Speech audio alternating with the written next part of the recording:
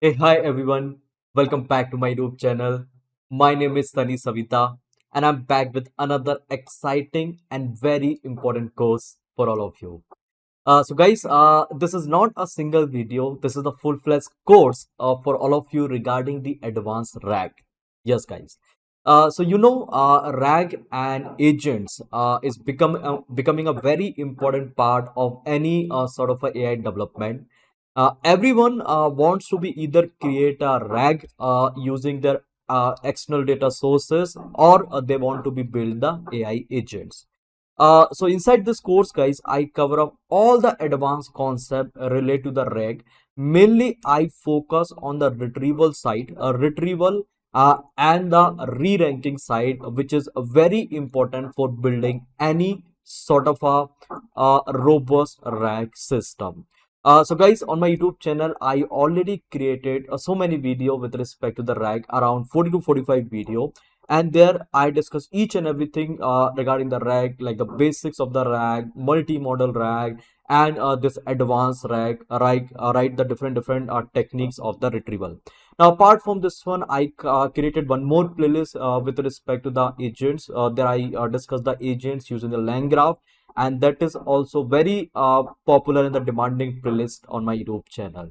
Guys, what I observed when I was going through with my statistic of my YouTube channel, that many of you are just involved with the introductory session of the RAG. You are not able to reach to the advanced part of the RAG. Maybe you are not able to figure out those video in a particular sequence, or maybe you are just stuck with the basic concept itself. But in our industry, guys, we have to build advanced or RAG. Basic is not going to be work at all, and there this retrieval plays a very important role. So what I did, guys, I took those specific video, okay, whatever was there in those specific sequence. Okay, I picked some like a good video from there itself, and I combined that after did some trimming, after did some fine tuning, means some editing and all, and after clubbing each of those video, I'm able to create this particular course. So first of all, let me show you that what all thing I'm going to discuss inside this particular course, and then I will come to the basic RAG video as well. If you want to cover up the RAG, the basic part of that, how you can do that. So inside this course, guys, you will find out how to do the keyword search, vector search, then how you can combine both while you are retrieving a data from the vector database.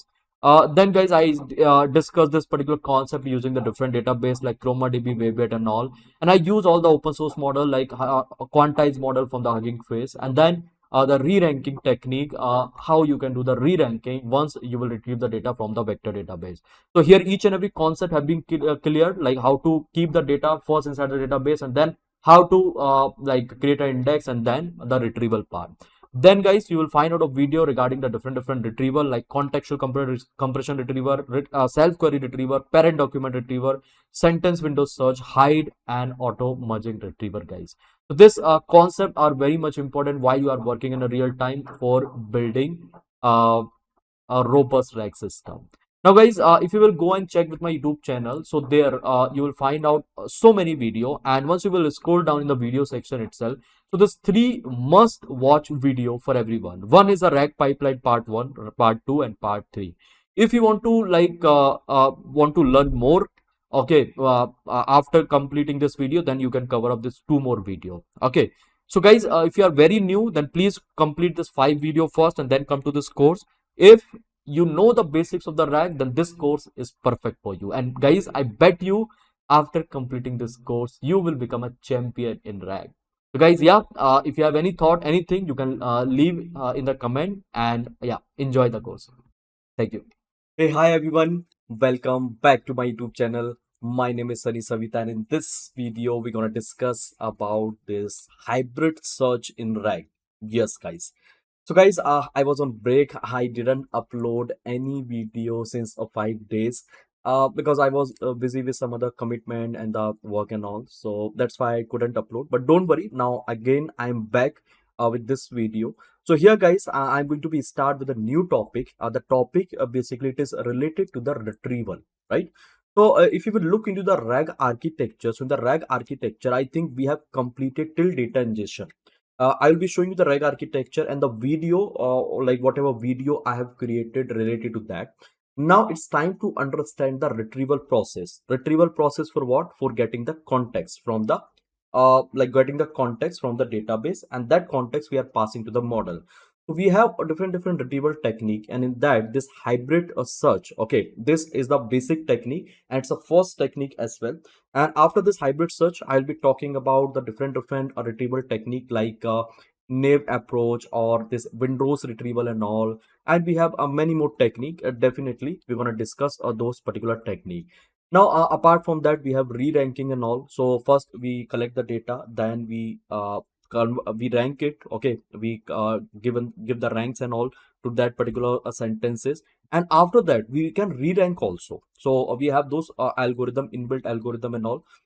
Definitely we can learn about the re-ranking, and that comes inside the retrieval only.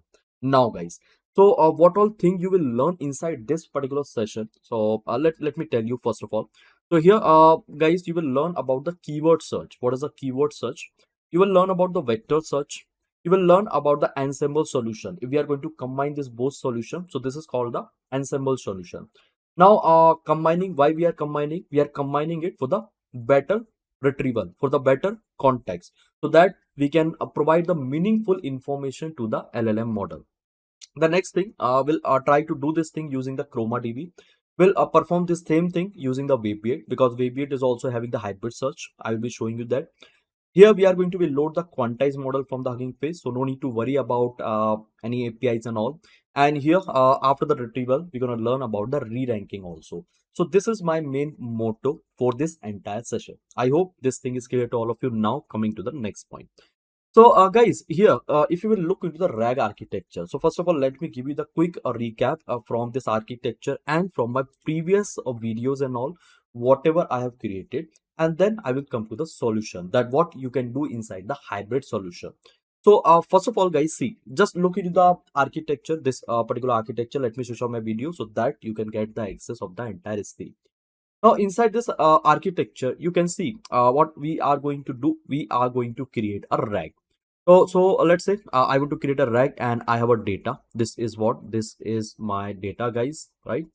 Now this data, what I'm doing, so I'm going to be convert into the embedding. I already shown you this particular process with the different framework, with the different database and all, from the different model and all, everything.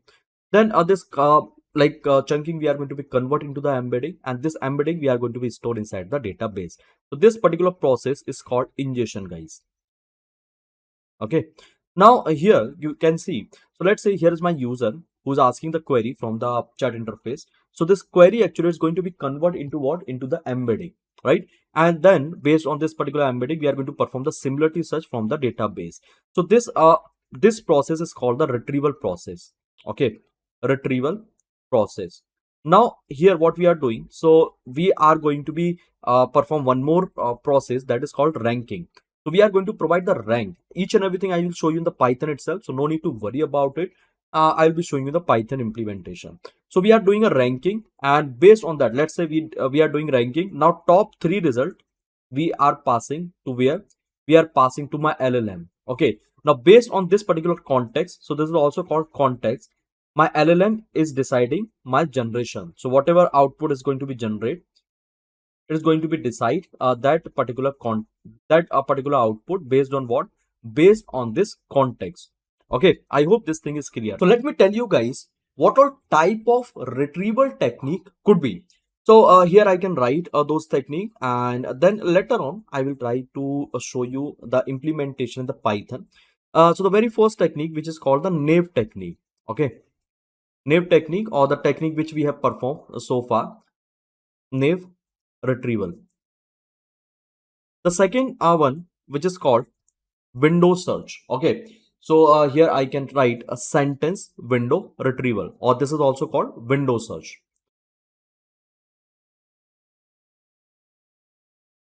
Retrieval. Now the third type of technique, which is called, so here let me write the third one. It is called self query retrieval. Self query retrieval. Okay, now the fourth type of technique, which is called parent document retrieval. Okay, parent document retrieval, or this technique is also called small to big retrieval. Now the fifth type of technique, which is called, tell me, which is called HDE.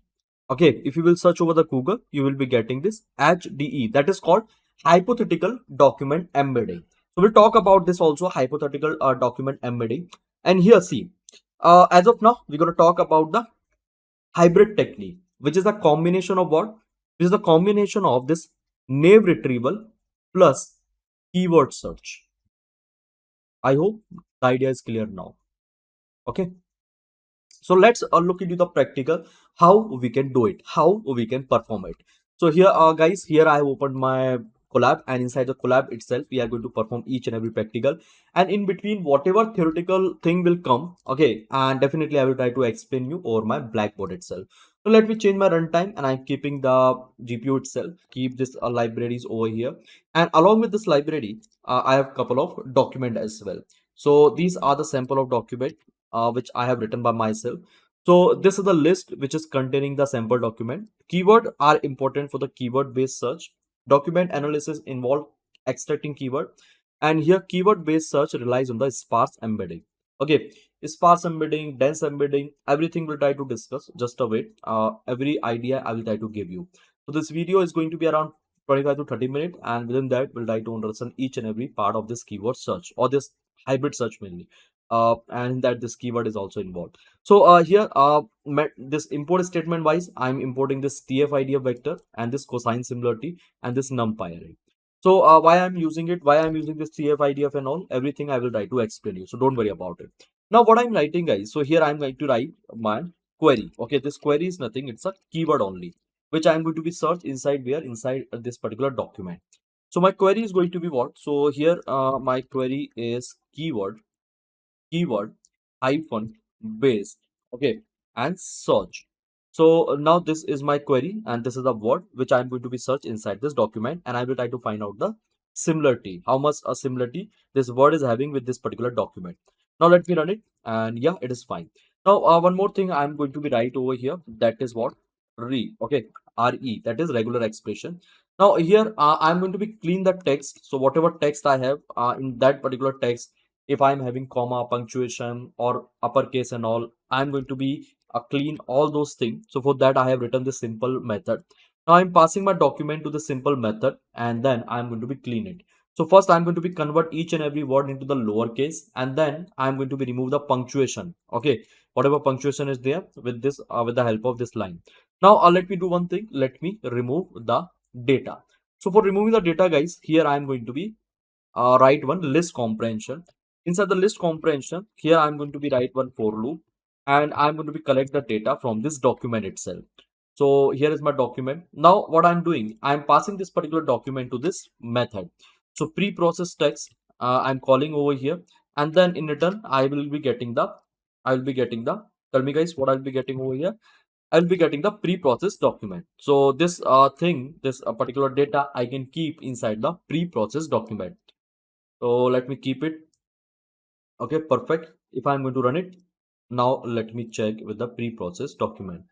So it's telling to me name pre-processed text is not defined. So let me run it, and then I think it is going to work. So here is a variable pre-processed document, and inside the pre-processed document, now check, we don't have any full stop or something. Each and everything in a lowercase, so that I won't find out this keyword sensitivity and all.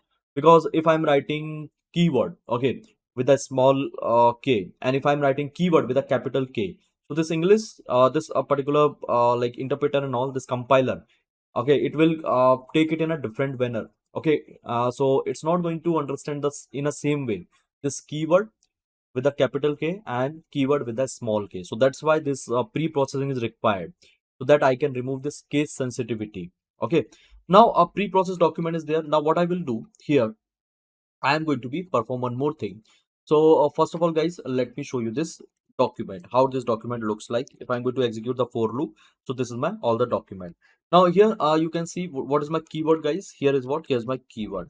Now on top of this document, I'm going to be perform, tell me, TF-IDF. Okay, I'm going to be convert this particular document into the TF-IDF. So pre-process query, what is the name over here? I think I just written query. Let me write over here this query. And guys, this query also I have to convert into what? So here you can see keyword based search. I think it is fine, right? Or what I can do, I can pre-process it also, because unnecessary I will be facing the issue later on. So let me pre-process this particular query, and here I'm passing this query, this keyword, and let me check with this variable. So what I have my pre-processed query.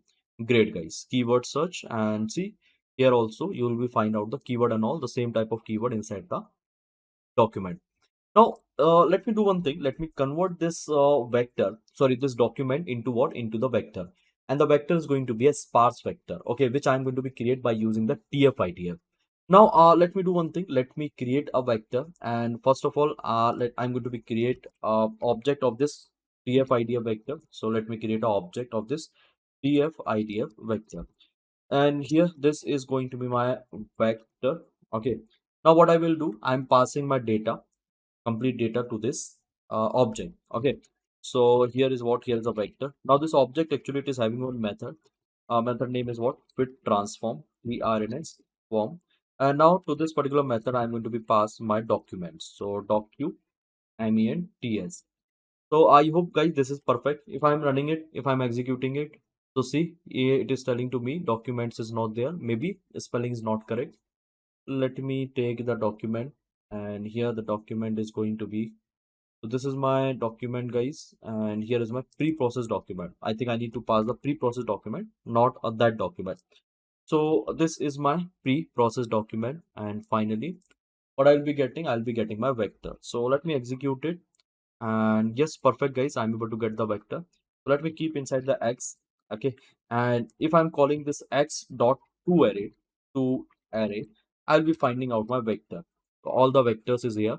See, I'm having a 4 document. It is converting into the 4 TF-IDF vector. Now what I'm doing, if I want to collect the first vector from here, so how I can collect it, let me show you. So instead of like this, I can write simply 0. So this is my first sentence, first vector. Now the same thing I can apply over the keyword also. So here I can transform this keyword over here. So let me write this vector, and instead of this fit transform, I'm simply going to write this transform only. So what I have my transform. Now what I'm passing my query, okay, or pre-processed query. Let me take this pre-processed query, and this is going to become a vector. I think you know how this TF-IDF works, right? So this is going to be my query underroot embedding. As of now, I'm just showing you the keyword search, and then I will be showing you the like this vector search, and then finally I will combine this both solution using the LangChain and all. Here is a raw implementation of it, that's it. So this is my query embedding. Now if you want to check the vector, so simply you can look into the vector also by using this method to array. Okay, so here I can execute it and see I'm getting this array of it. So guys, here TF-IDF working. Now we have one more updated version of the TF-IDF, that is called VM25. So this VM25 is algorithm for generating the sparse vector. Sparse vector means what? So in at most of the places you will find out the 0. Okay. And here guys, we are not using VM25. We can use that also. It is already there over the Hugging Face. Or what I will do in the next implementation, I will use this VM25. Here I am using simple TF-IDF. Now, sparse matrix means what? You will be finding out 0 at most of the places over here, right? Now, guys, first of all, let me clarify a few things related to this keyword search and all, because that is very much important. So, let's say if we're going to talk about this keyword search, so why we use it? We use it for the information retrieval. Keyword search. For what? Information retrieval. Now, let's say we have a sentence. My name is Sunny. And here I'm searching one word. Okay. Let's say my word is what? Sunny. So this word is available inside the sentence. Yes, it is available. Let's say I'm having one more word. The word name is what? Bunny. Right. Now this word is available inside the sentence. No, it is not available. But as a human, we can identify it by seeing the language, this document, and these words. But how I can prove it mathematically? So for the mathematically, definitely I will have to check the mathematically. I will have to check with the similarity score and all. So similarity between this word and this sentence. Now there this cosine similarity comes. Okay, I can perform this cosine similarity between what? Between this word vector and this like this particular vector. Okay, whatever vector which basically which I'm going to be generate with this sentence. Now here similarity. So with respect to this, see, here is what? Here is my word. So regarding my word, I can generate the vector. Okay, now related to this particular sentence, I don't want to be generate the dense vector. So that's why I'm not using this Hugging Face Hugging Face sentence transformer, which is using the advanced concept that is called the sentence transformer, using the different transformer based model like T5, Bird, GPT and all. So I'm not using this Hugging Face sentence transformer. Instead of that, what I'm doing, I'm going to be use this TF-IDF or BM25. Now, why I'm doing it? Why I'm using this TF-IDF or BM25? Because see, whenever I'm BM25 is a updated version of the TF-IDF only. Now let's say with respect to the Sunny and this sentence, my name is Sunny. What I have to do? I have to create one vector.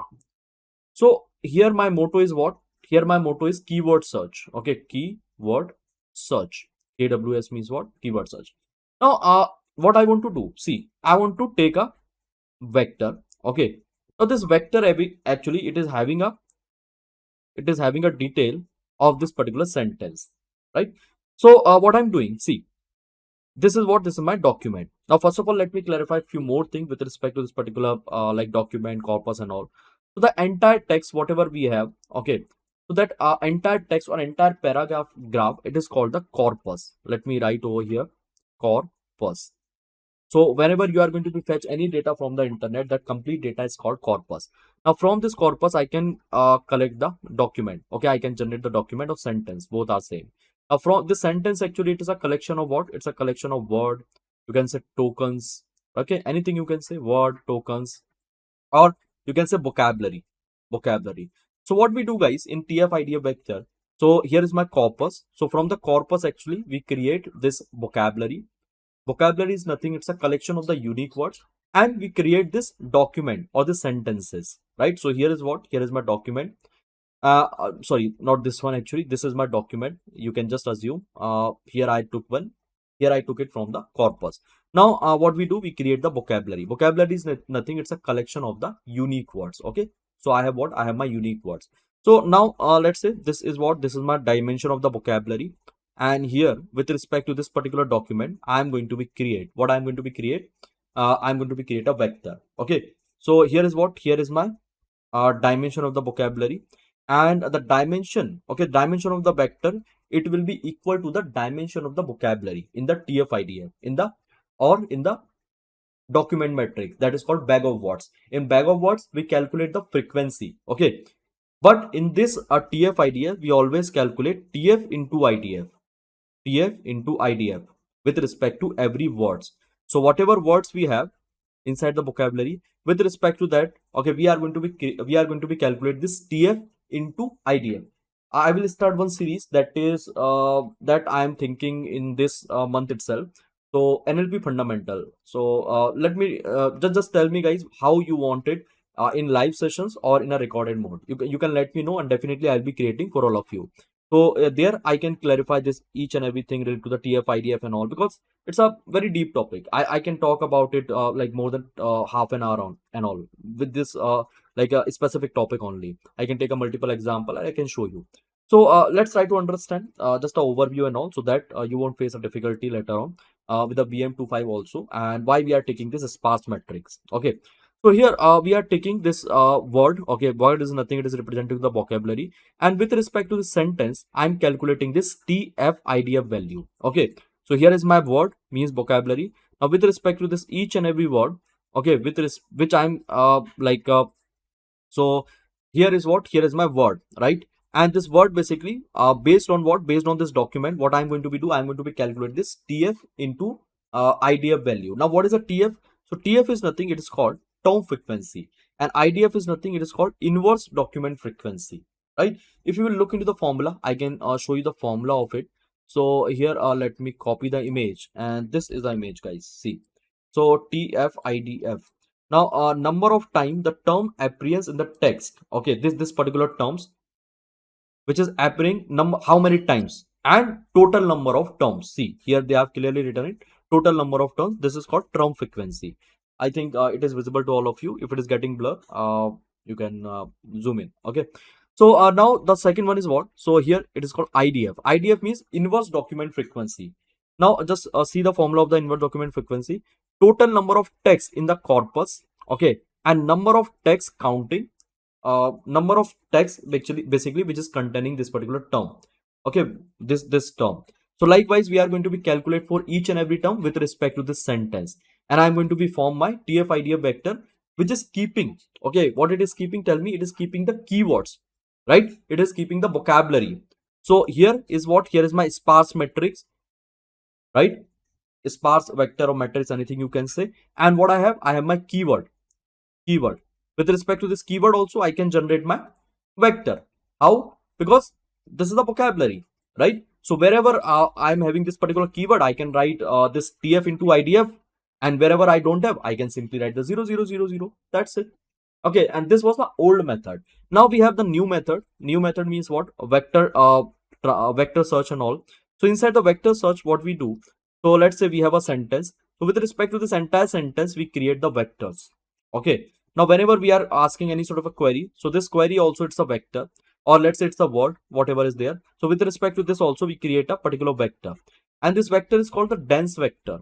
Okay, dense vector, and this vector we are going to be create using the transformer, right? So we have different transformer based architecture like BERT, T5, GPT, and the other architecture, Mistral, Llama, and all. So each and every transformer architecture is having their own embedding model as well. Okay, so we have a sentence, and with respect to that particular sentence, we are going to be create a vector, and this is the dense vector. And between this one, we can perform the similarity search and all, like cosine similarity, dot product, Jacquard similarity, or any other similarity. Now, if you will go and check with the Google, so just write about this sentence transformer. So let me write over here a sentence transformer. Now, the sentence transformer, it will give you each and every model with respect to this transformer for what? For converting the sentence into the embedding. So later on you can perform the vector search on top of it.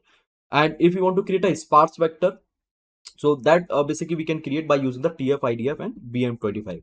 So these are the this is the code which you can use, and there actually you can keep any sort of a model. So here once you will scroll down, see, you will find out more than 125 model. It's an open source model like BERT, T5, XLM, Roberta, Distilbert, okay, Sentence T5, many more model you will find out, right? So you can utilize this model and you can convert your data into the embedding. And later on, definitely I'll be showing you, if I'm going to be start with the fundamental of NLP series, there I will be using these things only. Now coming to the point, so here I hope this thing is clear to all of you. Now let's try to understand in terms of practical Python code. So here I'm having the query, and this tell me here is what, here is I'm having a vector.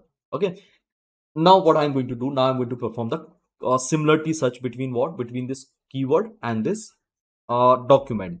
So for that guys, what I have this code. Let me keep it over here. So this is my X, and here is Y, here is my query embedding. Now simply I'm passing to this cosine similarity, that's it. So let me check the similarity, what will be the value of the similarity. So here I'll be getting the similarity, see, so 0, 0.500 and 0.48. Now see, here is the similarity with respect to this document, right? And here is what, here is my keyword. Now if I want to rank it, rank means what, which document is having a higher similarity, I can simply rank it, right? So I'm having that code also. Let me show you that particular code. With that we can perform the ranking. So here you can look into this particular array, right? So this array actually, it is simply showing you, just look over here, just a second, let me show you, let me highlight this particular part. See guys, here if you will look into this matrix, now just see 0.50, the second document is having a highest similarity. This 0.48 basically it will come to the second part, sorry, at the second place, and here's the 00, so you can keep it anywhere, right? Now here by using this particular code I can rank to which one? I can rank to my document. So what I'm doing, so this is what this is my similarity which I'm simply passing to this mp short argument. Now see over here, if I'm passing to this one, what I'll be getting, let me show you this one. So if I'm passing it over here, so I'm getting this 0 2 3 1, right? So it is giving me a rank. Okay, now it is giving me a like a rank, and here basically what I can do, I can reverse it. So I can reverse it, and basically what I will be getting, so see, let me show you what is this. Here 0 is this one, 1 is this one, okay. Then here is what, here is my 0 again, and then sorry, 0 1 2, and this is what, this is my 3. If I'm converting into the rank, so this is my first rank, means this first actually it should come at the first place. This is my second rank, okay, this 3. This 2 means what, 0 1 2, this one, and this is what, this is my 3. Okay, now what I want a reverse, I want reverse of it because it is giving me in a ascending order, right? I want a reverse of it because this one actually, this one is having a higher similarity. So by using this one, this code, okay, this is my reverse, and here is I'm doing a flattening of this particular array. Now see what I'll be getting. So this is my ranking. See, let me show you the rank indices.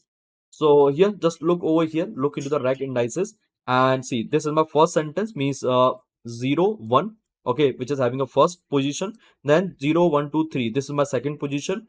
0 1 2, this third one actually it is having a third position, and then this is the fourth position. I hope you are getting. Now let me take the corresponding document also with respect to this indexes and all. So here what I'm doing, guys, just a second, let me take corresponding document from here.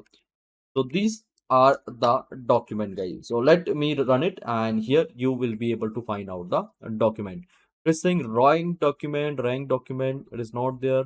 Okay, so I think I have to keep somewhere else. Just a second, let me keep over here this rank document. So I'm keeping it inside this code, and see document rank indices, and here is what, here is my rank document. Now let me check, guys. So if I'm going to be execute this part, so I will be getting my rank document. See, rank 1 keyword are important for keyword based search. Now what was my query? So here if I'm going to be write my query, guys, see, here is my query is what, keyword search. Okay, so let me check a query. What was the name of the variable? The name of the variable of the query only. So here I'm going to be showing my query, QUERY. Okay, fine, QUERY. Now see, guys, here if you will look into the query, so keyword based search. Now in this sentence, this keyword word actually it is coming 2 times, so that's why it is having a first position. Now in the second one it is coming 1 time, okay, but this is this whole word is coming, so that's why it is, I'm getting a second like rank over here. Then inside this one only keyword is there, okay, that's why it is like getting the third position. Now here this inside this particular sentence we don't have keyword, so that's why it is coming to the fourth position. I hope you are getting this entire code. Okay, once you will rerun by yourself, definitely you will be having an idea that what I'm doing. Just rerun it, just try to understand with my words and all. Now coming to the second part over here. So if I want to perform the vector search, how I can do it? So for the vector search, guys, again, see what I did. I am not going to be create a vector using the sentence transformer and all, word and all. But yes, we can do it over here. What I did, I took a basic vectors over here. This is my vector, which is representing to my sentence. I just assume it. It's my dense vector. Dense vector means what?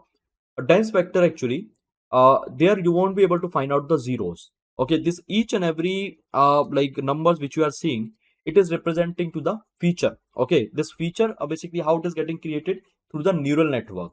If you know about the word embedding, word to back actually, if you know about the word embedding, BERT embedding, then definitely you will be getting this point. But again, I'm saying in the upcoming session, in a NLP fundamental session, I'll be talking about it. So what I'm doing, see here, let me run it, this document embedding. And now what I'm going to do here is what, here is my query embedding.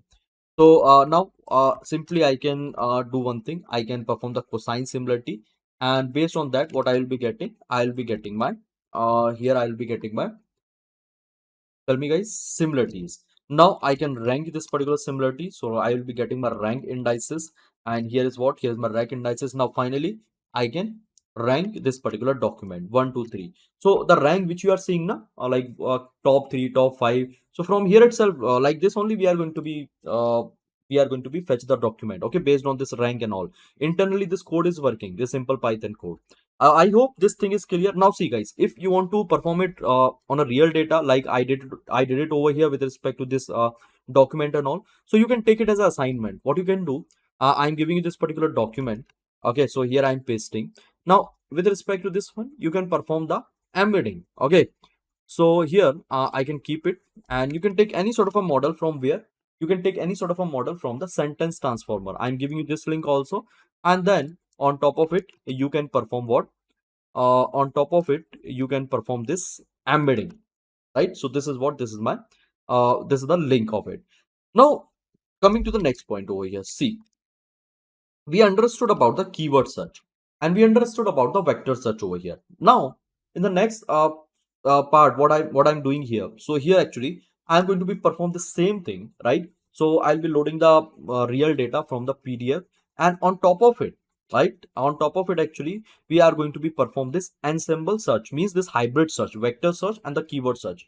I think you got to know the fundamental. Now we are doing the same thing using the LangChain and ChromaDB, and you will be getting the inbuilt code over here. Okay, that's why first I shown you this fundamental, and I explain you this each and every detail of it, so that you can understand easily. If you have any confusion and all with respect to TF-IDF, definitely I'll be clarifying the upcoming sessions and all in the fundamental of NLP. Yeah, now let's try to do one thing. Let's try to perform the same thing using what, using one real-time document. Okay, if I want to create a rack on top of that real-time document, how we can do it? So first of all guys, I will be required the document. So let me upload the document over here, which I kept inside my folder. So here is the document guys. Let me give the, let me upload it over here. This one, right? Retrieval augment generation for NLP. It's a research paper which I can keep it over here. So let's try to perform the code over here. In the next video, I'll be showing you using the Weviate. So first of all, what is required? I required a data after uploading it. So let me take a path of it. So here my path is going to be this one. I'm going to be keep inside this doc underscore path. Now after keeping the path, what I'm doing here, so this is my path, and now I'm going to be install this PyPDF so that I can read this document. I will just take 10 more minutes, and guys, yes, I will be completing it. So PDF. Okay. Now, okay, fine, guys. So here it should not be like this. It should be exclamation mark, and yes, we'll be able to install it.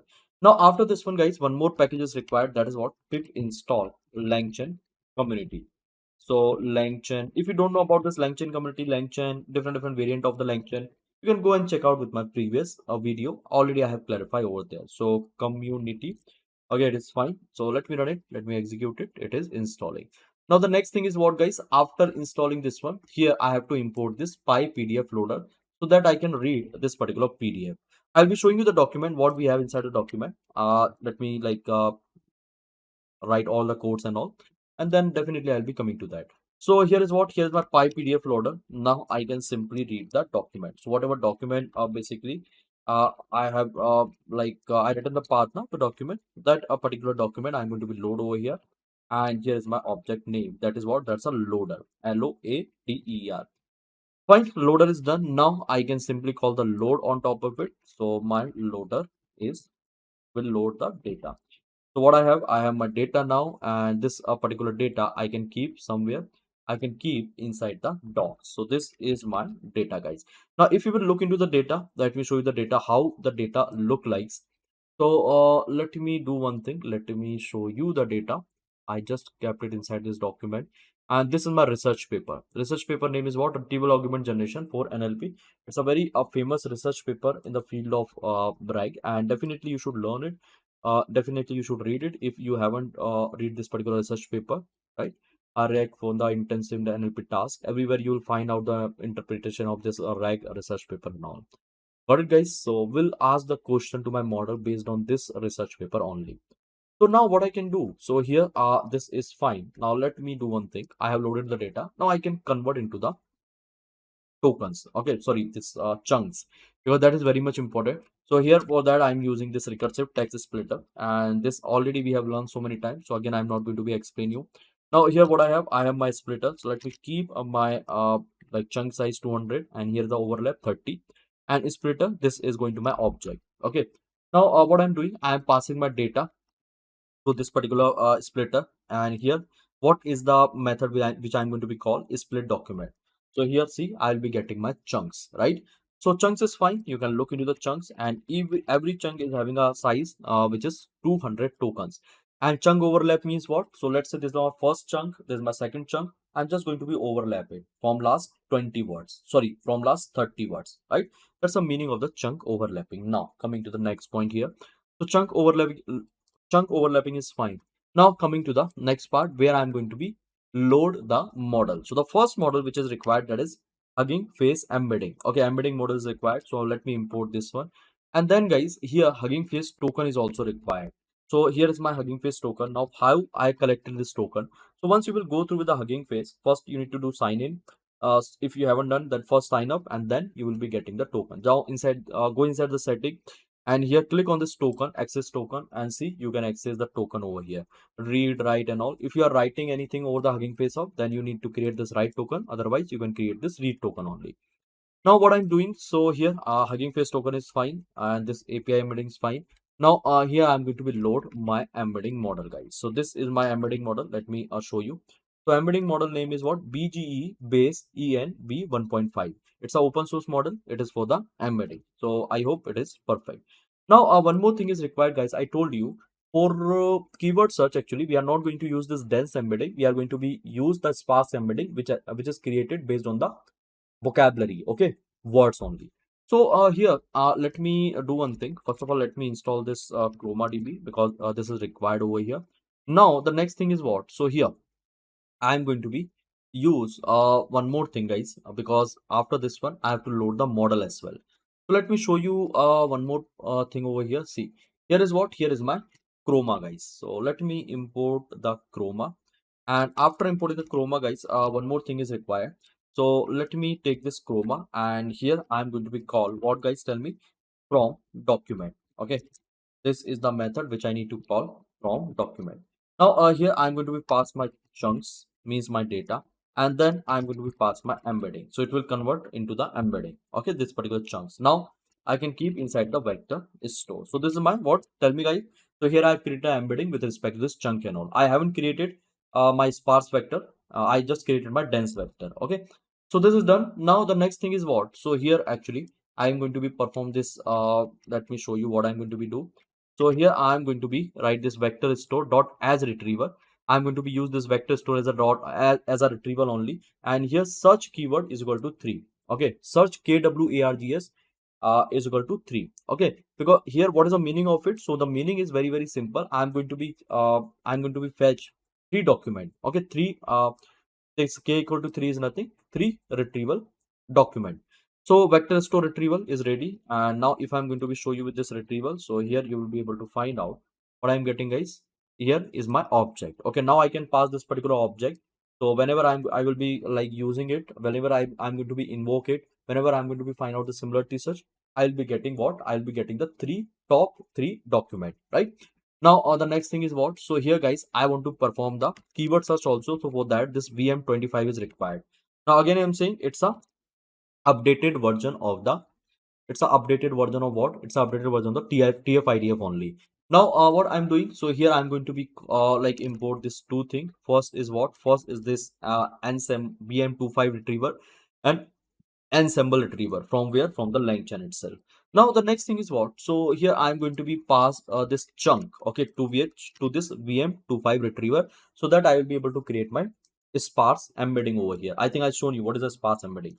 Now keyword retriever is there, so which I got. Now I can decide the value, how many how many sentence we want. K is equal to 3 means based on the similarity search between the keyword and the document, means sentence. I want top three sentence. Okay, rank top 3 rank. Getting my point? So here is what? Here is my like value which I'm going to be assigned over here. Now what I have to do, so here, guys, now is the very important thing. Now here inside this particular thing, you'll find out, see, I'm passing everything to what? To my ensemble retriever. So the first is what? First is my vector retriever for what? For my vector based operation. One vector, okay, dense vector, and the second vector, right? So with respect to the sentence, I can create the vector. With respect to word also, I can create a vector, and it's a, tell me, this vector which I'm going to be create by using the neural network. Now here is what? Here is my keywords retriever. So this keyword retriever actually it is based on the sparse embedding. Okay, sparse vector. And this sparse vector we are creating using the TF-IDF or VM25. So specifically we use this sparse embedding for what? For the keyword search. Already I told you the reason. Now here is what? Here is my retriever, and see I have assigned the weight. Now what is the formula of this weight? Okay, what is the like agenda behind this weight? So let me show you. Here I kept one screenshot, and definitely this screenshot will help you a lot with respect to this ensemble and all. So just a second. I'm providing you this screenshot, guys, and here I kept it. Just a second. Fine, this one. See, so here this is a formula, guys. Now just try to understand this particular formula. So if I want to calculate the hybrid score, okay. So before, if you will look over here, if you will look into this particular code which I created, or okay, so without any predefined class and all. So now over here, if you will find out, so I was calculating the similarity score using the cosine similarity, and this is what? This is my similarity value. This one, these are my similarity value, right?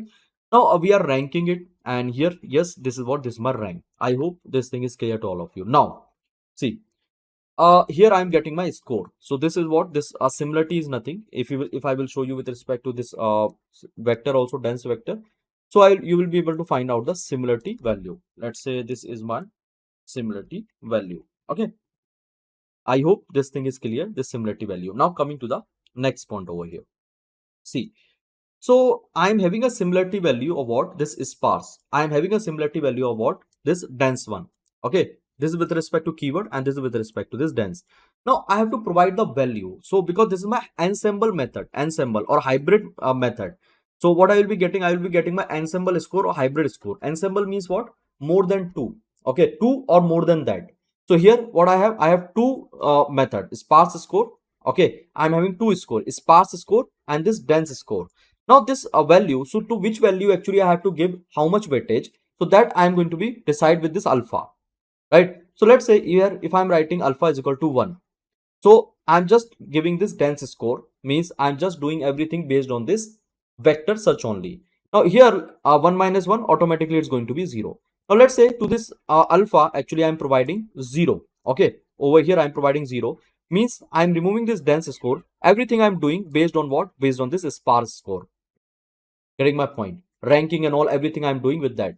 Now here if I want to make a balance between, so what I can do, let's say I want to I can pass over here 0.5, and here is what? 0.5. Okay, so I'm providing like equality to both score. Okay, both similarity score. Now let's say if I want to provide more like weightage to this one, to dense score, I can write over here 0.7, and here automatically it will be 0.3. So the less weightage I'm providing to the sparse score, and more weightage I'm providing to this dense score.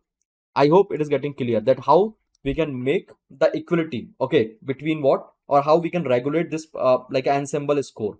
Based on that, we are going to be final the result, okay, rank result. I hope this thing is getting clear. Now, hybrid score automatically I will be getting. So let me do one thing. Let me run this particular part.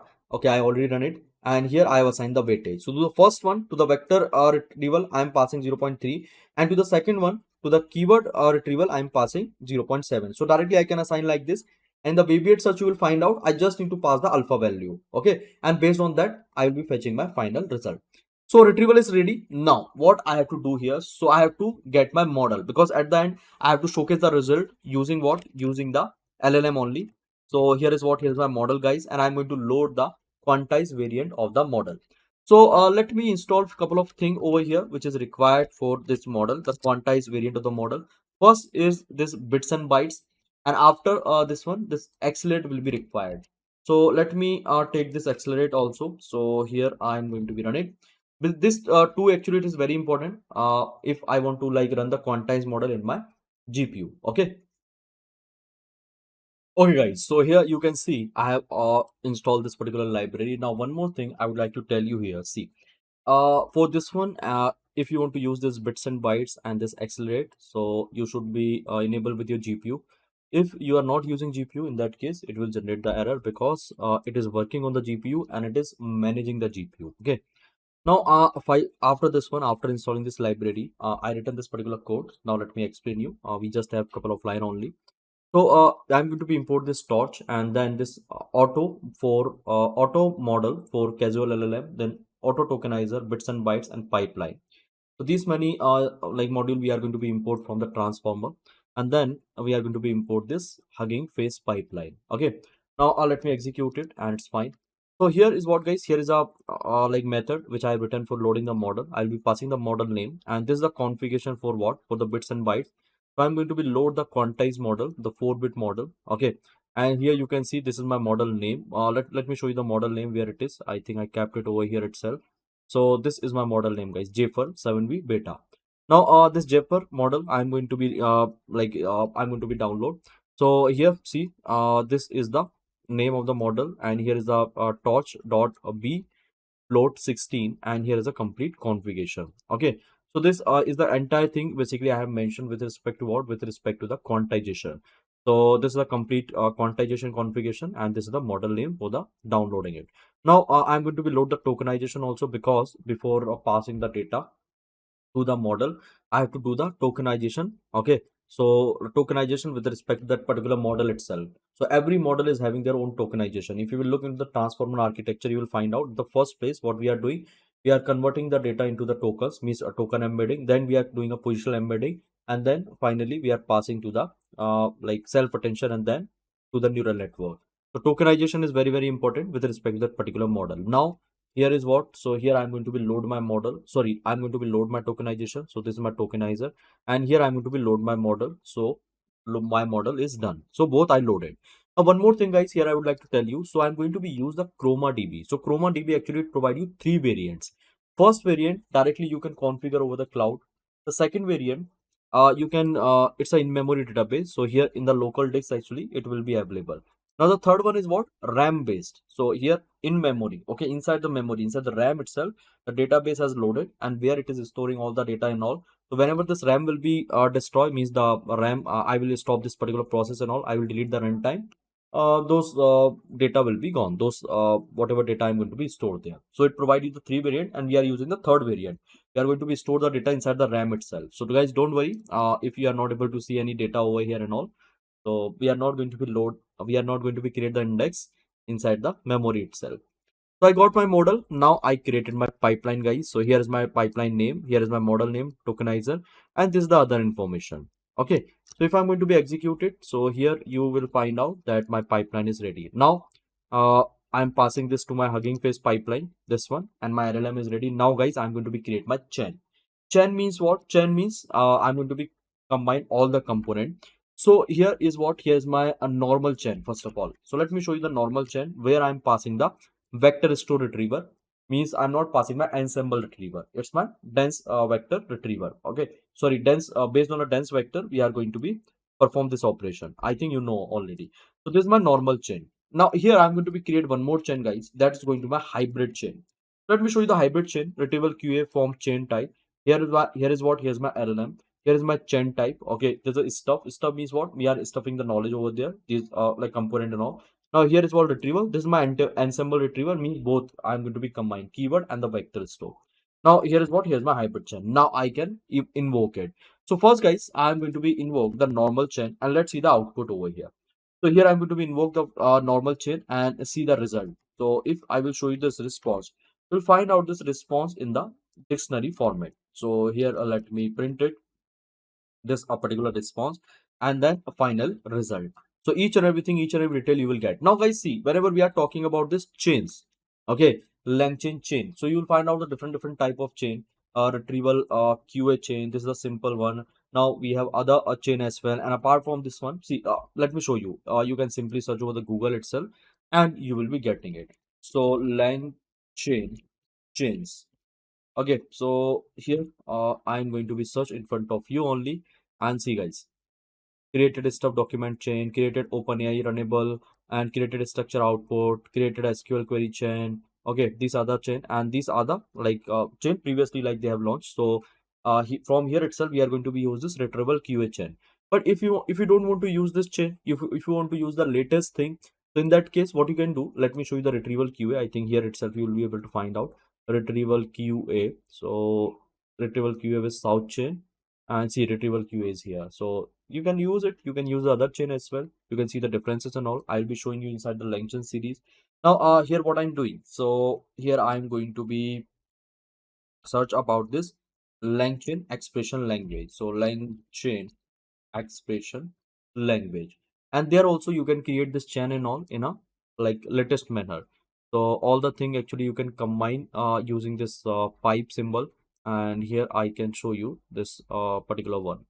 So at many time actually I have shown you this type of thing and all. So prompt, model, output parser, everything we are going to be combine using this pipe symbol only. Now let me check whether I got the response or not. Yes, I got the response. So here I'm see, here is my response.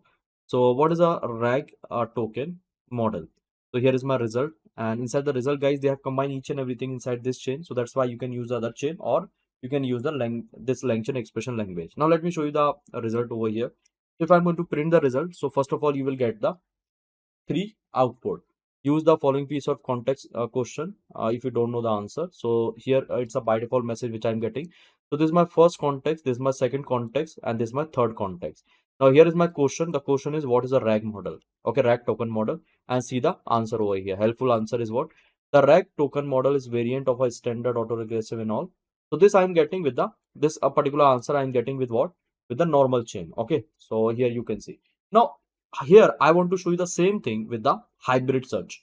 So let me show you with the hybrid search, and you will find out that answer is a more meaningful. So let me take the response true and normal. Instead of this, I can take the hybrid chain, HIBRID, hybrid underscore chain. Okay, let me check whether name is correct or not. Yes, it is correct. So yes, it is going to be response 2. Now let me print this particular response, guys. So first I'm going to be printed, and then from this particular dictionary I'm going to find out the output. So where is my output, guys? This is my output which I'm going to be collect from here. Just a second, and yes, so response to dot get, and here is what, here is the result. Now you'll find out, guys, this result actually it's a more accurate compared to the previous one. So let me run it, and here is response to dot result. Okay, get result. Now see, use the following context to the like further output and all. So this is the first one, this is the second one, this is the third one. Now apart from this one, you will be find out the tokens also. Okay, so see, guys, what is a rag model? So here is a helpful answer. So see, let me show you first retrieval, second retrieval, and the third retrieval. Now apart from this one, this is information is being ranked using the keyword. So first one, second one, and the third one. So here you will find out in total 6 one, and here we are only 3. Okay, so first one, second one, and 3 one. Now here is what, here's my question, and this is my answer. Now just read the answer. What is a rag token? So it's a very like compact answer, and like real to near to the real time. And here you will find out the unnecessary information and all, which is not at all required. Okay, this particular one, the model predict the token separately based on the like and all. And here see, let me show you the answer. The RAG token model is a natural language generation, whereas there is a document form, a retrieval corpus used to predict each tokens. Instead of using the same document, predict all the tokens. RAG model, in the words, the token. See, guys, how precisely like they have defined each and everything. Whatever I want, based on that only. If you are going to read this one, it's a little clumsy. So that is what I was trying to say, tell you, because here's we are getting a more context. Okay, more context. Now let's do one thing. Let's try to look over here inside the like here you will look into the document, and you can search whatever you want to search. Let's say I want to search about this abstract question answering. So my question is, what is abstract question answering? I'm just going to be replace it with this one. What is abstract question answering? And here is what, here is my question. Now here I'm going to be replace it. Now you will be find out, guys, which one is the more accurate. So this one or that one. Okay, you can test it based on the different context and all. It is up to you. Response 1, print response, response 2. So here is a response 2. Now just read over here this abstract question answering. Here are no formula, nothing. Okay, anything is not involved. And see, MS Marco, NLG, BLUE score, and here is what? Here is the Wikipedia alone and all. This thing is involved. Let's see whether we are able to get the same or not over here. So if you will look into the answer of this first one, so see, use the following information. This. The question is this one. What is the question? What is the like abstract question answering? And here abstract question answering is X-ray provides from abstract answer. Even the correct answer in not document. The higher accuracy is remote and rag. 11 would accuracy. And see guys, here is what? Here is my answer. Now here I am able to fetch the more context. Okay, based on the keyword also. So I am able to provide the I'm able to provide the lots of information to my model, and that's a like main aim. That's a main aim over here. My aim basically. Now, just look into the response too, and you will be able to find out the so many information. It is still fetching. Once it will be done, I'll be able to get it. Just a second.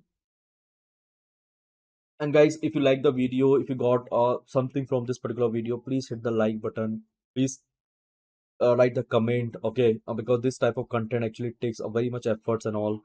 So yeah, you can showcase your support by liking the video, by subscribing the channel, putting down the comment and all, sharing to your friends and all, whoever is required this particular lectures and all, because this rag and all this or this generative AI, it's a very useful as of now in every domain, so definitely you should learn it. So right, response to guys, it is generating and it is fetching the information. It's taking time also. Let's wait. Okay, great. I got the information. Now this is like our detailed use, and here is the response from this one. Now see, one, two, three, and again one, two, three. So these are the thing, and here you'll find out how abstract question answering. See guys, it has given me a different question also. What are some challenge and address? Okay, okay. See guys, here if you will look into this one, it has given me like different answer also. So context, if you don't know the answer, okay, this one is first, second, and third. Now it is doing a question answering to itself. Top popular extractive, one, two, three. So this is the entire information which has fetched. What is the abstract question answering? What are some real life example of it? Okay, great guys. Now see how like useful it is. Okay, how useful this hybrid system is, and it is providing me a lots of information, like lots of context. Actually, it is going to be collect from where, from the data itself, and we are providing it to the model. Now you can test it on your own level. Okay, on your own level you can test it and you can check. Fine guys, this is it for this particular video. If you like it, then please hit the like button and please subscribe the channel. Thank you guys. Hey, hello everyone. Welcome back to my YouTube channel. My name is Sunny Savita, and in this video, we're gonna discuss about hybrid search using Weviate. So, guys, in this RAG playlist, I have started with the various retrieval process, and in the previous class itself, I shown you the hybrid search. So one hybrid search I have implemented from scratch, like keyword search and the vector search, and then I shown you the same process using the ChromaDB. Now in this video, we'll see how you can perform this hybrid search using Weviate, because Weviate actually it will give you the inbuilt classes, and LangChain also support the hybrid search through the Weviate. So we'll see that how we can perform it on top of our data, and how we can make our RAG process like best to best. And apart from this one guys, after the retrieval, after this hybrid search, I'm going to perform the re-ranking also by using Cohere API. Okay, so let's start. Let's begin with the video. First of all, let me write the name. So the name is going to be hybrid search and re-ranking in the RAG. Okay. Now, first of all, see, I required couple of library. So the very first library which is required over here, that is called Weviate client. So let me install the Weviate client. Weviate. Okay, Weviate hyphen client. Now, the second library, guys, which is required over here, that is LangChain. So here, let me write pip install LangChain. Okay. Now, I required one more library. So here I require the LangChain community. So let me install this LangChain community also. This three library is required, guys, for implementing this particular solution, right? Now, the next thing what we are going to do here. So first, I'm going to be import Weviate. So let me write here Weviate. If you don't know about Weviate, guys, don't worry. I will explain you. Weviate actually it's a database, vector database, and we can use it for what? For the hybrid search. Okay, it is having some inbuilt property. It provide you one class hybrid, a Weviate hybrid search class, and you can use that particular class. There already they have defined the VM25 retriever. Sorry, VM25 like embedder, okay, sparse embedder. And apart from this one, like we can configure any sort of a embedder like OpenAI, Hugging Face and all. Everything I will show you here, don't worry. Now I'm going to be import this Weviate. Now the next thing, guys, I require couple of things. So the very first thing which is required, that is cluster, okay. Now the next thing which is required over here, that is API key. So here, guys, from where you will be getting this particular thing, let me show you. Now apart from this one, guys, first of all I have to create a client. So here is what, here is my code for the client. So for creating this client, guys, I will be required this HF token also. HF token means what? Hugging Face token. Now let me copy it and let me keep it over here. And here I'm going to be collect the Hugging Face token. So this three thing is required. So first two thing to connect with my Webier database, and the next thing Hugging Face token to connect with my Hugging Face, because here I'm going to be use the open source. Here I'm going to be use the open source model and all.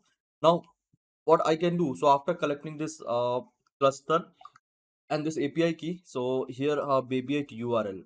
Now let me do one thing. Uh, Let me create one more variable, that is what Webiate URL, and I can assign my value over here, okay, to this one. And here my Webiate API key is fine. So I think I no need to change anything with respect to this one. And the thing, the value is same, okay. So now I think this is perfect how to assign the variable and all over here. So let's do one thing. Let's try to generate this cluster URL and this API key. So first of all, you need to search about the Webiate. Let me search in front of you only. So I am writing here Webiate. Okay. So guys, see, this is the official website of the Webiate. Webiate is a kind of database, okay, vector database. Now you will find out this Webiate actually support for the hybrid search, RAG, okay, generative feedback loops and all. You can read each and every detail regarding this Webiate. They have uh, given you over the website itself. And yes, it is having some paid version as well, so you can utilize it if you are working in a real time. So let's do one thing. Let's click on this try now, and it will ask to me a sign in.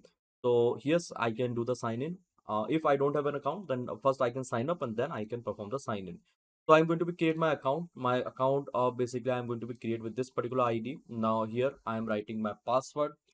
So my password is going to be something.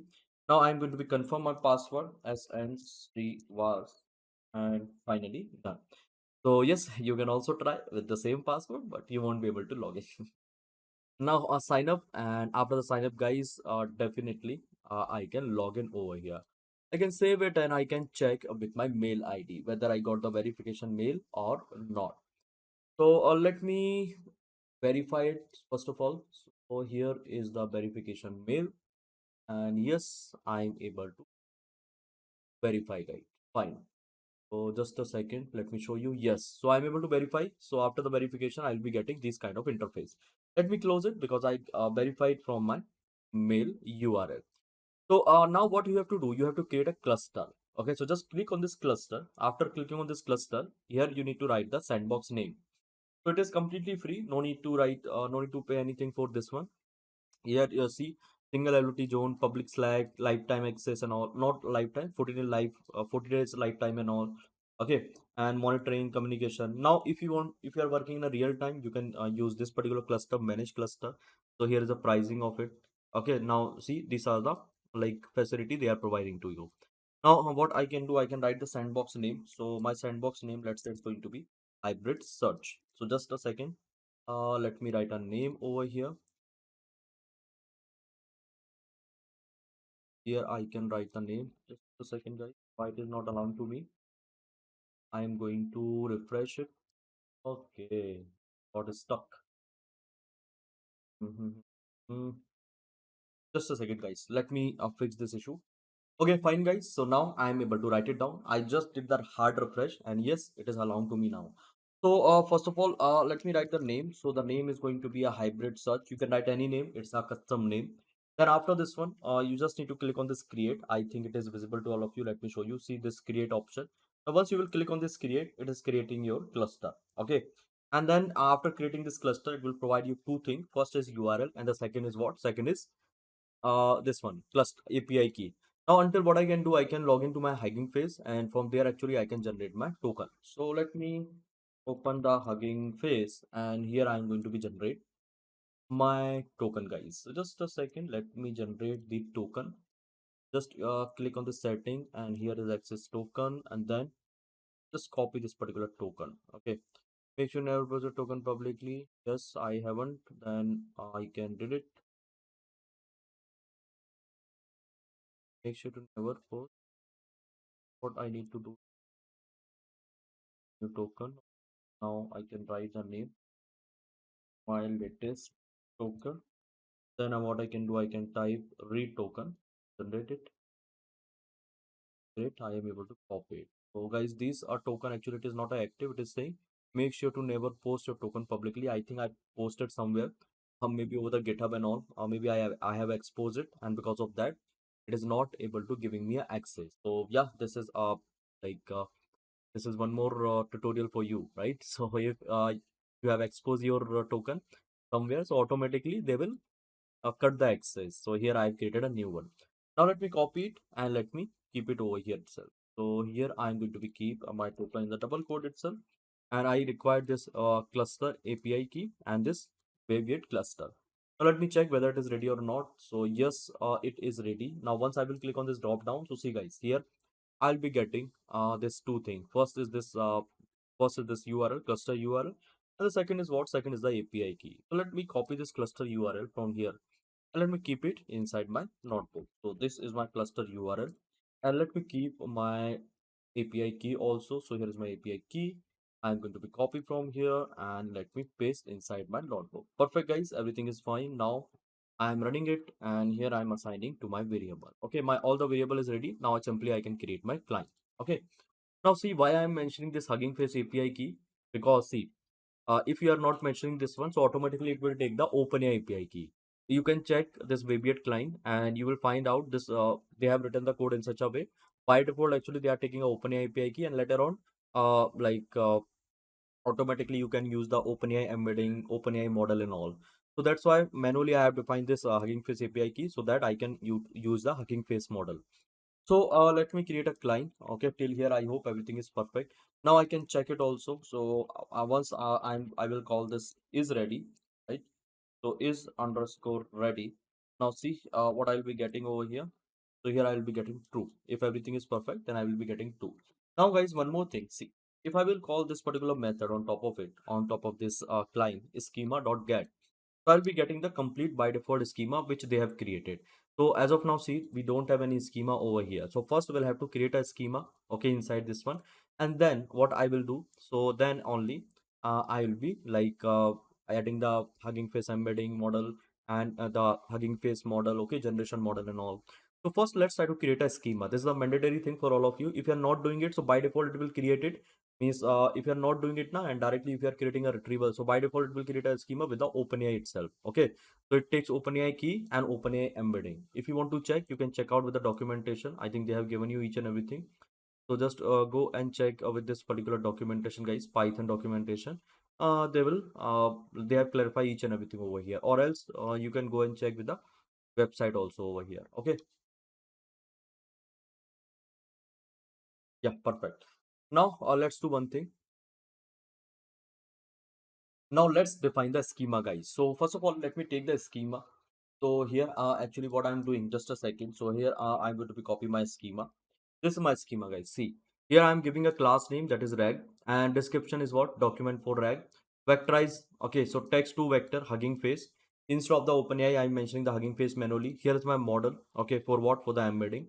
Now in the properties, so data type is what? Text. I'm passing my text. Okay, description is a description.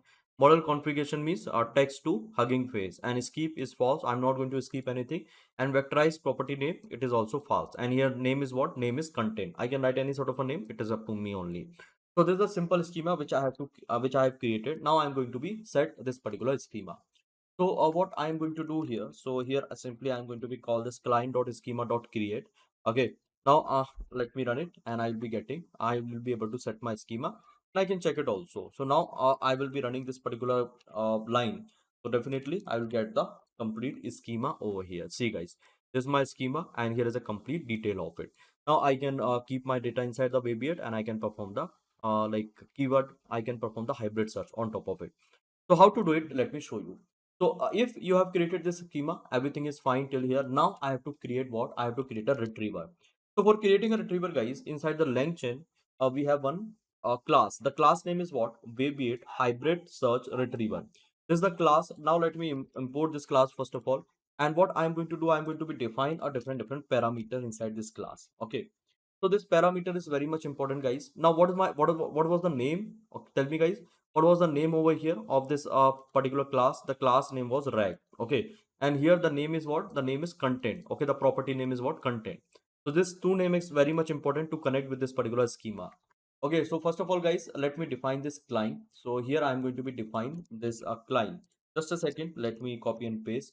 See, guys, here is what? Here is my client. Here is my rag. Index name is what? Rank, and text key means what? Content. Okay, this particular content. Okay, so this particular thing is very much required to connect with my to connect with my Weviate. Okay, and to like write a query and fetch the query from the Weviate itself. So here I written the description, but as of now it is not required. I'm removing it. Now apart from this one, two more argument is required. Okay, so first is what? Alpha. I told you what is alpha in my previous class with respect to this hybrid search. And the second is what? Second is this attribute. So attribute, I can, if I'm not defining it is fine. If I'm defining it is also fine. No need to worry about it. I can keep empty itself. Okay. So it's a return result. So what I'm going to be return, I'm keeping it empty. I'm not going to be define any sort of a thing over here, which I will be getting along with the result. Now create a schema if missing. So yes, if it is missing, then we can create the schema by name of this content and this rag. Okay, so if we are not defining the schema manually over here, so automatically it will be created. If automatically it will be created if it is not there, or else if I'm writing any other name and this content is not there, this particular key, so again automatically it's going to be created. So perfect. We are ready with our Weviate hybrid search retriever. Okay, I'm coming. I will be come to this alpha. Just wait. What is the meaning of it? Now what I'm doing, so here I'm going to be write my model name. So this is my model name, guys. Let me take the model J for 7b beta, and here I can write retriever. Okay, now let me run it and let me run this model also. Great. Now I have to load this model, and for that this bits and bytes is required, and we have one more library which is very much important, that is accelerate. Okay, this two thing is required. Now coming to the next point over here, so here I have to import few other library. Okay, so torch, and this is the libraries for what? For the model itself, for loading the model and the tokenizer. And here is what? Here is for the pipeline, Hugging Face pipeline. So let me execute this one also, and I hope everything is working fine. Everything is fine till here. Now let's load the tokenizer and let's load the model over here. So for loading a tokenizer, here is a code, and this code I have shared in my previous class also.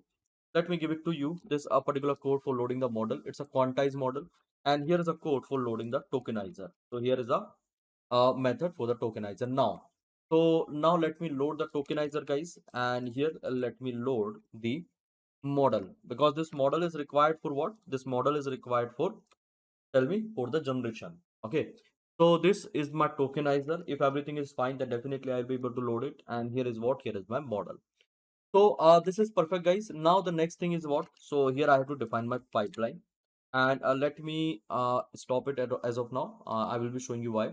And here is what? Here finally I am going to be run my pipeline, and I will be getting my LLM. So these many things is required for loading what? For loading my model and the tokenizer, which plays a very important role. So let me give you the quick recap of this code. I hope till here everything is fine, guys. So guys, now let's try to understand this particular code. So first of all, here inside this code, you can see what I'm doing. So I am passing the model name.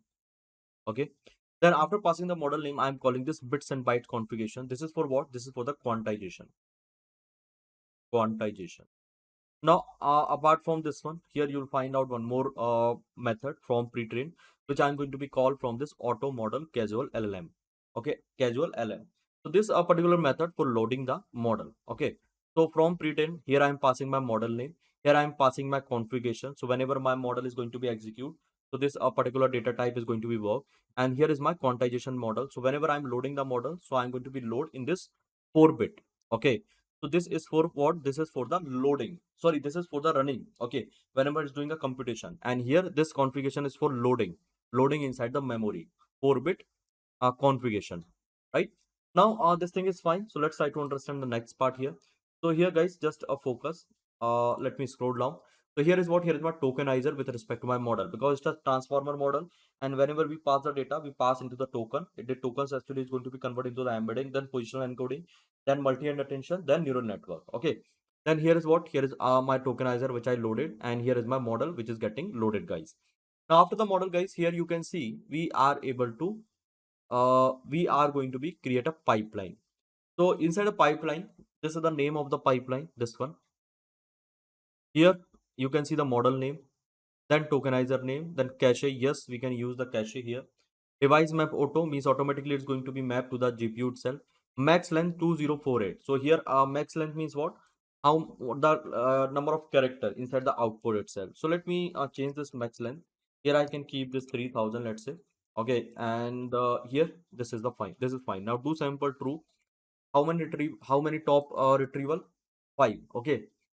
Max token, I can remove this one because I already mentioned this max length. And here number return sequence is equal to 1, EOS token ID. Okay, end of token, end of sentence, and here is a padding. So both I'm going to be mentioned over here, right? So let me run it now after loading this model. So let it complete, guys, and then we are going to be load our pipeline, and finally I will be getting my LLM, and then I will show you how you can store your data inside the database. And on top of it, we're gonna perform, tell me guys, on top of it, we're gonna create a hybrid retrieval and finally generation process. Okay, great, guys. So just a second. I think my pipeline is also done. And here is what? Here is my LLM. Perfectly fine.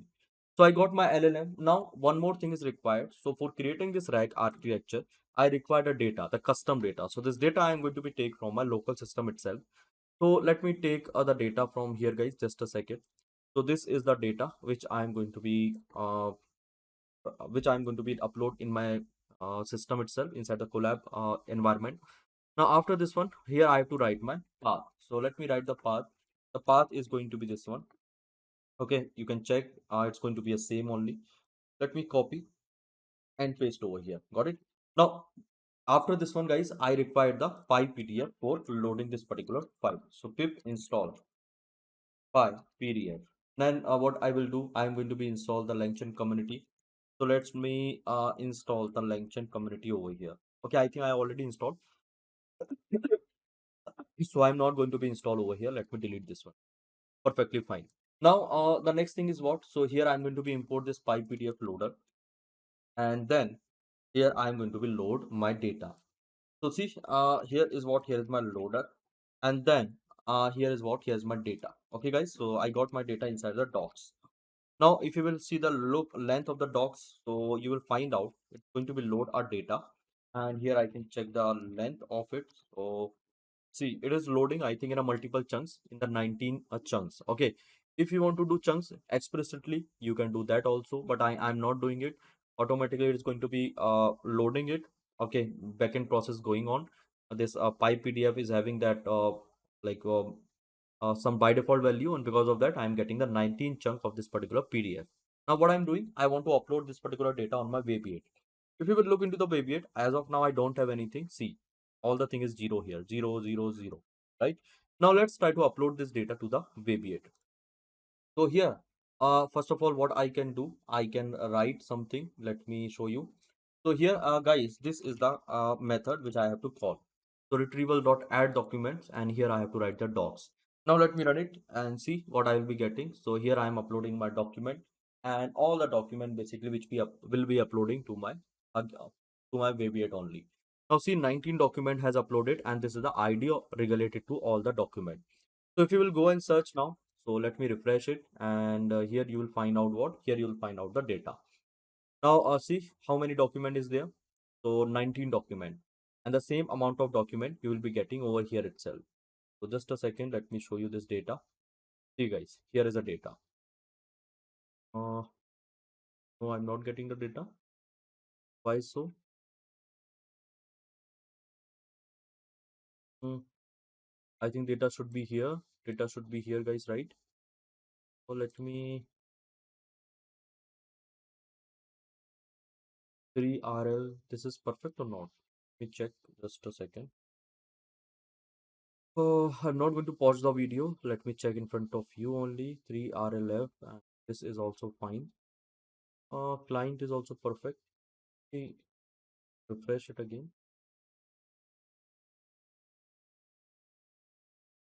I think data should be here, guys. Just a second.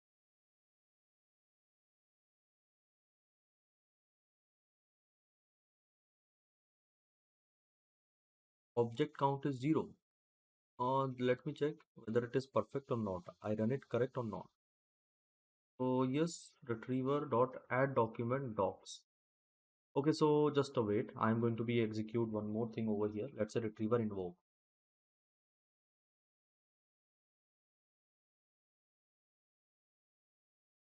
Here is what? Let's say my question is what is rack token?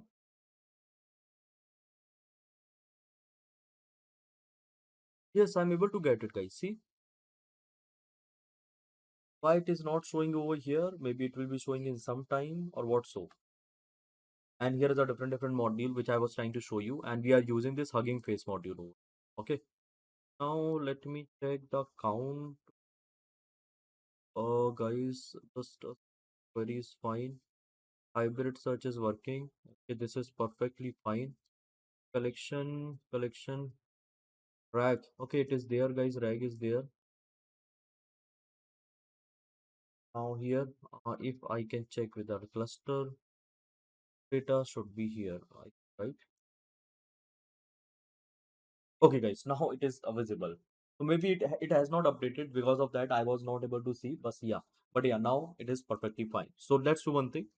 Let's so yes, I'm able to get my answer as well. See the similar answer. If I will check the length of it, so I think it is giving me by default 3 documents. Let me check the length of it. So here the length is length. Okay, it is length I, not it is a length only. Okay, 4. By default, it is giving me a 4-1 retrieval. This one. So now retrieval is working fine. Let's try to generate the output. Okay. So here this is going to my hybrid retrieval, right? So for this one, guys, what is required? Let me tell you one thing. And if you want to get if you want to check the score and all, definitely you can check that as well, because at the end basically it is providing me a metadata also. Okay, I'll be letting you know, just wait. So once you are calling it now, or once you are running the chain, okay, now I'm going to be create a chain. So at the end you will be getting the similarity score as well. So or explicitly you can mention the score. Let me show you how. So like this, guys. So this is what, this is my score. See, score is equal to true. So I'll be getting the score as well, similarity score with respect to each and every output. See here. So here is what, here is my hybrid score. Okay. So original score, normalized score, and this is the my final score. 3 score it is giving to me. Now perfect. Now what I can do? So first of all, guys, see. Here I have to create a chain so that I can combine everything. Now this is going to my keyword, retrieval keyword.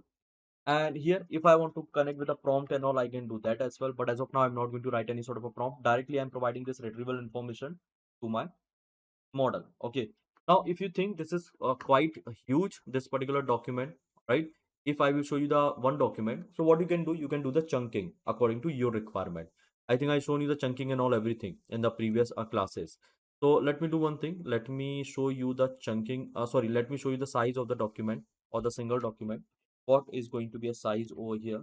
So here, this is going to my result, and this result, from this particular result, I can take the first one. This is going to my first, and here, see guys, now you will find out what, you will find out the size of the one chunk over here. So if it is very huge, you can divide it into the small chunk, and on top of it you can perform the retrieval operation. Okay. So this is fine, this is perfect, and everything is clear over here till here, guys. Now retrieval keyword. So let's try to create a keyword. I'm not going to be create a prompt and all. So directly I'll be passing the I directly I'll be fetching the context. I will pass to my LLM model. So let's do one thing. Let me give you one code, and here this code is this one, guys. I'm going to be create a chain, and this chain is going to be a hybrid chain. Now, if you want to get that, if you want to get a detail of this particular schema, so here inside this schema, you will find out we are using this VM25 algorithm also, which is responsible for the hybrid, which is responsible for the keyword search. Okay, so let me show you. Initially itself, I have shown you that particular part. So just a second, see guys, this one client schema get. So I this is the class name and document, and here inverted index configuration VM25. Okay, and here this is the 0.5 means the alpha value, right? And k is what 1.2. Okay, and guys, if you don't know about this b and this alpha and this k1, you can check out with my previous video. I already explained you that part. All right, so this bm25 for the keyword search and this particular model for the vector search.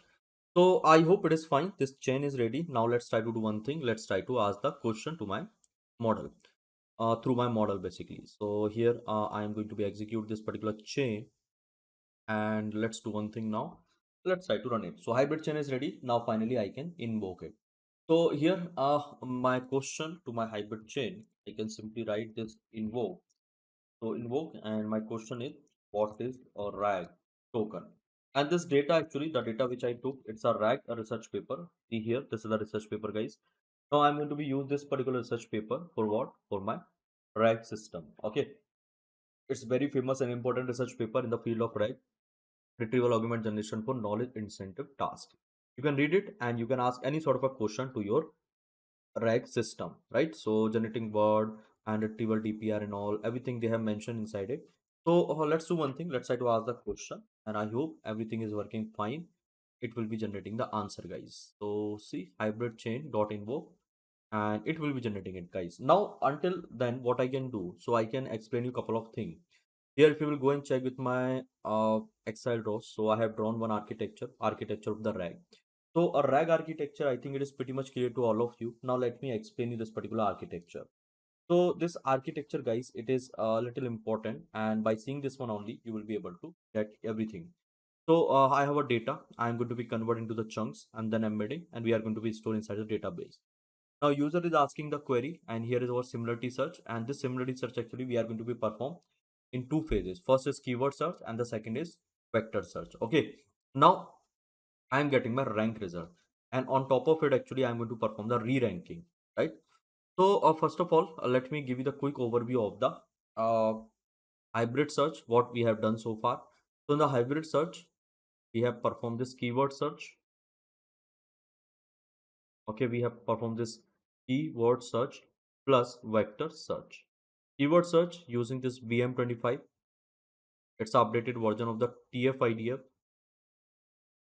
and this vector search using the Hugging Face model, which I already shown you. Like, so Hugging Face model from where? From the sentence transformer. Okay, now this thing is clear. So coming to the next part over here now. See, if you're going to talk about the hybrid search, guys, so how we calculate the final score of the hybrid search, tell me.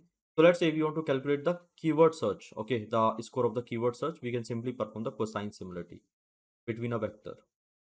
Now, if we are going to calculate the score of the vector search, so simply we can perform the cosine similarity, or we can perform the dot product or anything else. Now, if you want to calculate the score of the hybrid search, in that case, here is one formula: alpha multiply vector search plus 1 minus alpha multiply with what? Keyword search. Okay. Now, this alpha actually it's a value, so this could be anything between 0 to 1. Now let's say if I'm keeping 1 over here, so 1 into vector search plus 1 minus 0, 1 minus 1 into keyword search. So this is going to be vector search only. Okay. Now if I'm keeping alpha is equal to 0, okay. So here I'm keeping alpha is equal to 0, 0 into vector search plus 1 minus 0 multiply keyword search, right? So here this is going to be 0 and finally I will be getting keyword search. So guys, here by using this alpha value, I am going to be regulate the final score. Final score of what? Final score of the vector, right? Final score of the vector. So a final score of the vector, the final vector which we are getting. So one side actually I have this vector search and another side we have this keyword search, and whatever vector I'm getting, the retrieved vector, I'm going to be decide the score of it. So based on this, what I'm doing, so whatever score is coming, based on this, I'm going to be rank. So this thing already I shown you in my previous session. You can check how to rank. So rank means what? So I'm going to be collect the top k vectors. Okay, top ranking vector. So I can collect 3, 5, 10, 15, 20, 25, whatever I want. Right now, guys, let's say I collected my vector. Means I collected my result or vector, anything you can say, or corresponding to this vector result, the original document, and I'm passing to my LLM, right? Now in between actually you will find out one more process. So in between this vector rank and this LLM, there is one more process, and this particular process is called, guys, tell me what is this? It is called, so let me show you this one. I think it is fine. So this particular process is called re-ranking.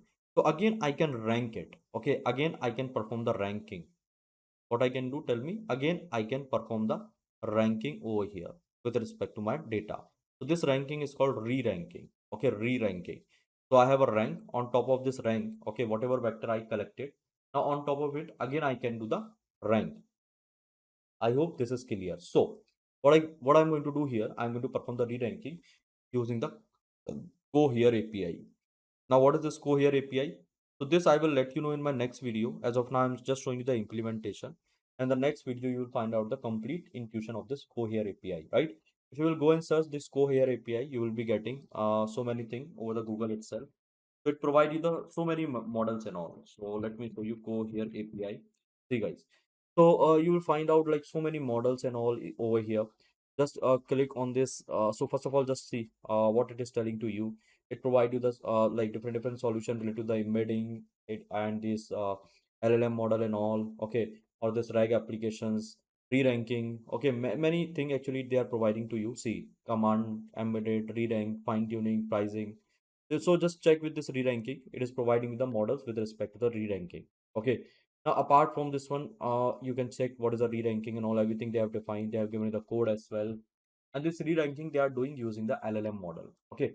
Now, apart from this one, you can check the embedding also. So they are giving the embedding model, various embedding model, guys. Now, apart from this one, they are giving the this LLM models as well. Okay. So introducing embed B3. Now this is the model, guys. Cohere models. Let me show you the Cohere models. So once you will click over here, you will be getting the different model. So these are the model, guys. See, this is the embedding model, and once you will scroll down again, embedding model. This is the re-rank model. Okay, and now here actually you will be able to find out this other model as well. See, these are the re-rank model. With that, actually, we can perform the re-ranking.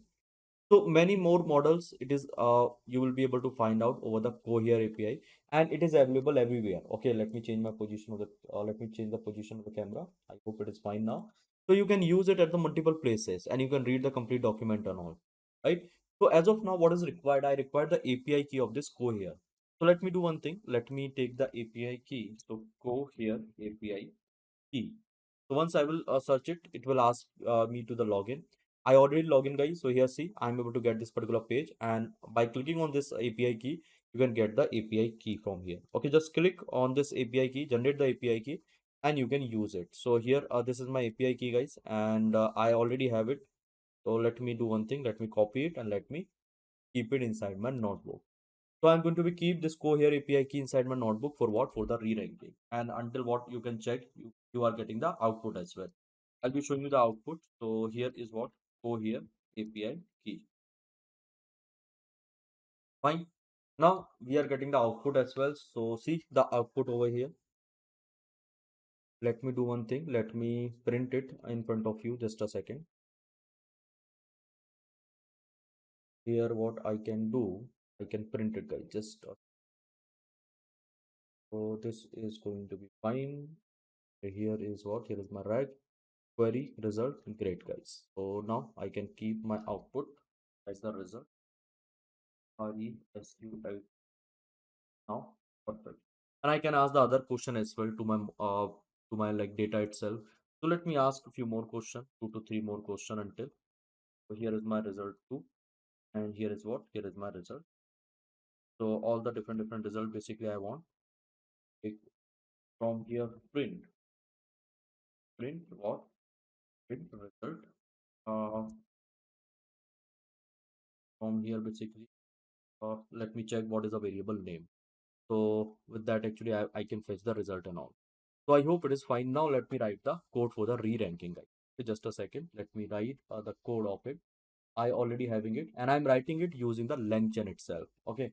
And the next video again we'll try to like understand this re-ranking and all use the Cohere. But as of now, let me use the LangChain and let me write the let me import some sort of a classes and all. So first of all, you require this particular module. Here is a module, guys. Cohere module. Now you require this particular import statement. So we have two import statement. First is context compression retrieval and the second is cohere rank, and both I'm going to be import from the LangChain itself.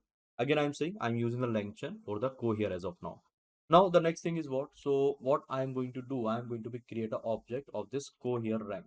Okay, it's going to my compressor, means whatever retrieved data I will be getting is going to be again passing it to the model for the re-ranking. Okay, so cohere re-rank, and this is called my compressor. So this here actually I'm passing my API key and it is not correct. It is my previous API key. Let me pass the correct API key. Or directly I can pass like this. So just a second. I can pass this API key over here and let's see whether it is working or not. So here, yes, it is fine. Now I think this is also perfect. Got it? Now what I'm going to do here, actually I'm going to be create a retriever. Okay. So in the retriever, see contextual compression retriever. So I'm passing my base compressor. Okay, base compressor is going to my compressor, which is responsible for the re-ranking, and here is my base retriever, means my hybrid retriever, keyword plus vector retriever. Okay, and this compressor actually it is responsible for the re-ranking. Now I hope this is perfect to all of you. Now what we can do, so we can run it, we can execute. So here we are able to create a object of this contextual compression retriever. Now, if you want to check, right, you can pass the query also to this compression retriever. Let me show you. So I can pass this get relevant, and you will be getting the re-rank result. So get relevant, RELEVANT relevant for document, MENTS. Now I can pass the query over like user query over here. So what is a rag token? So this is my general query which I'm asking. So what I'll be getting, I'll be getting the document over here. So I can keep this particular document inside the variable. And here, this is my retriever now, guys. This is my final retriever after the re-ranking. Okay. So let me keep this compression document over here. So this is fine. What is a rag? Now I can execute it. And here, once I will run it, guys, I'll be getting my output, and it's a re-rank output, guys. This one is all the output, actually it's a re-rank output, right? So what I can do, I can fetch it from here 0. I can write 0, and it is the first index now. So here, see page content. Now what I can do, I can call this page underscore content. So TNT. Now see what I'm getting. I'm getting my output. So page content is not there. Why it is this? Just a second. Okay, so this is my page content, guys. Means this is my output after what? After the re-ranking, and it's a more reliable. Okay, this a particular output actually it's a more reliable. This particular one, right? And here you can see the relevancy score is 0.99, very high. Previously it was not like this. I shown you the score as well, no? Previously, so it was not that much, but here you can see the 0.99. It is like a quite huge score. So I hope this is perfect to all of you. Now what we are going to do here? Now we are going to call now we are going to call each and everything through the LLM itself. Okay, just a second, let me write it. So this is my retrieval process after the re-ranking. Now I'm going to be create a chain again. Here is going to my chain, right? So just as guys, this is going to my chain, guys, finally. And here after creating the chain, what I'm going to do here, see, after creating a chain, I'm simply going to invoke it. Now this time I'm having this compressor retriever. This one, this one. Okay, so this compressor retriever, and this is like giving me a re-rank output. And finally, I'm passing to my LLM, and we are going to be generate the response. So let me run it. So here is my hybrid chain, and after this one, yes, I'll be getting my output. What is the abstractive question answering?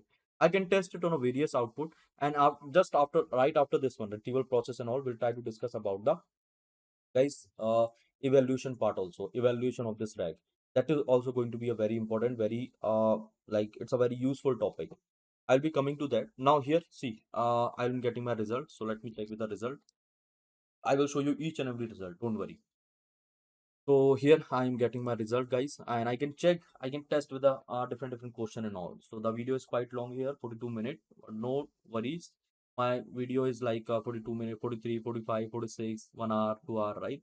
Because I'm providing each and everything, guys, in a detailed manner. So see, here is my query, and now I am getting my answer. Maybe let's see. Here I can write the result. So let's say collect this result. So see, this is the result, guys. I think that at the end I will be getting. So what is a RAG token? So RAG is a retrieval, generative, learn, retrieval and all output RAG token. See, based on the text material, I'm getting this particular one. You can change your model. You can keep any better model, and the output is going to be a good one. See here, it is like not giving me a final answer. Means the complete answer is here. It's a key component of R. Maybe it's a complete or not. I will have to read it completely. But yeah. So, but the answer is good one here. Maybe we can understand. It depends on the model as well. This is the like a variant of the Mistral itself. This JPR model which we are using now here. Okay. Now, what is a RAG token? I think I already asked, so I can ask any other question. Let me take it from the document itself, guys. You can check, or let me show you the answer of this particular answer is this particular like hybrid after the re-ranking, basically. Go here, re-ranking. So let me print the response. So if I am going to print the response, I think I will be getting in the same manner. You can define the prompt and all everything, guys. Here, no need to worry. See, if you want to define the prompt, you can do that also. So yes, I'm getting my result. Now let me collect the result from here. It's a dictionary. So I can call like this result, and let's see what is the answer. So see, I think this is a more accurate, guys. What is the abstract question answering? As I refer to the ability of the natural language processing, and yes, it is more precise, maybe, right? And here after this one, maybe I'm not able to get parts of n. So it depends on the model as well. And here, guys, see, I'm getting the output, which is a quite huge. So this retrieval process, quite retrieval output is very huge. Okay. So I have to regulate this also. I can provide only one chunk, or I can do the I can provide only one chunk over here, because my maybe my model is getting confused with this much of token. Or I can like reduce that number of tokens, the number of character which I mentioned inside the pipeline, because there's too much retrieval, too much like data is not good for the model as well. Okay, so likewise you can test, guys, and you can evaluate your answer. But yes, I'm getting my answer, and it is like a quite good. If see, it is giving you the answer rather than response rather than copying parts of and maybe you can test with a different question. Let's try to like check with the one more question. So here what I'm doing, I'm going to be check with this particular question. My question is going to be what is RAG token? Okay. The same question which I asked previously, and then we'll try to compare the result. Which one is correct? So what is RAG token? And here let's see. Okay, so guys, you can take the data, you can check it, you can perform the retrieval operation and all. And later on, once I will show you the evaluation process, now it will be easy for you to evaluate each and every output. So as of now, we are working on the retrieval part, and maybe this is also helpful. You can check, you can implement it in your real-time POCs or maybe real-time application. It's just a way to make your RAG better, and RAG is it is in very much demand, guys. Believe me. So response time is like quite I think high, because it is fetching out so many document and all now. Because of that, I can regulate that particular process. Okay, let me check now.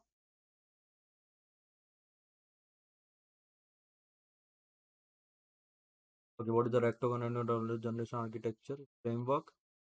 Perform well in a number. Great, guys. So I think I'm getting my complete answer, right?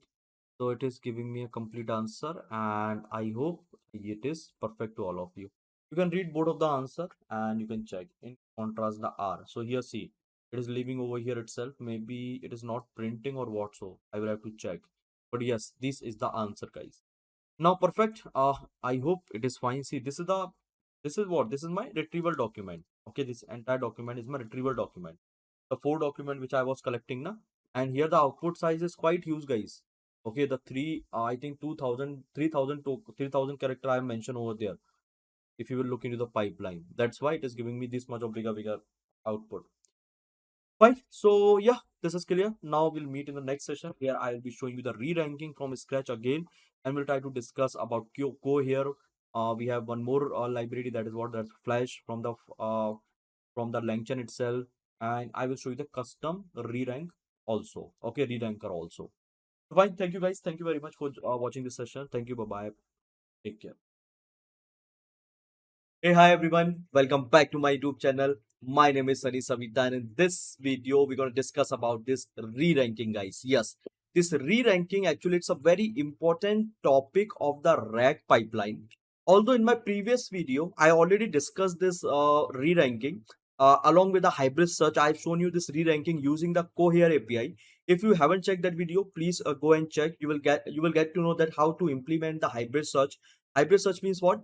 Vector search plus keyword search. Okay, and there I have shown you this re-ranking also. But uh, we have a different algorithm. Okay, we have a different models and all with respect to this re-ranking. So I thought, why should not I create one a dedicated video on top of this re-ranking itself? Not one, basically. I'm thinking about two video because we have so many topics, so many things. I'll be showing you the topic, that what are the topic actually we have with respect to this re-ranking, and then step by step, one by one, we'll try to implement it so that it will help you for creating a robust RAG application. So I'm going to be explain you the RAG architecture. I'm just giving you the quick overview of the RAG architecture.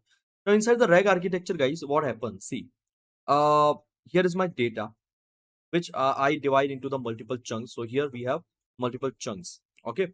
Now why we divide the data into the multiple chunks, so that easily I can feed this data into the model, because we have a model is having certain limitations with respect to this context length. Okay, context length.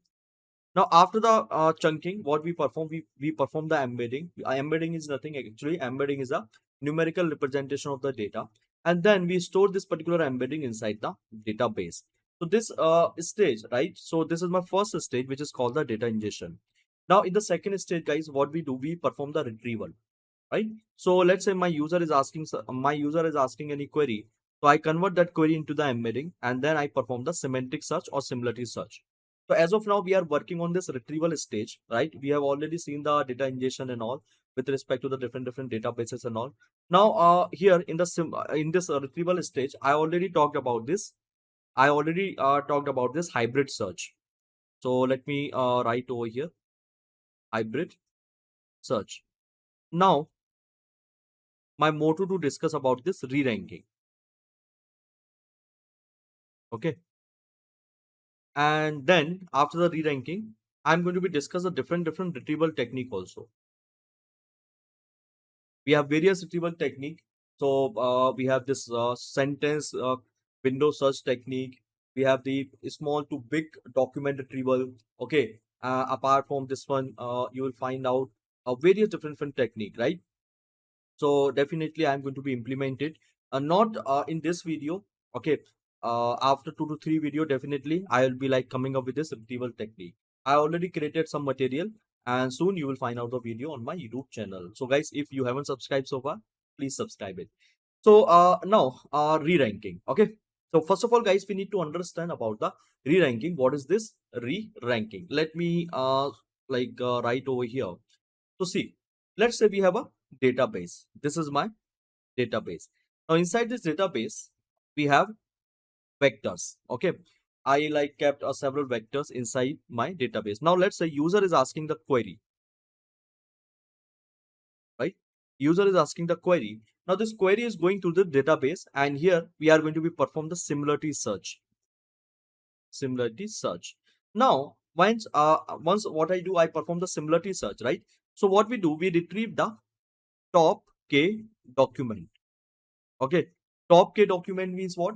So top match document, top similar document. So here, let's say we are going to be retrieve top K. It could be anything 3, 4, 5, uh, 10, 20, 25 and all, right? So let's say here we are going to be retrieve top 10 document, okay, which is going to be similar to this particular query. So here is what, here I am having now top 10 document from where? From the database itself. Getting my point? So this particular document, now what I'm doing, so here, see, just look into the reg architecture. So this particular document we are passing, this is my rank result, okay, rank result, I'm saying rank, not re-rank, right? So this rank result, this document which I retrieve, I'm passing to my LLM along with the question, and then this is going through the, like again, basically after generating the response and all, we are passing the output to the user, okay? This is the complete RAG architecture, and this is also called the RAG pipeline, where we have three stages. First is ingestion, second is this retrieval, and the third one is what? Third one is the generation. I hope this is clear. Now, where this re-ranking come and what is the use of it? So here, let me explain you.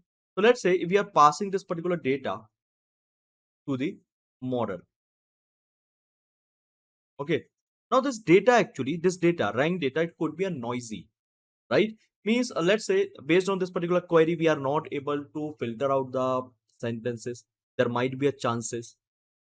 I think you are getting my point, what I'm saying, right? So I can give you a very good example. Maybe with that you can understand. Let's say there is a company. So here is one company which is coming to the college, right? So here is what? Here is my college, this one. So this company actually, it is coming to the college, and this company wants to hire some candidate, right? Now, this company wants to hire some candidate, and here this college is having some sort of a list. Let's say there is 100 candidate who is going to be appear in the interview. Now, this company actually is having a different filter criteria. So the first stage, right? What it is doing? Tell me. Is taking a aptitude test. Okay. Now, in the second stage, what they are doing? They are doing a group discussion. So they are saying, okay, just do the group discussion and all, and we'll see your communication and all, how effective you are with your communication and what all thing, right? So the first stage is what? Aptitude. The second stage is what? Group discussion. And then whoever is going to be past these two stages, so those persons going to be appear for the main interview, right? For the main technical interview. So this is what? This is my first filter criteria. Here is my second filter criteria, this one. And then only whoever is going to be pass, okay, this particular criteria, so those student is going for the interview, right? This is the main motto. So the same thing actually we can do over here. So why should I perform only so why should I only take this top K document, okay, after the similarity search and all? So after collecting this top K document, okay, let's say I collected this 10 document, 10 more similar document. So why should not I perform the re-ranking over here, so that I can filter out, okay, I can filter out one more time my sentences, and I can provide the refined input to my model. I hope the thing is getting clear to all of you. If not, just rewind the video and rewatch it. It will be clear. Now guys, see, whenever we are talking about the re-ranking, okay, so what is the benefit of it? So if someone is going to ask you in an interview, so you can say, using this re-ranking, actually I can provide the relevant information. Here I can write, you can provide the relevant information to your model, because it's a two-stage retrieval. So two time what we are doing, two time actually we are filtering the data. Okay, once I will show you in the practical, now the thing will be more clear to all of you. So two times what we are doing, we are filtering the data. It's a two-stage retrieval. Now the second thing is what? So here what we are doing, guys, by using this re-ranking, actually we are going to reduce the noise. We are going to reduce the noise from the data, and we are improving the efficiency of the data. Okay, so here the efficiency is going to be improved. I hope you are getting my point. Now if you are not getting, then definitely you can relate with this particular example, where here is my college and here is my company, this one, right? So in the first stage, actually what we are doing, we are going to be filter some candidate, we are filtering out the noise, right? In the second in the second criteria, actually we are filtering out the candidate again, and we are providing the relevant candidate only to my company. That's my whole sort of a motto. I hope this is clear to all of you. Now, see, I hope this is pretty much clear. So, what are method actually we have for this re-ranking? So, first of all, we need to understand the method. I think all the method I've already shown you uh, over the like slide itself. But let me show you again. Okay. So, guys, here for the method actually, this is the table which I created for all of you. Now, just look over here. So, we have one cross-encoder, which is a very famous method for this re-ranking and all. Now, multi-vector is also there.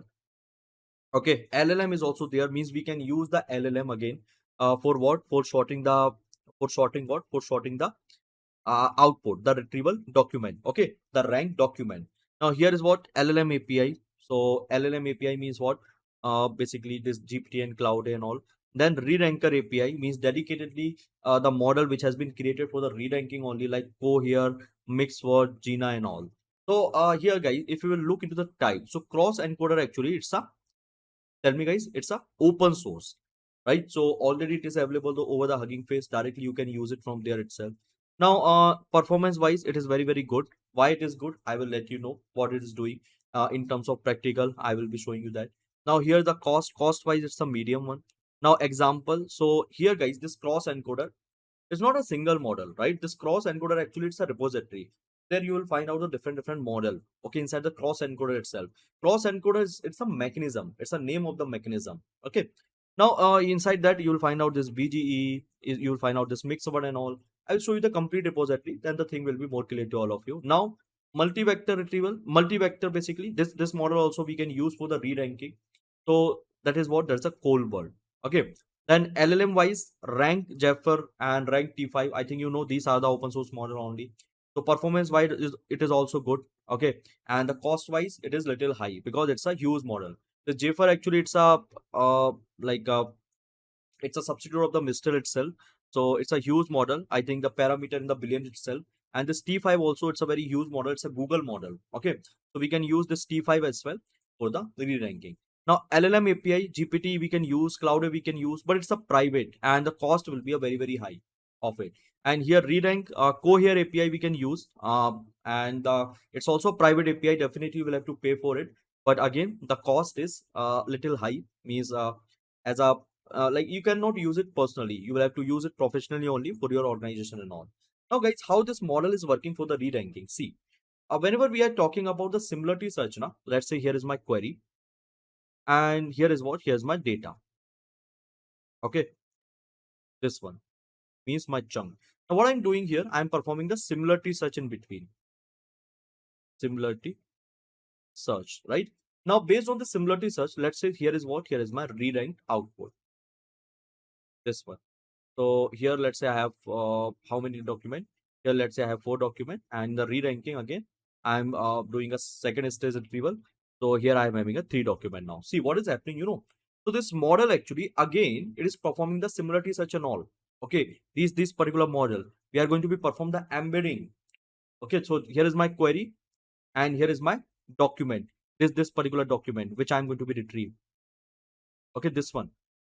So let's say in the first one, in the first stage, I have retrieved four document. So again, we are going to be perform the similarity search and all, and then we are going to be find out this particular output. So that's the use of this model. Now here is one more graph which you can see. So inside this graph, so just look into this particular graph. Here we are talking between this cost and performance. So what could be the cost and the performance? Okay.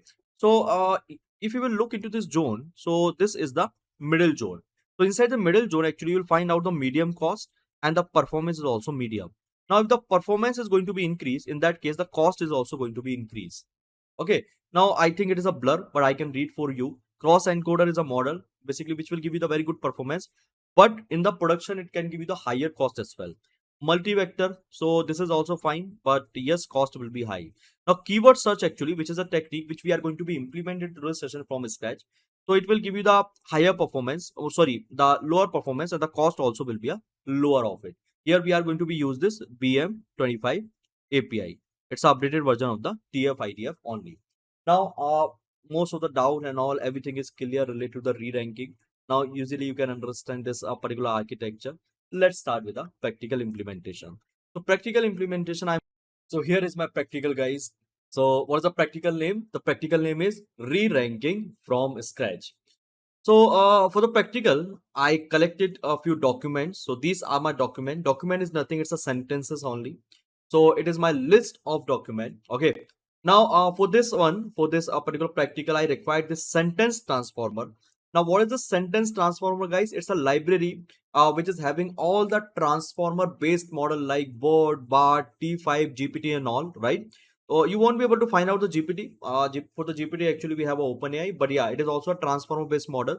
Now, whatever open source model and all, everything we have.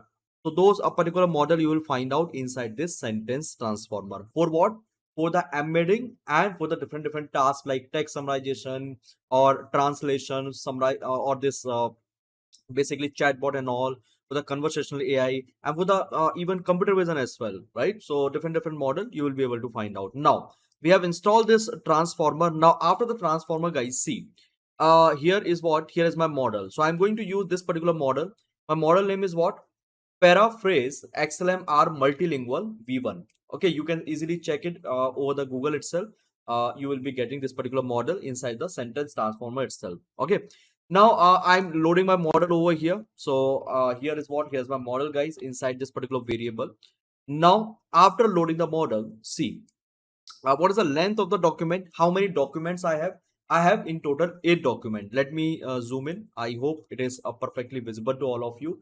Now here, see, I'm passing this particular document to my model dot encode, and here what I'm getting my embedding, document embedding. So if you want to see the embeddings here, see here I'm iterating the for loop on top of the embedding, and here is what, here is my embedding.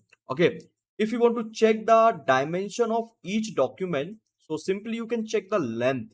Okay, so first of all, let me show you the first embedding. Likewise, we have total 8 embedding. Getting my point? So document 1 embedding, document 2 and all likewise. So if you want to check the dimension of the embedding, see here, this is the dimension 768. Means this model, actually this model which we have imported, is going to be convert every sentence into 768 of the dimensions, right? I hope this is clear now. So I have created an embedding from where, from the document itself. Now I will have to create an embedding from the query also. So this is my query, and I'm passing this particular query to this model again.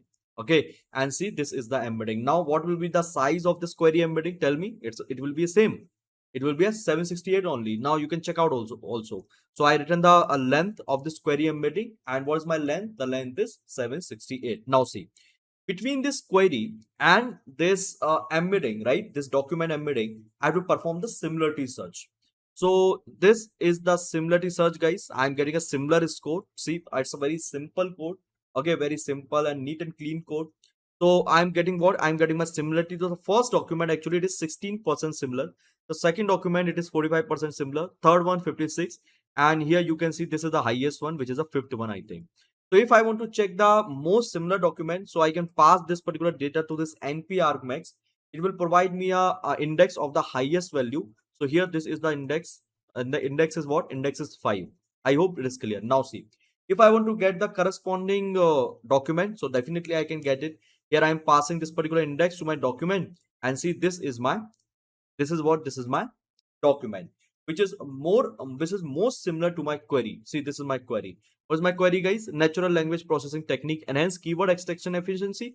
Yes or no? Yes. So this is my most similar document. Efficient keyword extraction enhance search accuracy. Right now, if you want to like sort all the document, okay. So based on this particular score, can we do it? Yes, definitely we can do it. So here I have written a code for it. So what I'm doing, so here you can see I'm going to be perform the sorting based on what? Based on my score. So this is my sorting, guys. Fifth, 7, 4th, 2nd, 6th, 1, 3, 0. So fifth index, okay, which I shown you just now, I shown you, right? So which is a that index, actually that document is a most similar document. Now after the fifth one, actually the seventh one, then fourth one, the second, then sixth. Now if you want to check all the document along with the score, okay, in a sorted format, so here is the code for it. So what I written, what I took the sorted indices, and here I'm passing to the document. I'm getting the document based on my indices, and here is what, here I'm getting the similarity score also, right? So this is what, this is my rank document, guys. I rank this all the document. I hope now you got it. What is the meaning of the ranking? I can take the top K document. Let's say from here itself, I'm going to be collect. So this is my extra code for what? For the showing you the rank and all with respect to each and every document. Okay, this is the rank of each and every document. Now, from this particular document, let's say if I want to collect top 4 document, in that case, what will happen? Tell me. So here, see, I did it. I collected top 4 document, and this is what, this is my top 4 document from all this document. Okay, I'm just interested in this top 4. Now tell me here, this top 4 document is a rerank document or rank document? Please mention inside the comment section. So it's a, tell me, it's a rank document. It's not a re-rank document. Okay. Now see, here I got the rank. Now I have to perform the re-ranking on top of it. So what I told you that I have a query and I have this rank document. Now, one more time, I will do the filtering over here. Yes, guys. So for that, I'm using this particular algorithm. The algorithm name is what? Rank BM25. It is working on a keyword level. Okay, it is working on a token level. So guys, see, here I'm going to be import this BM25 OK API from this particular module. Now, what I'm doing, so this is my top 4 document which I collected inside this particular list. Got it? So rank document, and I just perform the slicing, and this is my top 4 document. Now here I'm going to perform the tokenization of it, tokenization of each and every document. So simply I'm going to be call this document split. Okay, and here is what, here is my document. See, this is my first document, second document, third document. Why I'm doing it? Because this VM25, it always work on a token level. It is inspired from the TF-IDF, right? Now here is what, here is my split. Here is my like token of the query as well. So this is the token of the query. Now see what I'm doing. So here I'm creating an object, okay, where I'm passing my top 4 document, this particular document, this one. And after passing this particular document, see, here is what, here's my object, right? Now I'm calling this method get score, and this is my query. So corresponding to this query, I'm finding out the score with respect to each and every sentences. So what is my score, guys? This is my score. So first document, it is relevant 90%, 19%, second 16%, third is 17%, and the fourth document is 0%. Okay. Now see, here if I want to perform the if I want to perform the sorting, so I'm performing a sorting here with this particular logic. So this is my sort indices 2. So 0, 2, 1, 3 means this 0th one is a more similar. This one actually it is coming over here at the third place. This one it is coming over here at the second place, and this one is at the last because it is having a 0 similarity. Now see, this is my top 4 document. Agree or not? Tell me yes or no. I think yes. Now see, here is what, here's my query. Okay, now re-rank document. So what I'm doing, I'm going to be find out the re-rank document. Okay, this is my re-rank document, guys. It's not a rank document. So it's my sorted indices 2. So I'm going to be collect the document from here based on this indices, and this is my score. Okay, based on the indices, right? Now see, so this is my first sentence, okay, with this particular score. This is my second sentence with this particular score. This is my third one with this one, and here is my fourth. And this is re-rank document. Now see, if I want to pass the data, to my, to my model. So guys, what I can do, I can filter out over here. Instead of passing this all the document, I can only pass this 3 document, because fourth one is not a relevant one now. It is giving me a 0. If I'm going through with this particular algorithm, I can simply pass the 3 document. Now see, I'm passing the relevant information to my LLM. I hope you are getting it now. What is the importance of the re-ranking? Now see here, this is my further code for showing the re-ranking and all, everything, along with the similarity score and all, that's it. Now, this is my rank document, means the first one, okay, only rank. And here is my re-rank document, guys. Now you will find out the similarity. So efficient keyword extraction, it is coming at the first place. Then understanding document, I think it is same. Okay. So understanding document, it is coming here third place, and there second place. Okay, which is the more similar. Now machine learning, it is coming the third place, and this one is the wastage, means here also, it's the same one. So this 3 document is an important one which I can pass to my, which I can pass to my model. Sorry, to my LLM model. Okay. Now here is the second thing. See, what I did, I performed the re-ranking using this BM25. And I shown you the chart. If you will look into the chart, guys, sorry, if you will look into the graph here, so BM25 is nothing. It's a where you will get the mediocre performance because it is working on the keyword search and all. If you are passing a huge amount of data, or if you want to find out the more context from the data, in that case, it is not going to work definitely. So we want any other method, the efficient method, and here that particular method is cross encoder, right? This one. Now see here also I mentioned this cross encoder, this one. And cross encoder, basically it will give you the great performance, right? Now what is a cross encoder, guys? See, so once you will search over the Google now cross encoder, so you'll find out this particular repository. Now this cross encoder is not a single model, so it's a many more model actually you will find out inside this particular repository, like dberta, roberta, distilbot. Okay, most of the model actually is based on the bot only, because bot, it's a encoder. Okay, it's a encoder based model, so it's a different variant of the word, right? Now see how it is working, this cross encoder. So this is the architecture, guys, which is representing everything related to this cross encoder. I already kept it over here. So see, the input of the model, the input of the model always consists of a data pair. Okay, data pair. For example, two sentence and output a value between 0 and 1. So what we are doing, we are passing two sentences, means we are passing the data into the pairs, and here the output value we are getting between this 0 and 1, indicating the similarity between these two sentences. Two sentences means what? My query and my document. Okay, now see, here I am passing my sentence A, sentence B. So this is what, this is my query, and here's what, here's my tell me document, and I'm passing it to my bot, and we are going to be classify the score, and the score is between 0 to 1 over here, right? So in backend, maybe it is going to find out some sort of a similarity and all. Okay, so we'll have to look into the backend functionality, but that's a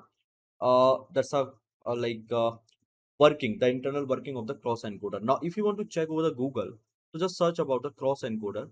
Now you will find out the different images. With that, actually you can easily understand the differences between the normal encoder and the cross encoder.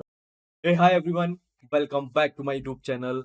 My name is Savita, and in this video, guys, we'll see how we can implement this re-ranking using cross encoder and Cohere API. So guys, in my previous video, I already started with the re-ranking, and there I discussed what is a re-ranking, why it is important, and even I have implemented this re-ranking using sentence transformer and this BM25 API. Yes, guys. So even though in my previous video only I announced that I'm going to be discuss this re-ranking using this cross encoder and this Cohere API, but I recorded also. But when I checked the video now, so in the video actually this part is missing. I don't know what was the mistake when I was uploading, or I didn't check the video. Maybe it paused in between and I was recording. So here in this particular video, I just shown you till the BM25, that how you can implement the re-ranking using the BM25. The later on I thought that okay, I should delete this video and then I can re-record it the entire one. But there are so many people, they have already watched this video. See, like the views is 401 and people are like appreciating and all. So I thought, okay, now what I will do, I will create the second part of it. There specifically I will be discussing about this cross encoder and this Cohere API, right? So this video, actually today's video, it's an extended part of the previous video only.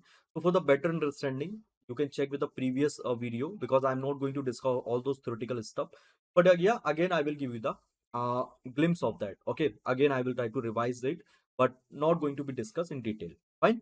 Okay, so first of all, guys, let me show you the solution which I have prepared for all of you. So here is the solution, guys, re-ranking from scratch. Let me give you the quick overview of it.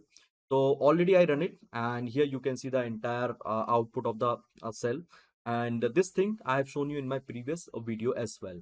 So I will just give you the glimpse from here, and then finally we'll go with the cross encoder and the Cohere API, and then finally we'll try to compare the result, also compare the result of the re-ranking. If you don't know about the RAG, re-ranking and all, okay, so you can check out with my previous video. You will get a best to best understanding of this particular concept. So let's start. So let's say guys, we have couple of document. So here in total I have 8 document inside this list. I'm installing this sentence transformer. Okay, after installing it, what I'm doing, see, here is my model which I am going to be load using this sentence transformer. So I'm giving my model name, and what I'm doing here, I'm going to be load my model. This is my document. Now what I want to do guys, I want to rank this document. Okay, rank basically where it comes inside the retrieval. So whenever we retrieve the data from the vector database, at that time we rank the result, okay, based on the similarity search. So that's a thing basically which I am going to be simulate over here, which I am going to be explain you from scratch, and I hope you have this much of understanding. If you don't have, then yes, my YouTube channel is for you.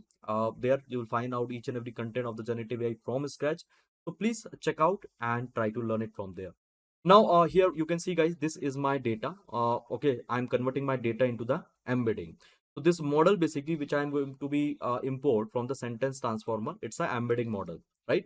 Now after converting the embedding of my document, here what I'm doing, I'm converting my query. So here is my query. See, this is my query, natural language processing technique, each keyword extraction efficiency. I'm going to be convert into the embedding. Okay, now after converting into the embedding guys, see here, this is the dimension of the embedding 768.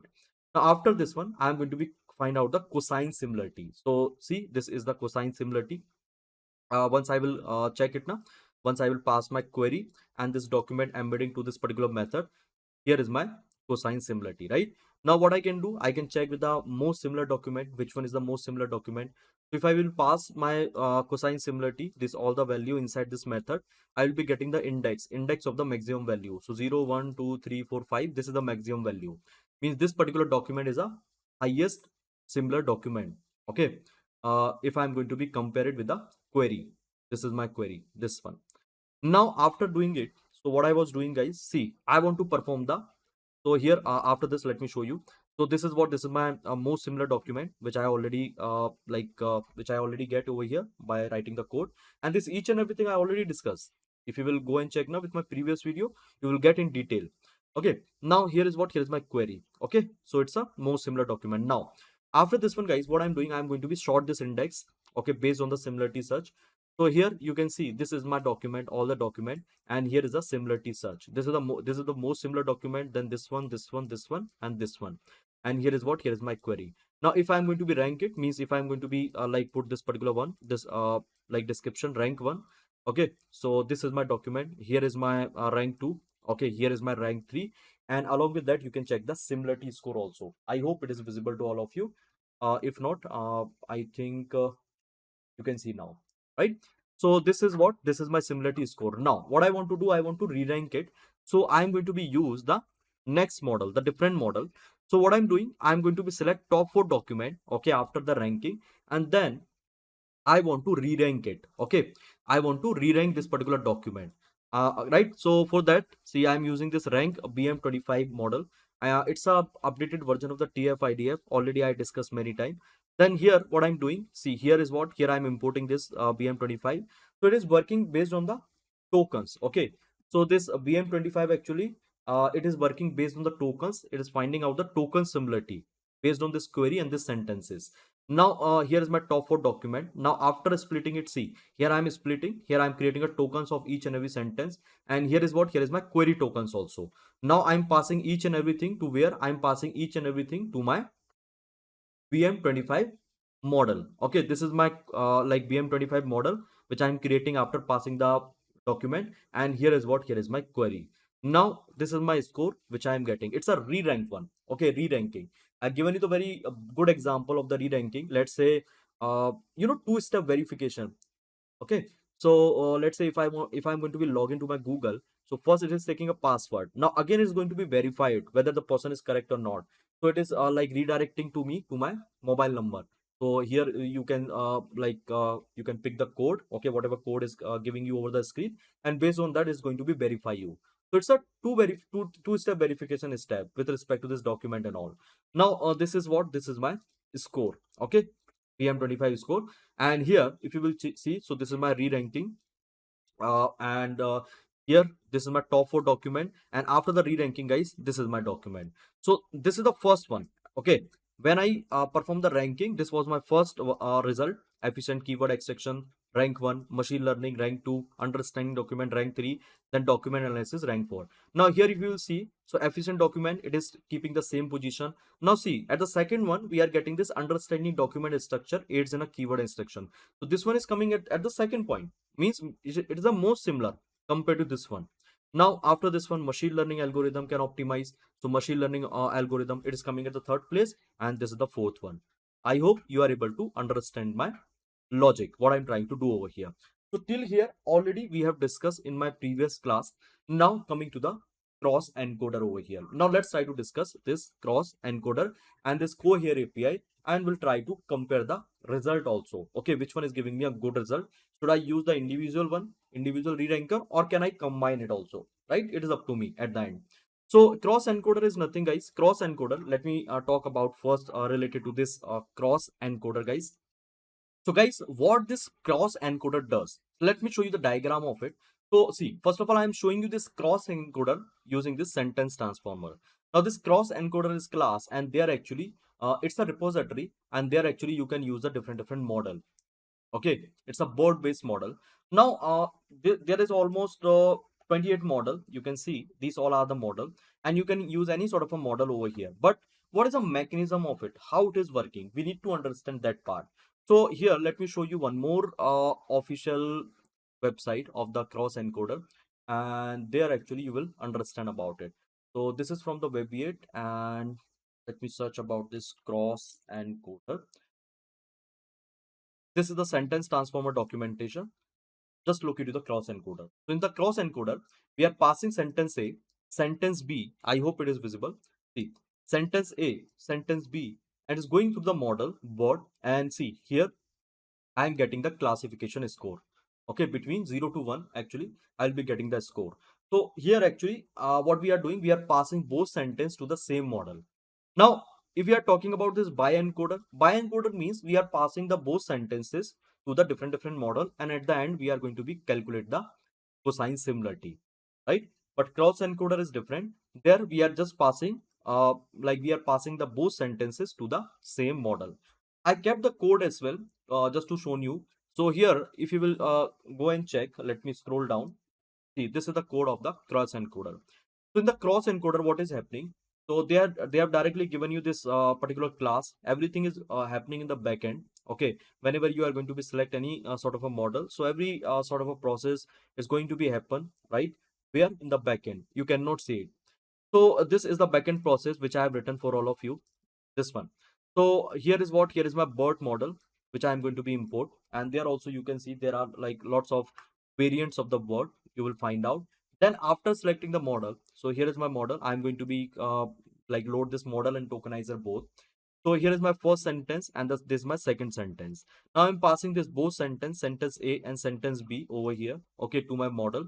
And this is my model, guys. This first is my tokenizer and second is my model. And here I'm getting my logits output, okay, means my tensor, right? Means my logit output. It's a non-normalized value. And then finally we are passing to the softmax, and it is giving me a normalized value between 0 to 1. If it is a multi-class classification, if it is a binary class classification, we can pass it to the like sigmoid. If it is multi-class classification, we can pass it to the softmax.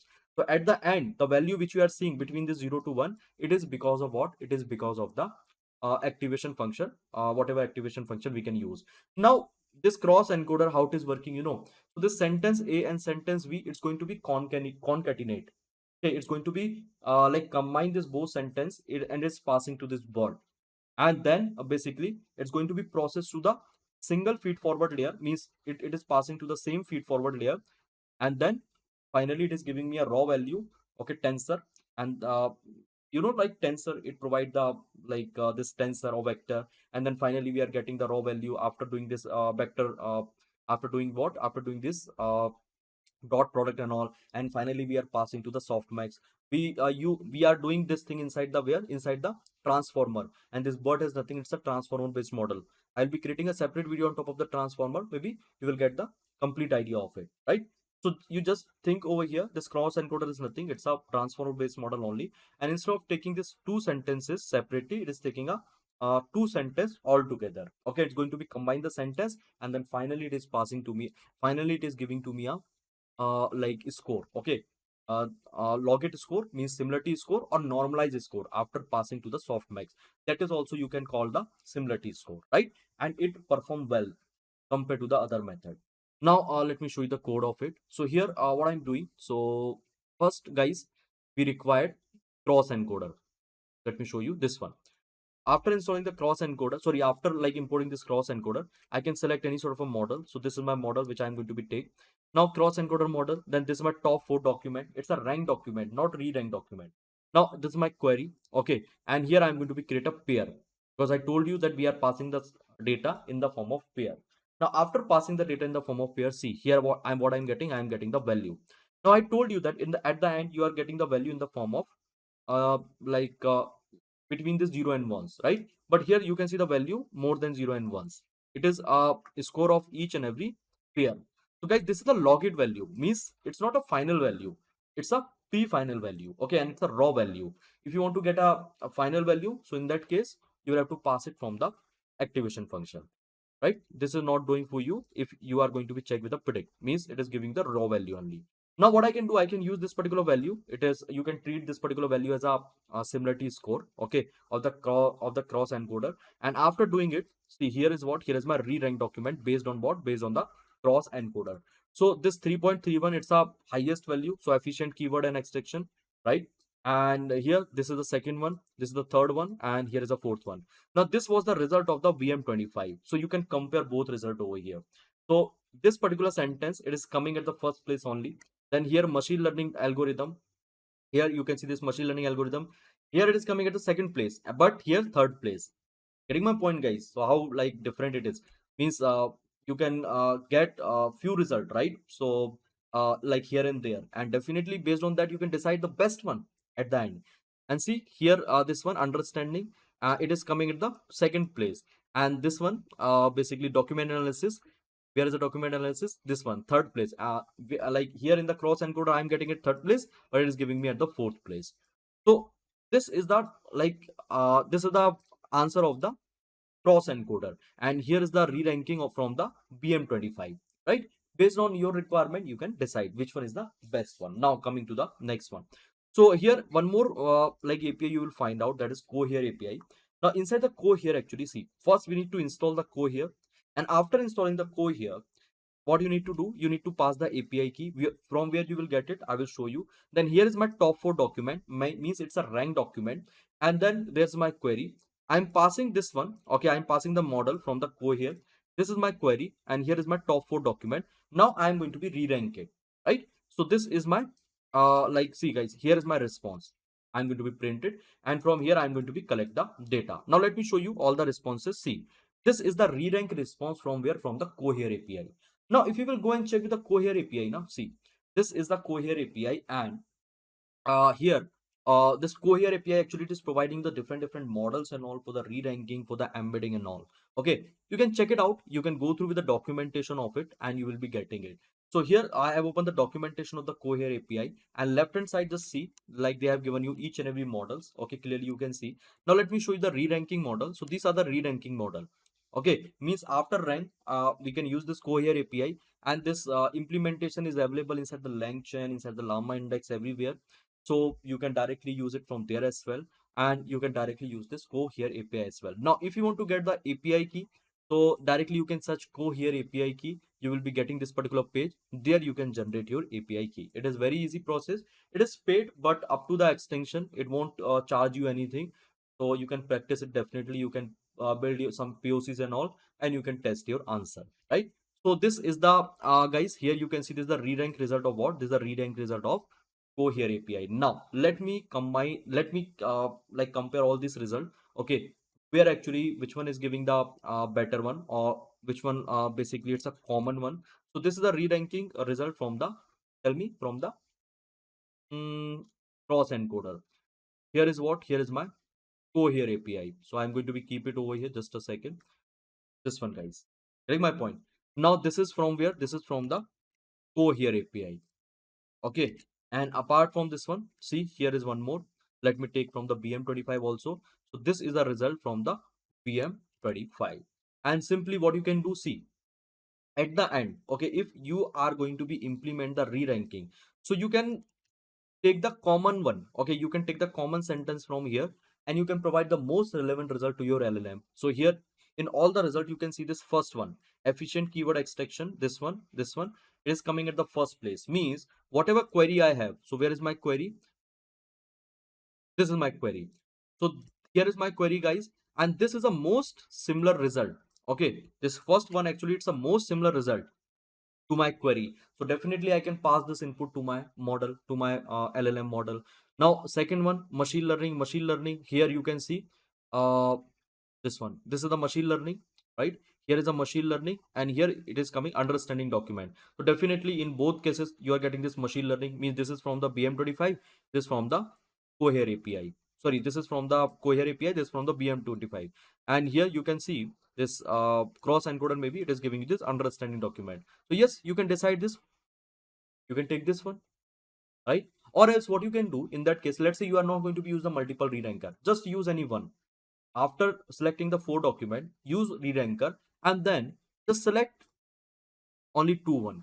Okay, don't pass too long sequence to your model, don't pass all four document. Okay, remove two one, remove this two document from here, and only pass this two relevant document by using any one re-ranking API. That's it. That is also you can do. It is up to you how you gonna do it. So I hope guys you understood this video. It was the extension from the previous video.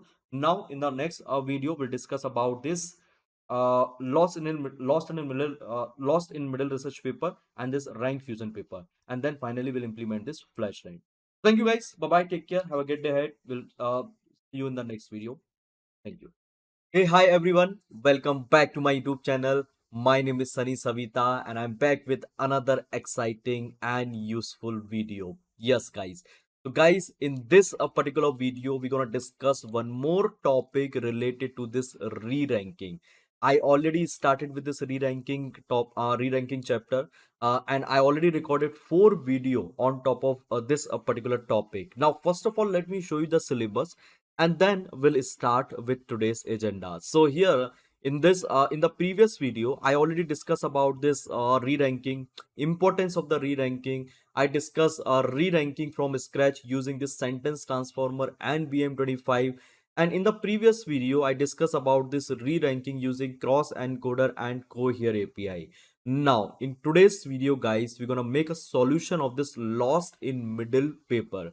So what is this loss in middle phenomena? Okay, why does it exist? Okay, how we can solve it? Each and everything we're gonna see over here inside this particular video. So yes, I hope the agenda is already clear to all of you. Now coming to the topic, that what all topic actually you are going to learn. So first we'll try to understand the problem as I told you. Then I will show you how you can avoid it. And in order to like solve this particular problem, I will show you this merger retriever, how it is useful for creating your rack pipeline, your robust rack pipeline, and then how you can reorder, how you can re-rank your retrieval, okay, the retrieval component using this long context retriever. So these many things we're gonna discuss, right? Not this one, this is just a glimpse. We have lots of things inside this particular video, and at the end of the video I will show you that how you can load the LLM, large language model, from the Hugging Face, right, quantized model inside your Google Colab, right? And I'm going to use the Llama CPP. So don't miss out this video, guys. It's going to be a very important, and each and everything is going to be clear with respect to this merger retriever and this long context retriever. Apart from this one, I have the some other topic as well, like how to remove the redundancy inside the retrieval topic, how to compress it. So each and everything I'm going to be cover over here. Now first of all, guys, what I'm going to do, I'm going to be show my YouTube channel. So here if you will look my YouTube channel, you'll find out all the videos and all, right? So yes, if you haven't subscribed, please subscribe. If you want to learn generative AI in depth, so please do subscribe, do support the channel, and yes, I'll be coming up with many more topic in the future related to this generative AI, data science, machine learning, LLM ops, ML ops, with everything. Okay. So now guys, first of all, let me open my Blackboard, and here let's discuss from starting. So this is my rag architecture. I think in many videos I have shown you this architecture. So let's try to take a recap, and then we'll try to understand this lost in middle problem. And don't worry, I will show you the research paper as well, and we'll try discuss couple of graphs and all based on the research paper. So let's say what we have a data, right? This data actually you are going to be divide into the chunks, as you know, right? So always we divide into the chunks if we want to feed to the LLM. Then we are going to be convert into the embedding using the embedding model, and we gonna store inside the database, right? Now after this one, guys, let's say my user is asking any query, so that query is going to be convert into the embedding, and then we are going to perform the similarity search, right, where we are going to perform the semantic search or similarity search here inside the database, right? And then finally we are getting my document. Finally we are getting my similar document. That is called the rank result. Okay, and now on top of it, one more time actually I can perform the retrieval. I can re-rank this result, and that is already going on, and I already created couple of video. So here, guys, first of all, let me explain you what is this loss in middle problem, right? So let's say, so here, guys, I have this document, and this is my query. So you can assume this document is available inside my database. Okay, I perform the chunking and all, then after the chunking I convert into the embedding, and this is available where inside my database. Okay, the embedding along with the document, it is available like this only we store now always. So this is my query which is being asked by the user. Now based on this particular query, let's say this is my 5 document. Okay, so I rank this 5 document which I want to pass to my, tell me which I want to pass to my LLM. So what I will pass to my LLM, I will pass query. Along with the query, I will pass this document. Plus, what I will do, guys, I will pass my prompt. So whatever prompt is there, and then this each and every detail, each and every information is going through this LLM. Now let's try to understand this lost in middle phenomena. Okay, lost in middle. Getting my point? So here, let's say this is my query. Okay, now this LLM, okay, this LLM, what it is doing, so whenever I'm going to be asked the query, it is taking a reference of this particular information. So whatever information is coming at the beginning, let's say this is the information which is coming at the beginning, this one, or whatever information is coming at the end. Okay, let's say this one which is coming at the end. Okay, so based on this one, it is giving the answer. Okay, and the accuracy is also perfect. Means here is my query. If the query is related to this particular sentence or this sentence, right, definitely it is performing well. It is giving me a good answer. Okay, but guys, if my context, okay, if my query is related to this particular data, this particular context, in that case my LLM is going to be fail. I hope you are getting my point, what I'm trying to say. See, again, I can repeat it. Let's say here is my query, here is my data context, and this is my prompt. Now, I'm passing everything to my LLM for generating the final output. If my query is related to this one, which is coming at the top or which is coming at the end, then my LLM is performing well. But whatever information it's trying to pick up from the middle, at that time, it's going to fail. I'm not saying it. They perform the research. Okay, so in the Stanford University itself, they like conduct a research and they figure it out. You can check this particular research paper. Let me show you the research paper. The name is what? Lost in Middle. And here, based on this particular research, you can see they have published the several graphs. Let's try to understand this graph. See, first, just look into this graph here. I hope it is visible. Let me switch off my camera so that you can clearly access it. See here, what I have my 20 retrieval document. Okay, here is a position. So first position, then fifth position, then 10th position, then 15th position, and then 20 position. So position of document with the answer. Okay, 20 total retrieval documents. I hope you are getting my point. And here is what? Here is my accuracy. Now see, guys, If I'm asking any sort of a query, okay, now this query, it is going to the first position, and means this query actually it is trying to pick up the context from the first position. Okay, then the accuracy is perfectly fine. And here you can see, if my query, okay, this particular query, if it is trying to pick up the context, okay, we are passing prompt this context in the form of this 20 retrieval document. Okay, if this query actually is trying to pick up the context from this 20th position, the accuracy is also fine.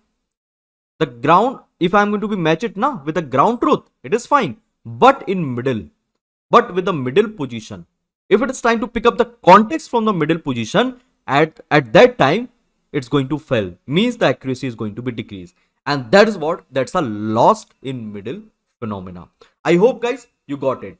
But this is not with the the era model, right? So if you will look into the state of art model like GPT, Cloud A, okay, if you will look into the GPT 4 as well, yes, those model as well, they are suffering with this particular problem, and they have proved it. They have published this research paper, right? Now in the conclusion, see here, these are the graph. Here you will find out related to the Cloud A. Cloud A 1.300K, GPT 3.5, GPT 3.5 Turbo, MPT, long chat and all. And here you can see the result and all, everything they have published. Now, if you will go in the conclusion, if you will go and check over there, so inside the conclusion, they have mentioned many more things that they are telling. So we check, okay, on the architecture level, we try to rectify the architecture of the model. Then we fine tune it as well. Okay, we perform the context aware contextualization and all. So many more proposal they have proposed over here. Now guys, one a very famous solution of this lost in middle, okay, of this particular problem. So what is the solution guys? The solution is merger, okay, merger retriever. So whatever retriever we are going to be create inside the database, right? So we can merge the retriever. What is the meaning of merger and which retriever we are going to be merged? Don't worry, I will explain you that.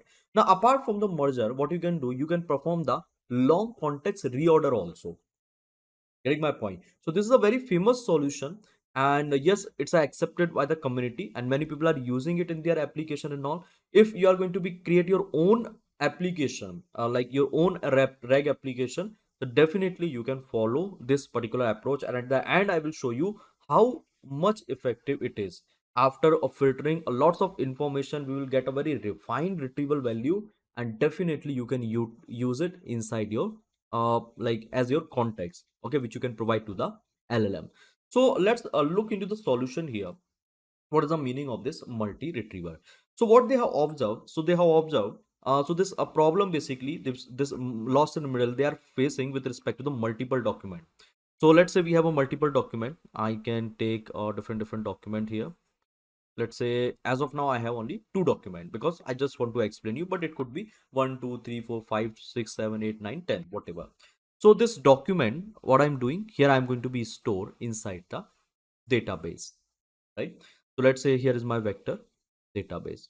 Now after storing inside the vector database, on top of it I'm going to be create a retriever, okay, a retriever. And then what I'm doing, I'm asking my query. But guys, this is a wrong approach. Yes. And in this particular approach, in this state of forward approach, we are facing issue. Okay, because the information is a little huge, the context is little huge, and it is too much messy as well. So what is the solution here? So here they have proposed the solution of the merger retriever. So let's say here is my two document. Okay, don't follow this particular approach, it's a classical one and you won't get a desired result over here. And here is what, this is my second document. You are storing it inside the vector database. Yes, this is true, you can do it. Now after storing inside the vector database, see here you can create a multiple retriever. So inside the vector database, for the single document you can create one like separate storage, okay. And here for this one, for the second document, you can create a separate storage. And on top of it, what you can do, you can On top of it, you can create a retriever. Getting my point? Now let's say you are going to ask the query. So here is what, here is my query. So based on the query, what I will get, I will be getting the response. So let's say here I am getting my response. Now guys, this whatever response I will get, so this is very much important. So now here is my response, the combined response. Now I have to filter out this response. So how I can filter out? So for filtering out, we have several approaches which I am going to be follow. The very first approach, I'm going to be reduce the redundancy over here. Redundancy means if I'm getting any duplicate embedding or any duplicate document, okay, inside my output, retrieval output. Then after reducing the redundancy, I can perform the clustering also over here. I can keep the similar document at the single place. Then what I can do, I can compress it also. Okay, compress means what? So here it's a very amazing solution of the LangChain. Let me show you contextual compression, right? If you will read it guys, you will get the complete detail. Let me give you the like just overview of it. So here let's say this is my vanilla pipeline, means my rack pipeline, and here in the retrieval actually I'm getting this particular information. Now you will find out this information is like a very huge, the document and all, it's very huge, right?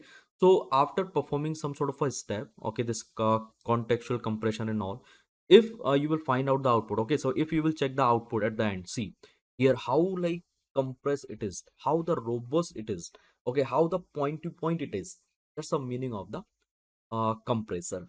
So definitely you can put the compressor also over here using this LangChain compressor.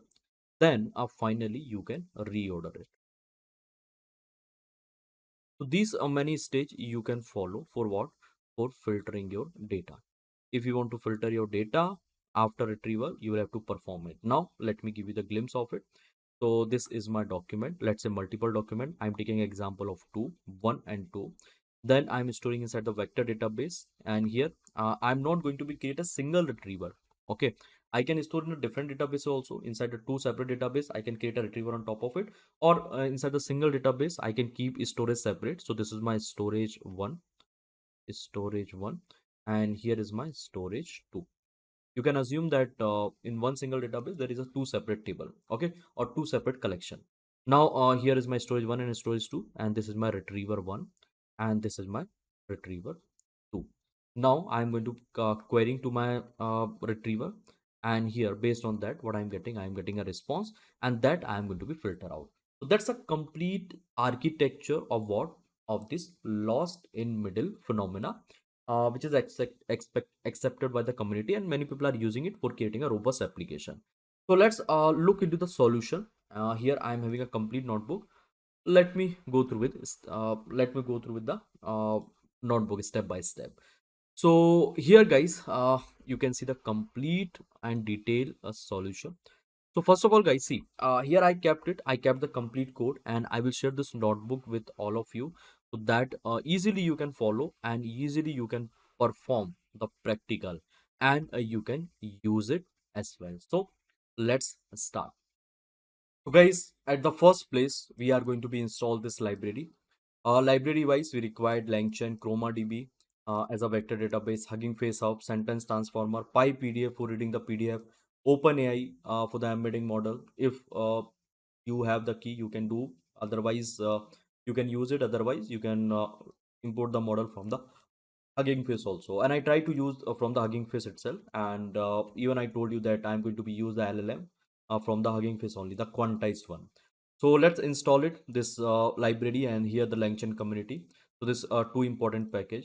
Now after installing it guys, here I am going to be load the data. So in my case, I have two PDF. First is Harry Potter book, and the second is Game of Thrones. Okay, I hope you have seen this movie Harry Potter, and Harry Potter is a movie. Okay, it's a complete series, and series of the movie, and this GOT actually it's a TV show, right? Which is a very popular. So let me show you the data. I kept it inside my local. This is the GOT book. I haven't kept the complete book because the complete book was a little huge. So here I just kept 6 to 7 pages. Okay, I took it from there itself. So page 3, page 4, page 5, page 6, up to 7. So in total, you will find out 7 pages inside this PDF. And I have one more PDF. It's a summary of the Harry Potter book, because again, Harry Potter book is the pretty huge. So this CS Canada, actually they have created a summary on top of this Harry Potter book. And see, you can check it out. You can read it over here, and you can make the different question based on it, which further we can ask to my LLM model. I hope this thing is clear now. Okay. So here, what I have my library, which I already installed. Now, after installing the library, guys, what I will do, I will load the data. So I kept my data over here. See, here is my data. Now, after loading the data, so let it complete, guys, or I can run it parallelly. So after loading the data, what I will do, so I will perform the chunking, okay, which is a pretty obvious step inside the rack pipeline. Anyhow, we have to do the chunking and all, because without chunking, if we are passing the data to the model to the LLM model, it's going to be drastically fail. Means it will not generate the good output, or maybe you might exceed the context length also. So yes, I'm going to perform the split. So here, just a second, what happened? Document name document. Okay, I think I missed it. Fine. So let me run it. Here you can see the length of the document. So how many pages was there? In total, I was having 7 pages. Now, apart from this one, we have one more PDF. Let me load it also. Let's see the number of pages. So in total, 6 pages over here. Got it? Now, retriever, sorry, this character splitter. And I already explained you about this character splitter and all. You can check out with my previous videos. You will get the detail. What is the chunk size and this overlap and all everything. Now here after this splitter, so here you can see I'm passing my Harry Potter data, and this is my Game of Thrones data. So now I'm going to be keep inside two separate variable, okay, and then you can check the length of the content. So after splitting, so here in total I have 130 chunks, and here in total I have how many chunks? See, 62 chunks. Now, this is my chunk size. In one chunks, actually, I have 500 tokens. Chunk overlap means what? So from previous to the next chunk. Okay, what is the number of tokens which is going to be overlap to each other? Then after it, load the embedding model. So I'm going to be load the embedding model, guys. See, I'm going to be create a multiple retriever, and for that we have a multiple embedding model. Getting my point? So this is the first model, all mini LM L6V2. It's a quite famous model. You can check out with the Hugging Face as well, and it will give you the embedding with the 384 dimensions. So let me load it, and here you can see this is the large one. So it is saying that Hugging Face embedding is not defined. Let me define it first, and here I'm going to be load the model and see. This is the second model. It's a BGE large model. Okay, you can check out this particular model as well. It's a quite famous as well, and here it will give you the embedding, right? So I think the size will be 1024. You can check out with the size after converting the data, means after converting the document into the embedding. So let me load this model as well, and for just for the just for what, just for the backup, actually I am going to be load this OpenAI embedding as well. So uh, I can use it, I cannot use it, it is like up to me or you. If you have this model, then don't use it. I will show you where it will come at the end into the picture, and where actually this third model will be required. So let me load this API key. So here, guys, I'm going to be loaded from my notebook itself. See, this is the key option. You can like use this particular code, and you can pass your name of the key. Now what I have my OpenAI embedding. I'm passing my API key over here, and see, I'm able to get the by default model as well. I hope this thing is pretty much clear to all of you. Now coming to the next point. So now ingest the data into the Chroma database. So for ingesting a data into the Chroma database, first I'm going to be import the Chroma. Then I'm checking the current directory, because I'm not going to be use the cloud version of the Chroma. I'm keeping the data inside my local storage itself, inside my local system. As of now, it's a collab only. Then here I am checking with the current directory, so it's a content. Now what I'm doing, I want to be store my data over here, means I want to be create the directory, database directory inside my this location. So first I'm going to be create a root one, so the root directory. Okay, This point actually it is representing to the root directory. That's it. So let me show you what I will get over here. I will get just slash. Then I am passing this current directory to this one. So here you can see what I'm getting. I'm getting my absolute path. Okay. This is my complete path where my data is going to be stored. So let me show you guys. Here it is content, and inside the content db means here at this particular location. Now what I'm doing here, so I'm going to make some settings. Here I'm saying ChromaDB.configuration is persistent is equal to true. Yes. Persistent directory where I'm going to be persist the database here at this particular directly. Now anonymized telemetry is equal to false, means I'm not going to be like stream and all something. Okay, I'm not going to be store the stream data. So for that I just keeping it false. That's it. Now after it, this one guys here, see, as I was telling to you, I'm going to be create two separate collection inside the one database. So Chroma, this is my single database. I'm calling this from document. I'm passing my text. This is my text. Okay, Harry Potter text. Here in my embedding. Okay, this is my client setting. This complete setting, right? Then here is my collection name, Harry Potter. Here I'm saying cosine similarity. Based on the cosine similarity, I will be fetching the data. And here is my persistent directory. Means inside this database is store. Okay, inside the store, here is my Harry Potter, where my index will be available. This database index. Similar to that, so here the database is same. Now inside the same database, here is my second collection, GOT. Now the similarity method will same, and here the embedding model will be a different. See here I'm okay. So this is my embedding model, and here is my embedding model. See, I'm using the same embedding model. I can use the different one also, which I loaded. And here you can see what I have. I have my persistent directory, means inside the same folder my data will be available inside this GOT folder. Okay, my index. So let me execute it and let me show you whether it is working fine or not.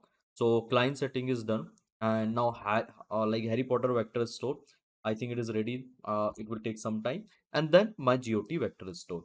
So after this one guys, what I'm doing, I'm going to be create a retriever on top of the database. So I have my GOT vector stored, Harry Potter vector stored. I'm calling this as retriever. Here is my search type is what? MMR, multimodal retriever. Okay, I mention it. You can remove it also because as of now we don't have any image or table, right? Now search keyword k is equal to 5 and include metadata true. I'm going to be collect the 5 document, in total 5 document, and include metadata means any other information related to this retrieval document. Yes, I can collect that also. So that's the meaning of the argument. Now let me delete it, and here you can see this is my first retriever inside the single database with respect to one single document. And here is what? Here is my second retriever with respect to the second document. Okay, now this is ready. So let's merge both retriever guys. So here from here actually the real solution is going to be start guys. Now so here guys, I am going to be combine both retriever. Here is my first retriever Harry Potter. Here is my second retriever GOT. So once I will pass it to the merger retriever, so here guys, definitely I will be able to merge it because they have written a certain mechanism, okay, inside this particular class. So this is the class, and this is my object. I can write any name, but here I given this LOTER, which is representing to this Lord of Retriever.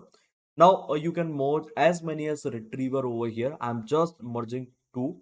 Then what I can do, I can ask the question to my retriever and we can get the relevant document.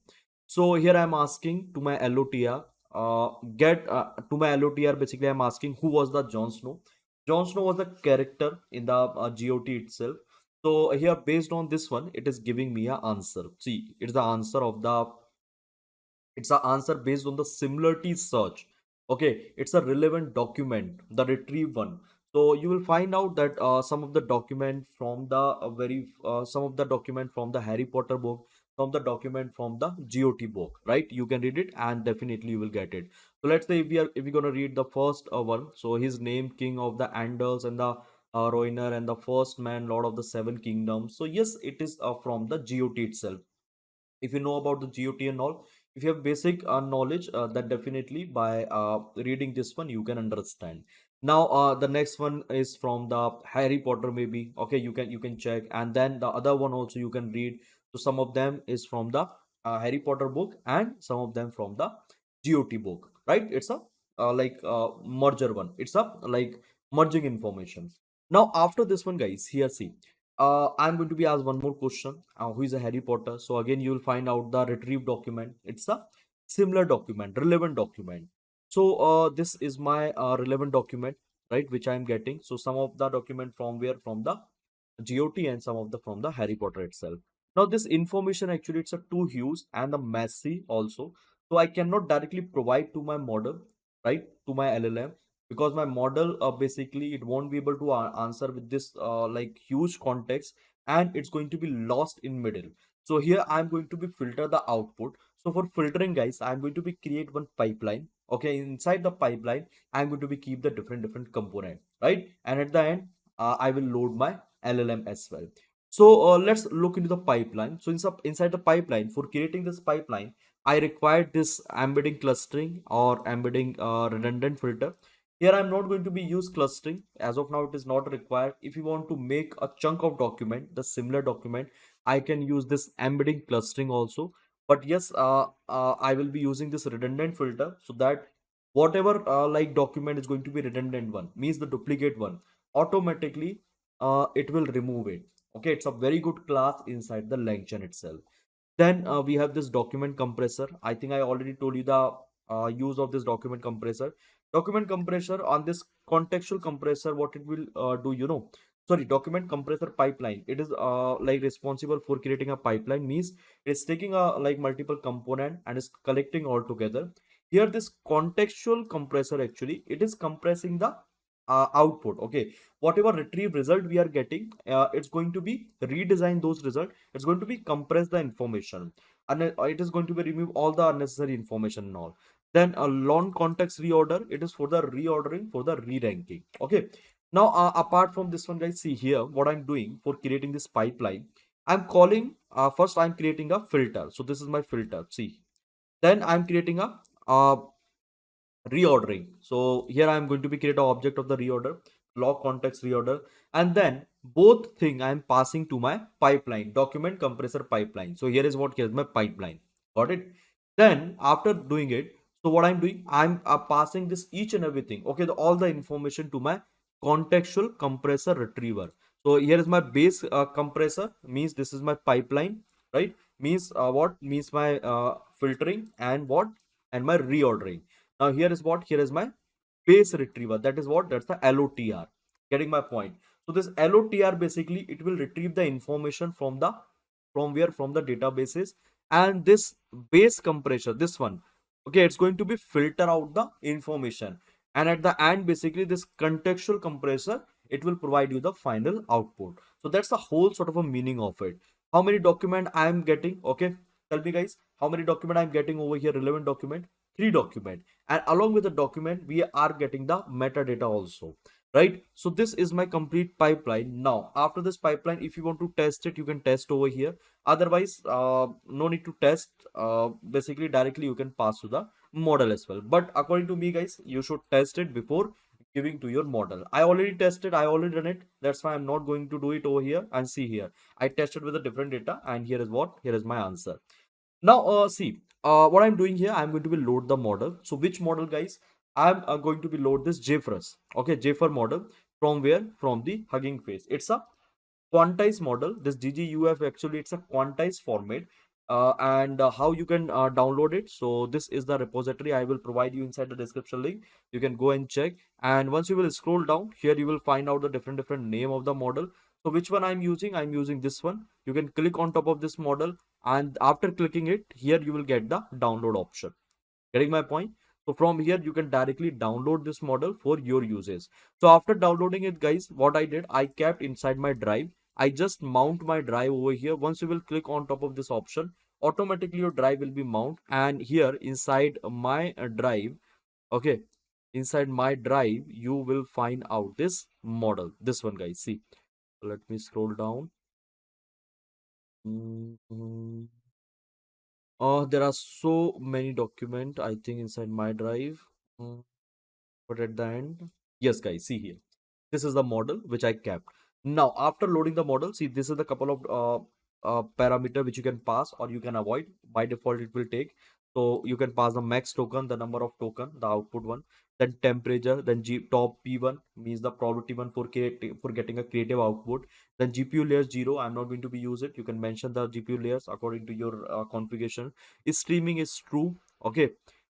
Streaming is true, and verbose is called streaming means like on the fly it's going to be generate the output. Verbose means it's giving you the complete detail of the output, okay, inside the console itself.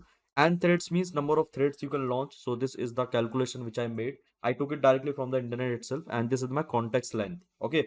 So till which context, till how many tokens actually I can pass to my LLM. So it's a that's the meaning of this particular argument. Now after this one, guys, after loading the model, see I already loaded, it takes a lot of time here. So what you can do, guys, see this llama cpp, if you are going to be load any sort of a model using this llama cpp, okay, more than 3 to 4 GB on CPU, it takes time.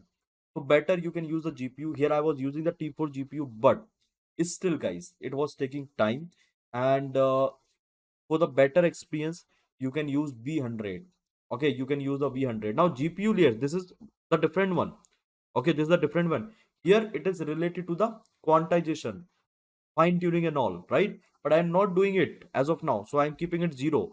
But I will be making, I will be inferencing after loading this particular model. So loading and inferencing both will take time, okay. Both is having their own latency, and definitely you can check out with the V100 or with any other GPU, whatever is there inside this runtime. It's a paid one. I'm talking about your production ready code and all, okay. If you are not going to be create this particular project for your production, for your like organization and all, just for the POC or for your like for the practice and all, in that case you can utilize this free GPU only. It will take time, but it is fine. After loading the model, guys, here you can see I'm creating a chain. So this is my LangChain chain. I'm passing my LLM. I'm passing my compression retrieval reorder, which I created. Then return a source document is equal to true. Now chain type is this stuff, right? It's a quite old method of the LangChain. Nowadays we have the regular expression, means the LangChain expression and all. We can create that also. So here I created a chain, not an issue. Now I am asking the same question: who is a Jon Snow? I'm passing the query and see the result, guys. Here, my result is printed, and how accurate it is. If you will go and check with the result, let me show you this particular result which I am getting over here. So you'll find out it is a pretty much amazing. Just a second, let me take the result. This one, guys. Now you can test with any sort of a question, okay, whatever is there inside the document, and you will get a pretty amazing result, because we are able to handle this lost in middle problem. I will show you how. Just wait. So this is what, this is my uh answer, guys. Just a second, let me show you inside the text one. So Jon Snow is a character, okay, and song Ice Fire series, which has been added to the popular HBO show. In the context provided, is described the brain stark bastard brother. See, guys, how accurate. And if you have seen the Game of Thrones, then definitely you are able to relate it. Now I have asked one more question just to test it: who is a Harry Potter? So see here, it has given me answer. This is the answer, guys, this one. So let me take this particular answer and let me copy and paste over there. So I printed so many things so that like I can explain you. So here is my answer with respect to this particular question. Harry Potter is the main character in JK Rowling series. How accurate, how precise, guys. Now you will must be thinking, guys, you must be thinking that how I'm getting this much of precise answer. Let me tell you what I did just for the checking. Okay, I asked one more question whether it is able to answer or not. Okay, so this was little of out of context, okay, out of the box, but yes, some sort of information basically I have seen they have given inside where inside this GOT book. So based on this one only, I have prepared one question. The question was the how does Jon Snow relationship with the Stark family influence his identity and decision throughout? Means how this Jon Snow, which was the which was not a part of the Stark family in that particular series, he was the outside person, right? If you have seen the Game of Thrones, you must be knowing.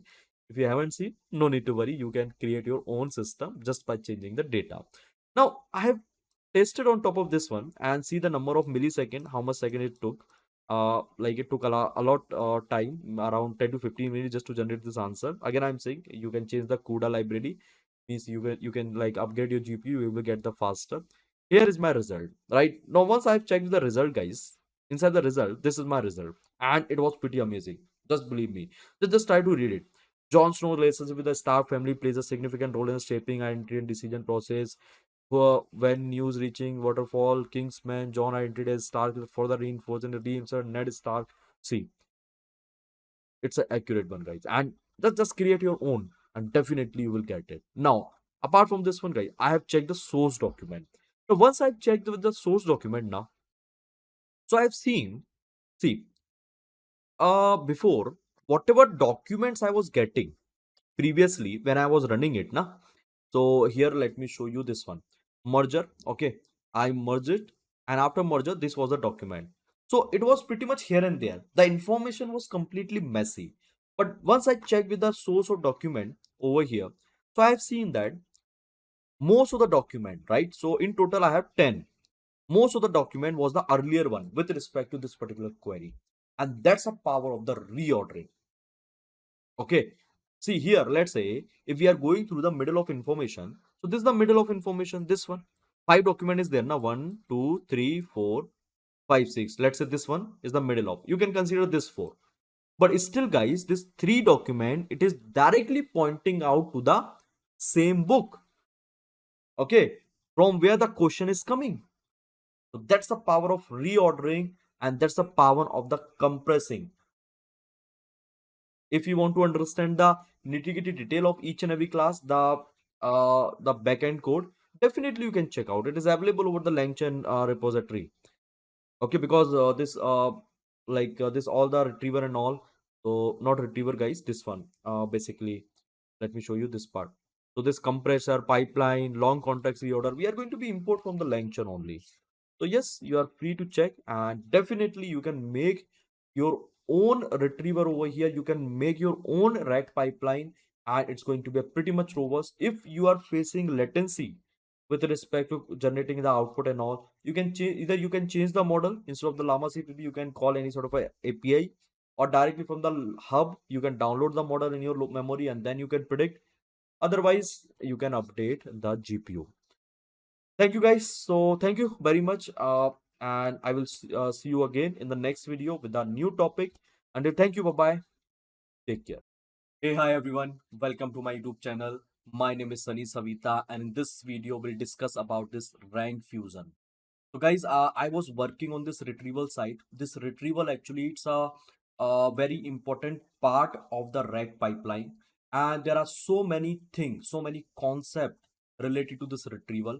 So while we are retrieving the topic, so we can retrieve the topic based on the different methods, and after retrieving, we can re-rank also. Okay, so this retrieval document is called the rank document, and again we can re-rank it. Means like we can perform one more retrieval on top of the rank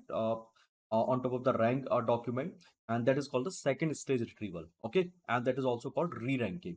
So inside this re-ranking chapter, I discuss about the sentence transformer, BM25, cross-encoder, Cohere API, merger retrieval, or long context reorder, where I discuss about this lost in middle phenomena. Now we'll discuss this rank fusion. What is this rank fusion? And after this rank fusion, I will discuss about this flash rank. Okay, this is one of the one of the module inside the LangChain itself, one of the class basically, and the entire code is also available related to this flash rank. I will be talking about it in my upcoming video. Let me revise the architecture of the RAG. So this is the architecture of the RAG, and here, guys, see.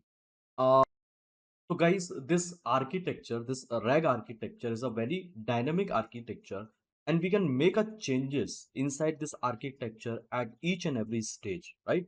So majorly we divide this architecture into 3 main parts. So the first part, or the first stage, is called the data ingestion from here to here.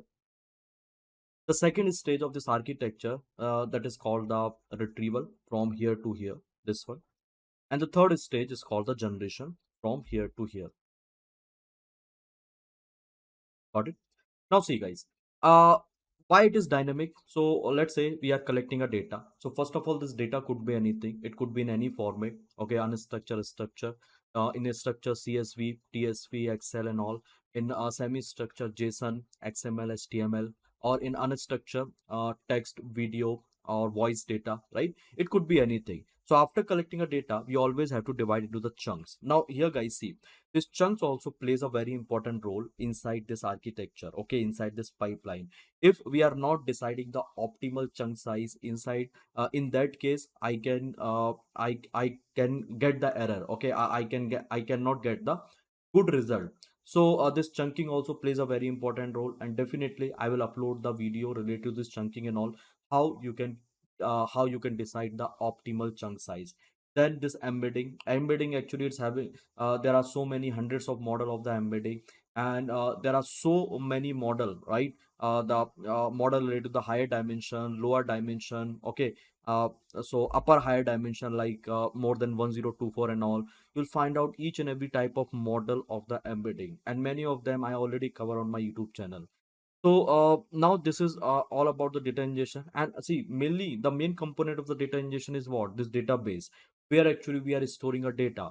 And in my videos, if you will go and check with the videos, right? So already I discussed so many database and all, like Neo4j, MongoDB, Weviate, Pinecone, every database I try to discuss, and even I showed you the comparison as well. So here is a like list of the vector database. Here is a comparison of the vector database based on the different vectors. Definitely you should check it out if you want to become a robust RAG pipeline, right? So this thing is clear now. See, so the second part is called the retrieval part.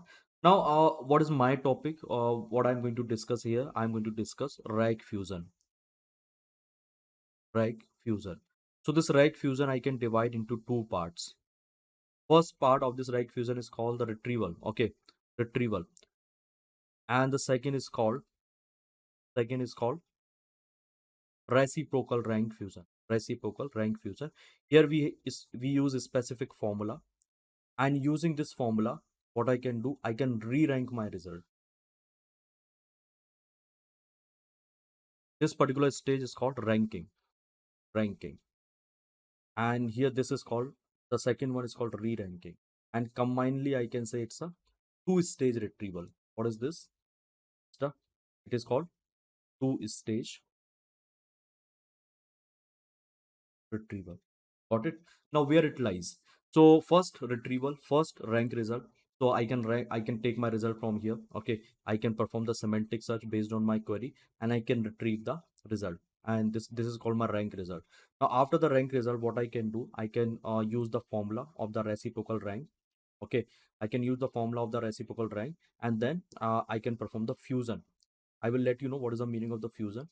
So in simple term, if I can explain you this fusion, that is nothing, that's a melting. Okay, melting or combining the multiple things. Okay, combining. So that's the meaning of the fusion, and definitely we're going to discuss over here.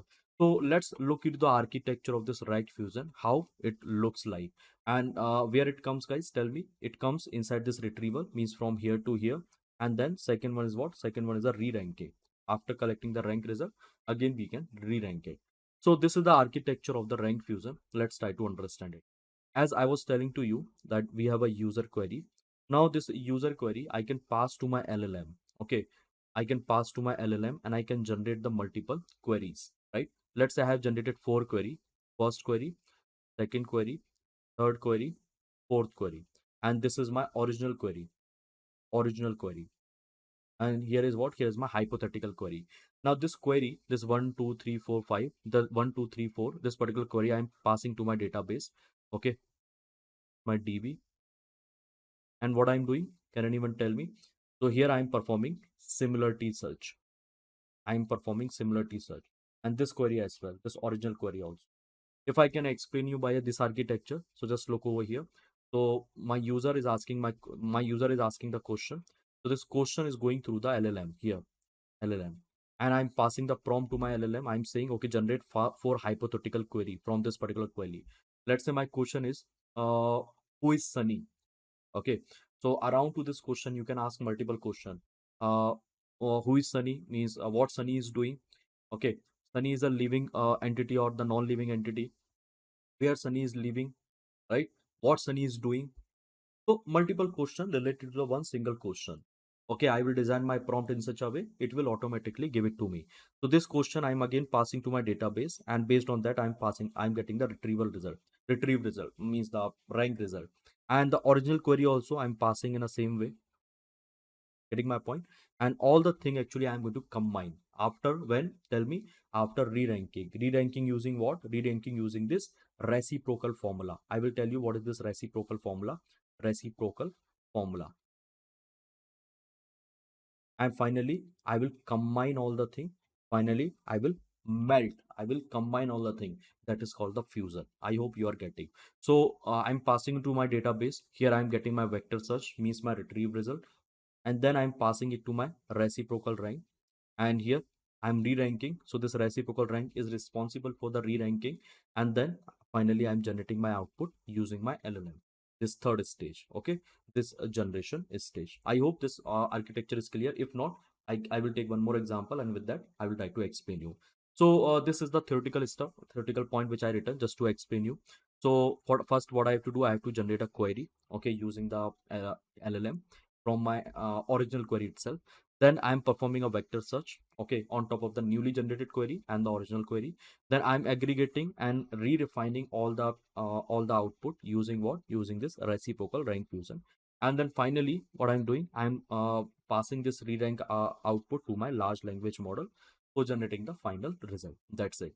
Now what is this reciprocal rank fusion? So this reciprocal rank fusion is a technique which for combining the rank of multiple search result, okay, so multiple search result to a unified result. Okay, so I am getting one unified result from the multiple search result. And it has developed by the Waterloo with the Google itself. So yes, Google is also involved inside this technique, and you'll find out the specific research paper of this particular technique. So if you will search about the reciprocal rank fusion, so definitely you will get this particular paper and see here the complete detail and all. So this person was involved, Stephen Butcher from the Google side, and the CLA Clark, GB Core Mac. So these are the person is involved from where? From the Waterloo. Okay, University of Waterloo. Now this is the formula of the reciprocal rank fusion. So in some time I will explain you this particular formula. Getting my point? Now I have my solution as well. Definitely I have already shown you. I will come to that and I will explain you from scratch. So you can check out with this research paper. You will get more detail. But yes, whatever thing is required, I will let you know inside this session. So now guys, let's try to discuss that how this reciprocal re-ranking is working, how this rag fusion and this reciprocal re-ranking is working. So let me explain you. Let's say here is my query. So I can explain you over here itself. Query. Now what I'm doing, I'm generating a multiple query from this particular query. So let's say I have generated 3 queries. Okay, I'm just taking an example. You can take 3, 4, 5 and all, anything. It's up to you. I'm not uh, interfering in that. Okay. So how many queries I'm generating? I'm generating a 3 queries from this query. So let's say here's my query 1. Query 1. Here's my query 2. Query 2. And this is my query 3. Right? Now this query will go to the database. So let's say here is my database. Okay, this one is what? This is my database. Same database. Okay, same database. Now this is my database. You can create a multiple database. You can create the multiple retriever inside the single database. It's up to you, like how you are designing your architecture. I'm not going to interfere in that. So let's say inside my database, I'm having 6 documents. I'm just taking an example. Let's say I'm having a 6 document. So A, B, C, D, E, F. Getting my point? In total 6 documents. And this is my DB. Now I'm performing similarity search, right? I'm performing similarity search and I'm collecting my output from here. So let's say here is my similarity search. Similarity search. This one. Here also I am having similarity search. Okay. And here is what? Here's my output. Similarity search. Here is what? Here's my output. Now, what output I collect? I collected over here. Tell me. Let's say I got this A, C, D, and B. Okay, this is my rank result. Here is what? Here is my rank result. This one. Now here I got, let's say, B, A, C, D. Okay, and this query 3 actually, this is the query 3, and it is more relevant to this D. Okay, B, D, B, A, and C. What is the meaning of it? So this query 1 actually it is more related to this document A. This query 2 actually it is highest related to this document B. This query 3 is highest related to this document D. Okay, E and F is not there, means it is not related to any of the query. Got it? Now what I will do, I will perform the reciprocal rank over here. So first of all, I need to calculate the rank of it, rank of this particular document. How I can calculate? Let me tell you. So first I will calculate the rank. Let's say uh, I'm going to collect a rank of this A, C, D, and B. So what is the formula of this rank? So here is the rank. This is at the first place, rank 1, rank 2, rank 3, rank 4. Okay. B, rank 1, rank 2, rank 3, rank 4. Now I can give the number as well, rank 1, rank 2, rank 3, and rank 4. Now I am performing what? Reciprocal rank over here. Reciprocal rank. So reciprocal means what? Reciprocal means the reverse of it. Okay, reverse of the rank. So I can simply write over here, reciprocal rank is nothing, 1 by rank. Okay, so here I am getting what is the rank of this A? Tell me guys. So here the rank of A is nothing, 1 by 1. Okay, what is the rank of C? 1 by 2. Here the rank of D, 1 by 3, and the rank of B is 1 by 4. So this is the reciprocal rank of A, C, D, and B. Likewise, I can calculate for this one also. So for B, what is the rank, guys? Tell me. So here for B actually 1 by 1. For A 1 by 2. Okay. Now for C 1 by 3, and for D 1 by 4. So here is the rank of what? B, A, C, and D. Now I can calculate for this also. So let's say for D, what is the rank? 1 by 1. For B 1 by 2. For A 1 by 3. For C 1 by 4. So I can simply note it A, D, B, A, and C. I hope it is clear. Now see. So what I will do, now I will calculate. I will fuse it. So now my next stage is what? The fusion of the rank. So here I have to fuse all the rank. And this stage actually it is called the fusion. Fusion means what? Combining or melting. So here actually I have to do summation of all the A. Okay. Summation of B, then summation of C, and summation of D. Summation means adding all the rank. So here I'm going to be add all the A. So 1 plus 1 by 2. 1 by 1 means 1 only. 1 by 2, and here 1 by 3.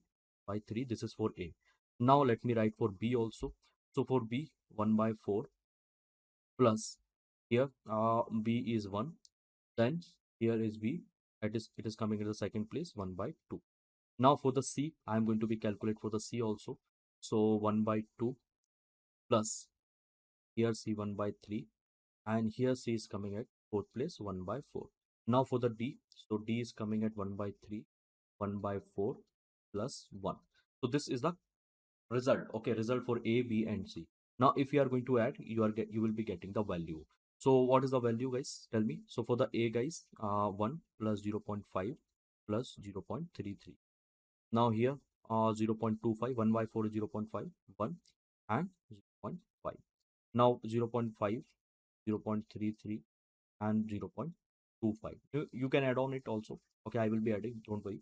So 1 by 3, 0.3 plus 0.25 plus 1. So this is the result. Now what I can do, I can calculate it also.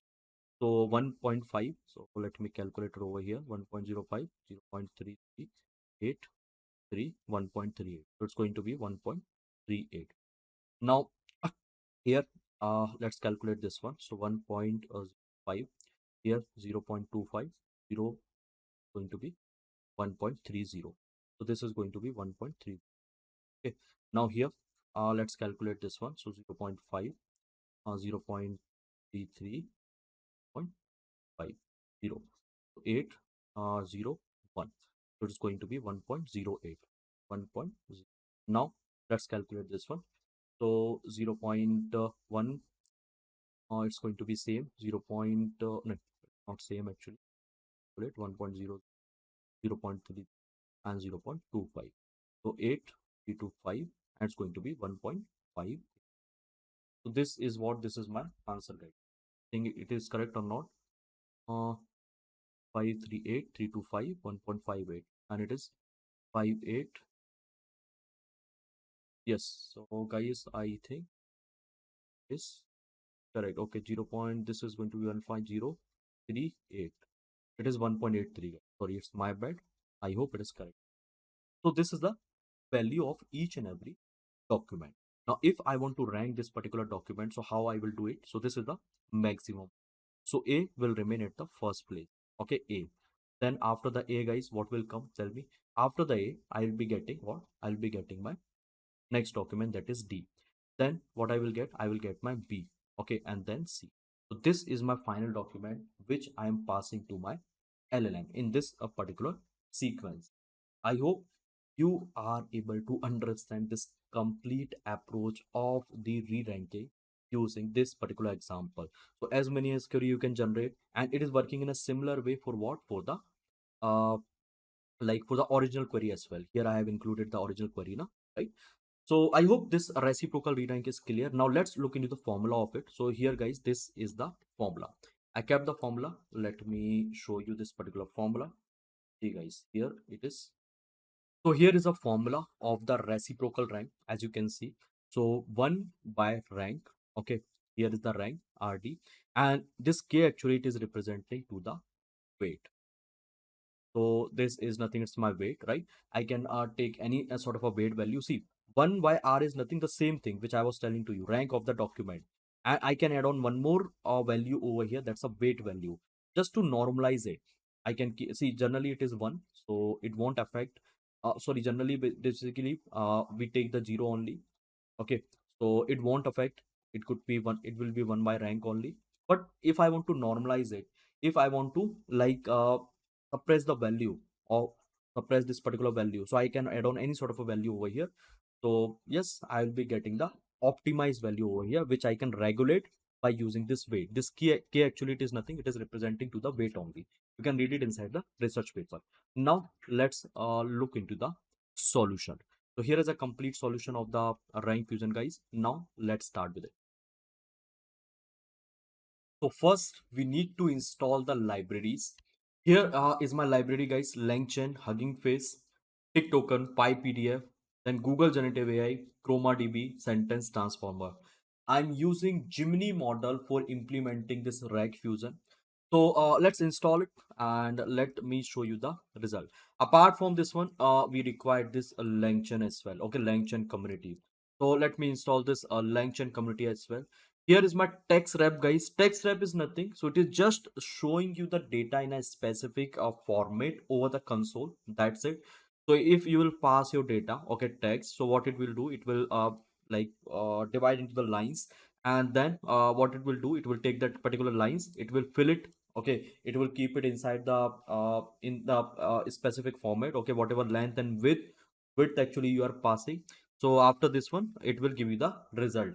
Okay, so just to show you the data in a specific format, I have written this particular method, nothing else. Nothing, there is no such logic. So now what I have to do, so after installing this library, first I'm going to be like configure my Google API key for loading the Gemini model. How you will get this Google Gemini API key? I think in my previous sessions I already shown you. You can go and check out with those particular session. You will get to know about it. Now where I kept this key, so I kept this particular key inside my collab itself. See, this key is available over here, Google API key. Now after configuration of this key, okay, so let it complete, then I will execute it. Now after configuration of this key, what is required? I require this particular module name is LangChain Google Generative AI. I'm using LangChain. I'm not going to implement it from scratch. For that actually I have to write like many lines of code. In some of the retrieval, definitely I will show you from scratch a couple of concepts, the small concept. I written it from scratch, but not in this one. Uh, I'm using the LangChain over here. So this package is also required. So let me execute this code of line, and this one also here. Let me install it. After installing it, guys, see what I'm doing. I'm getting my model. So which model I'm using here? I'm using Gemini 1.5 Pro. So after loading the model inside this variable name is LLM. So I'm just checking whether everything is working fine or not. I already executed this code. That's why here you can see the answer and all. But don't worry. Again, I will show you. Again, I will run in front of you. So we will get the answer. Now, see, after loading the model, I will be getting my answer. Okay, so this is the first phase of this particular practical. Now, in the second phase, so what is required if we want to create a rag? So for creating a rag, guys, we require data. And here, guys, I am loading the data from my drive. I kept the data from in my drive, and from there itself, I am going to load it. Now, inside the data, I have a multiple files. I have multiple text files. So first of all, let me introduce to you with the data, and then I am going to be loaded over here. So here, guys, I kept the data in my local as well. So this is my data, and this data actually see how many files we have. So inside this particular data, in total, I have 646 file. Correct, guys, more than 600 files, and it is all about the Singapore. Yes. So just look over here. It is having a complete detail about the Singapore. These particular files, so you can see a local fashion of the Singapore, okay, guide of the Singapore, a day guide of the Singapore, best restaurant, kid friendly experience of the Singapore, annual food, okay, affordable food, art, science, Asian, every related information of the Singapore. If you will open your if you will open your file, you will get the data and all. So here let me show you this particular file. So see, guys, here this is the file. Just a second, this one. And look inside this file, and it is having this particular information. So it is giving you the link as well. Just go and check with this link, and after clicking on this link, let me open this it at the browser only. So I am just going to open it in my web browser, and see, guys, it is having a detail of the Singapore and all, Singapore eternity due 2 day in, and some sort of a description and all about it. So this is my data which I am going to take, and this is from the booking.com, and also it is giving the reference as well. And likewise, I am having multiple files, guys. So like I'm taking a file, I'm taking a different type of scenario so that you can understand how to load it, how to get the data, how to collect the data from the multiple sources, from the multiple file, guys. This is very much important because in the real time you will be getting this particular data. You are going to deal with this type of situation only. So now let's begin again with a solution. So here, till here, I hope everything is perfect, and see my model is also working fine. Now, my model is also working fine, and here I'm importing other statement, and after this one, I'm importing this directly loader and text loader as well. So now, first of all, let me connect with my drive. So where I will get my drive here, because I kept my data inside the drive. So that's why I'm going to connect with my Google Drive. Once you will click over here, it will give you the option for running this cell. So just run this cell. Automatically, it will provide you the code, and now it is asking to connect your drive. Just select your mail ID and then click on this continue, and then definitely you can just give me a second, let me give the permission. Okay, just continue, click on the continue, and yes, my drive is mount. So once you will refresh it over here, you will be getting your drive, and from there easily what you can do, easily you can copy the path. See, drive is mounted.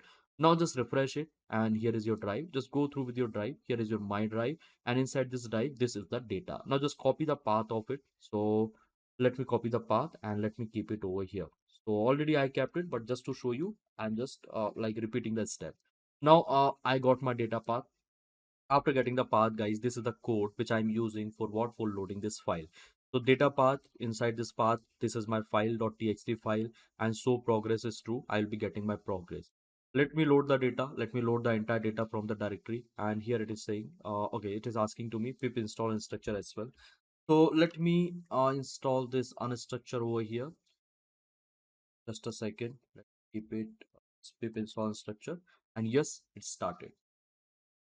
Okay, so my library is installed. After installing this structure, I think I can load my data. Let me show you how to load it. So once I will run it, just a second. Yeah. So once I will run it, I can get my data inside this doc. See, it is progressing, and how many document actually it is processing? 646 document. So after processing it, all the like document and all, I will get it over here, and I can check the length and all. I'm not going to use the entire one because it is having a lot of information, and inside this system, inside this configuration, I cannot process this much of data. So I'm just taking 50 document. For that, guys, I require the Collab Pro, where the RAM should be high, the disk should be high. Okay. So that's why what I'm doing here, I'm just taking a 50 document, and on top of it I will show you the complete process. So yes, let it complete, let this loading complete, and then we'll start with the further topic. Okay guys, so now successfully I have loaded the data. After loading the data, as I told you that I'm just going to be select only 50 document. So let me take it. So here is my 50 document. I'm just performing a slicing. Okay, so here is the document, right? Length is what, 50, because I already assigned this one. Then here I'm checking with my first document. So let me check with the first one. So this is the content of the first document, page content. And if you want to check the specific content, so here is a content link. Okay, and here is the the other content. Okay, so this is with respect to the first file. In some file you will find out the lots of content. In some file you just find out the like one or two line, that's it. If you want to check the next one, so let's say if I'm clicking on this, if I'm checking with the first one, so see, title, festival, event, and all this is the other details. Now you can check with the second document also. You can simply write over here too. So here is my second document, and this is the information related to this one. So likewise, yes, you can check the complete detail and all. Now what I'm doing, I'm just combining each and every information here, whatever information is there right inside this document, this one, inside my text, okay, inside my raw text. So I'm taking one empty string, and I'm iterating over the document, and I'm collecting the page content, means I'm just collecting this particular information, and I'm keeping where inside one variable, okay, this one. So inside my raw text, actually, I'm combining each and every detail, each and every information of the of all the 50 document. Now, see, if I will print it, this is my complete information of all the 50 document. I hope it is clear. Now, see. So, guys, after collecting this particular information from the from all the document, I'm performing, I'm chunking it. Okay, I'm converting it to the chunk. This is a chunk size, right? Chunking overlap is 100. So chunk size means what? I'm considering 500 tokens inside the single chunk. Chunk overlap means what? From previous to next chunk, the overlap tokens. So last 100 tokens, okay, till 400, it's going to be overlap. Okay, from previous chunk to, sorry, next chunk to previous chunk. Now here is my length function, so I can pass it, and here is my regular expression. So no, I'm not going to be use any sort of a regular expression over here. Simply I'm using the this recursive character split. I'm not defining any sort of a logic from my end. Now I'm passing this document, this raw text, to which one? To my text splitter. And after passing it, guys, what I will get? I will get my tokens. Okay. So I will get my sentences, chunks, with the 500 tokens. So let me check the length of it. So here in total I have 262 chunks. 262 chunks, and in one chunks actually I am having 500 tokens. Now let me check with the text 4, means the fifth number of chunks, because it's going to be start from the 0 now. So this is my fifth chunk. So this is my fifth, as you can see over here. I hope till here everything is perfect, everything is fine. Now what I have to do, I have to keep the data inside the database. Inside which database? Inside my vector database. So this is my model, Hugging Face BGE embedding. It's a quite popular model of for the embedding and all. You could check out. So it is available inside this particular repository over the Hugging Face. Now let me sorry, this is the class actually, and this is the model. PGE is small, en v1 v 1.5. Now I'm going to be load this model, and after loading this model, guys, here see what I'm doing. I'm passing my model name. As of now, I'm not running over my GPU because it was not enabled. So I'm commenting this particular step. But if you are running over the GPU, you can remove the comment. Then here is my document. Here is my this one argument, and inside the argument I'm saying this normalization embedding is true. Okay, I'm going to perform the normalization of the embedding. Normalization means what? So the value of the embedded number will between 0 to 1 only. Okay, so whatever numbers will be having inside the embedding, all the numbers will be between 0 to 1 only.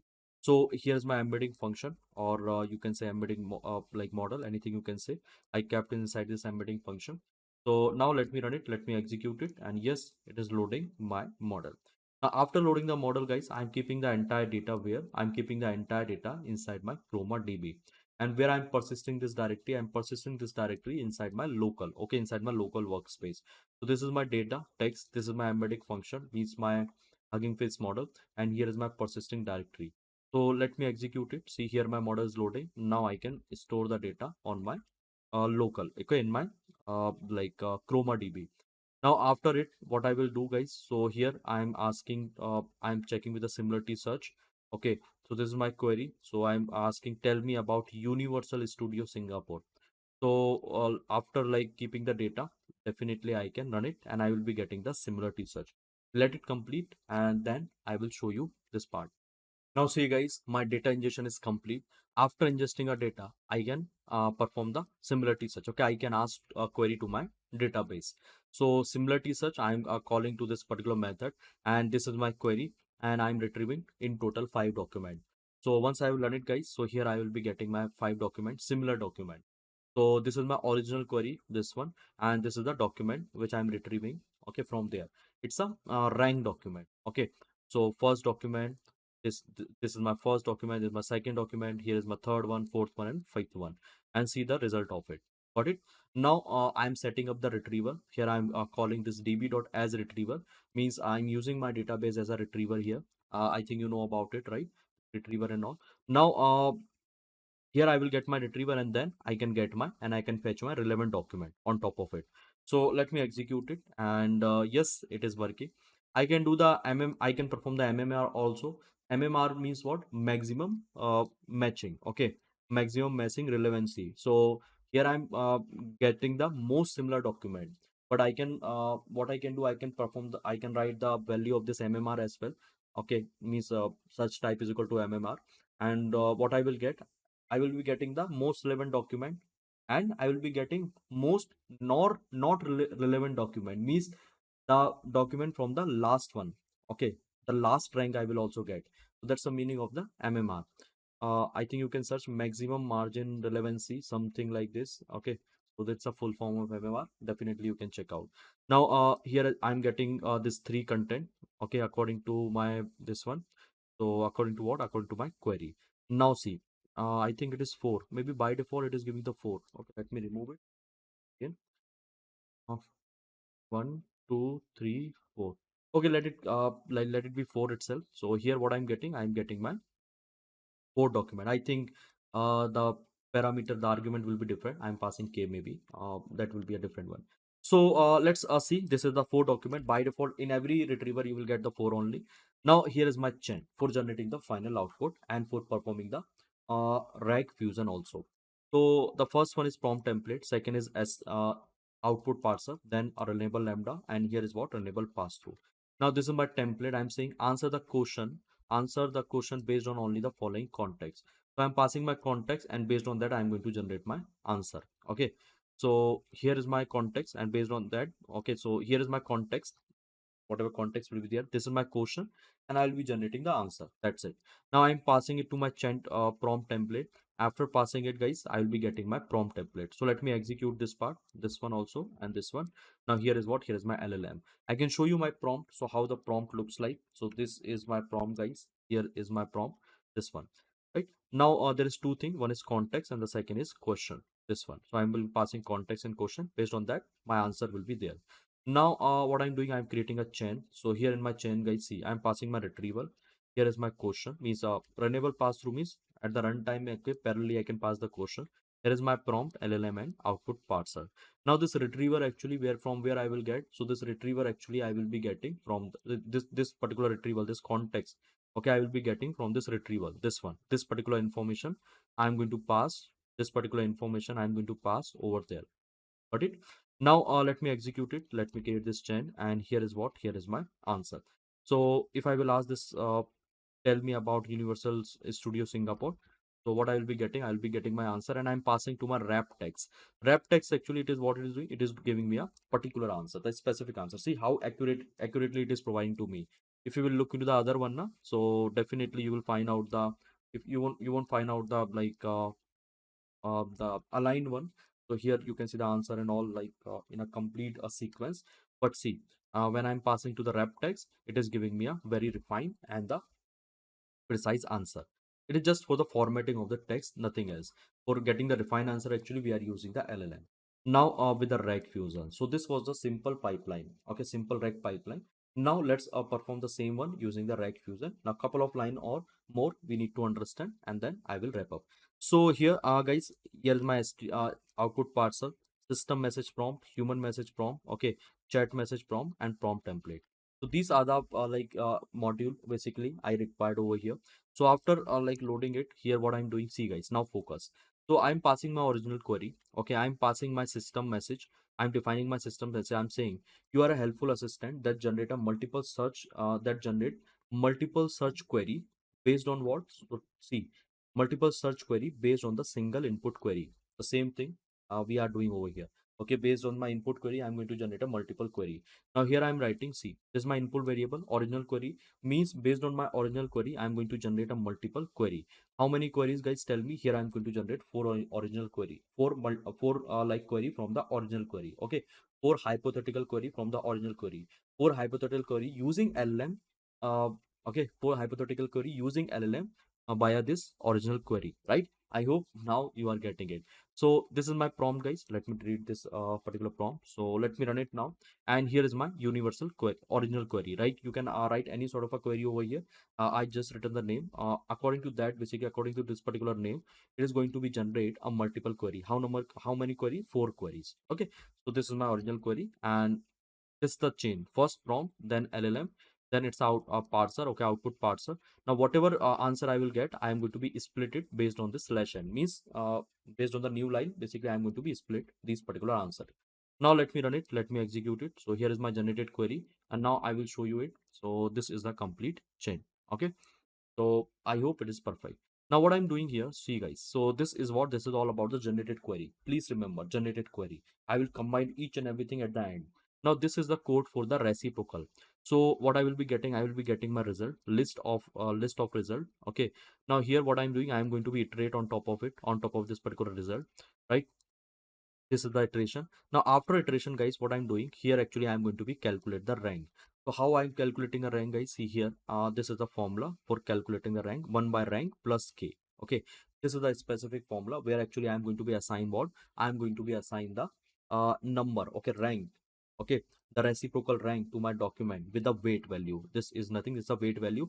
And here what I have written, this weight value is 16. You can write anything. You can write 0, 1, 2, 3, 4, 5, anything. Here I have written 16. So 1 by rec plus k. Okay, it is for the normalization, and it will be same. It will be universal for all the document. So yes, we are not going to make a discrimination over here because this value actually is going to be same for every sort of a document. So this is the formula. Definitely you can understand this particular formula, but this is the main part. You can understand this entire logic I written by myself, and definitely like you can execute it. You can run it inside the separate cell, and you can understand this logic. So let me run this reciprocal rank, and now see guys, this is my final chain. So generated query, I'll be generating four query. Then retrieve map, I'm going to be I'm going to be mapped to my retrieval to my database. Then I'm going to perform the reciprocal rank. Okay, and this is my RAG fusion chain. I hope you are getting it. Now let me run it, and here I'm setting this debug is equal to true so that I can get all the information whatever is happening in the backend. Now this is my complete schema, like RAG fusion schema, and here you can see prompt input object quotient and all everything. Now what I will do, I am going to be invoke this chain RAG fusion check with the original query. So whatever my original query, this one. So this was my original query. With this particular query, I am going to be invoke this chain, and let's see what I will be getting. So just focus over here guys and see, here is my output. Okay, just see. Now look over here guys, it is running. And first of all, just look into the answer. Here it is generating four more query based on this particular query. Universal Studio Singapore ticket price and discount, best time to visit, Universal Studio right height and requirement, hotels near Universal Studio in Singapore and all. So these are my four query. Now what I will do, I will fetch the result based on this query, right? So let me scroll down, and here let me show you the result and all based on this particular query. So it's going to be start from here. See guys, document, this is the first list. It's going from here to where? Here to uh how many document? Let me check. Document or page content. This is my first one. Here is my second document. Okay, here is my third document. Now let's see the fourth one and the fifth one. Right, sixth. Okay, here is what? Here is my 7, 8, 9, 10, and 11, 12, 13. So I think in total, maybe I missed something. I think in total there should be 16 document. So based on this particular one, I think 3 or 4 I have defined. 16 document is there. You can count it, guys. Now this all the document we are getting based on this particular query, this one, right? And here we are re-ranking it also. We are re-ranking it also. So we are parsing the original query. Based on that, this is my generated query. Okay. And then after generating the query, this is the document which we are able to fetch. Now what I will do, I will pass this each and every detail to which one, to my main chain. Okay, so this was what, this was the like rag fusion chain. Okay, rag fusion chain which was there for generating the query. See here, rag fusion chain, this one. Now this rag fusion chain, whatever it will give it to me. Okay, this one, this is what, this is the rank document. Okay, rank document, because here we are using the reciprocal rank. Here, see guys, this one, reciprocal rank. Now finally this content, this entire content which I am generating, okay, this particular content I am passing to my main model.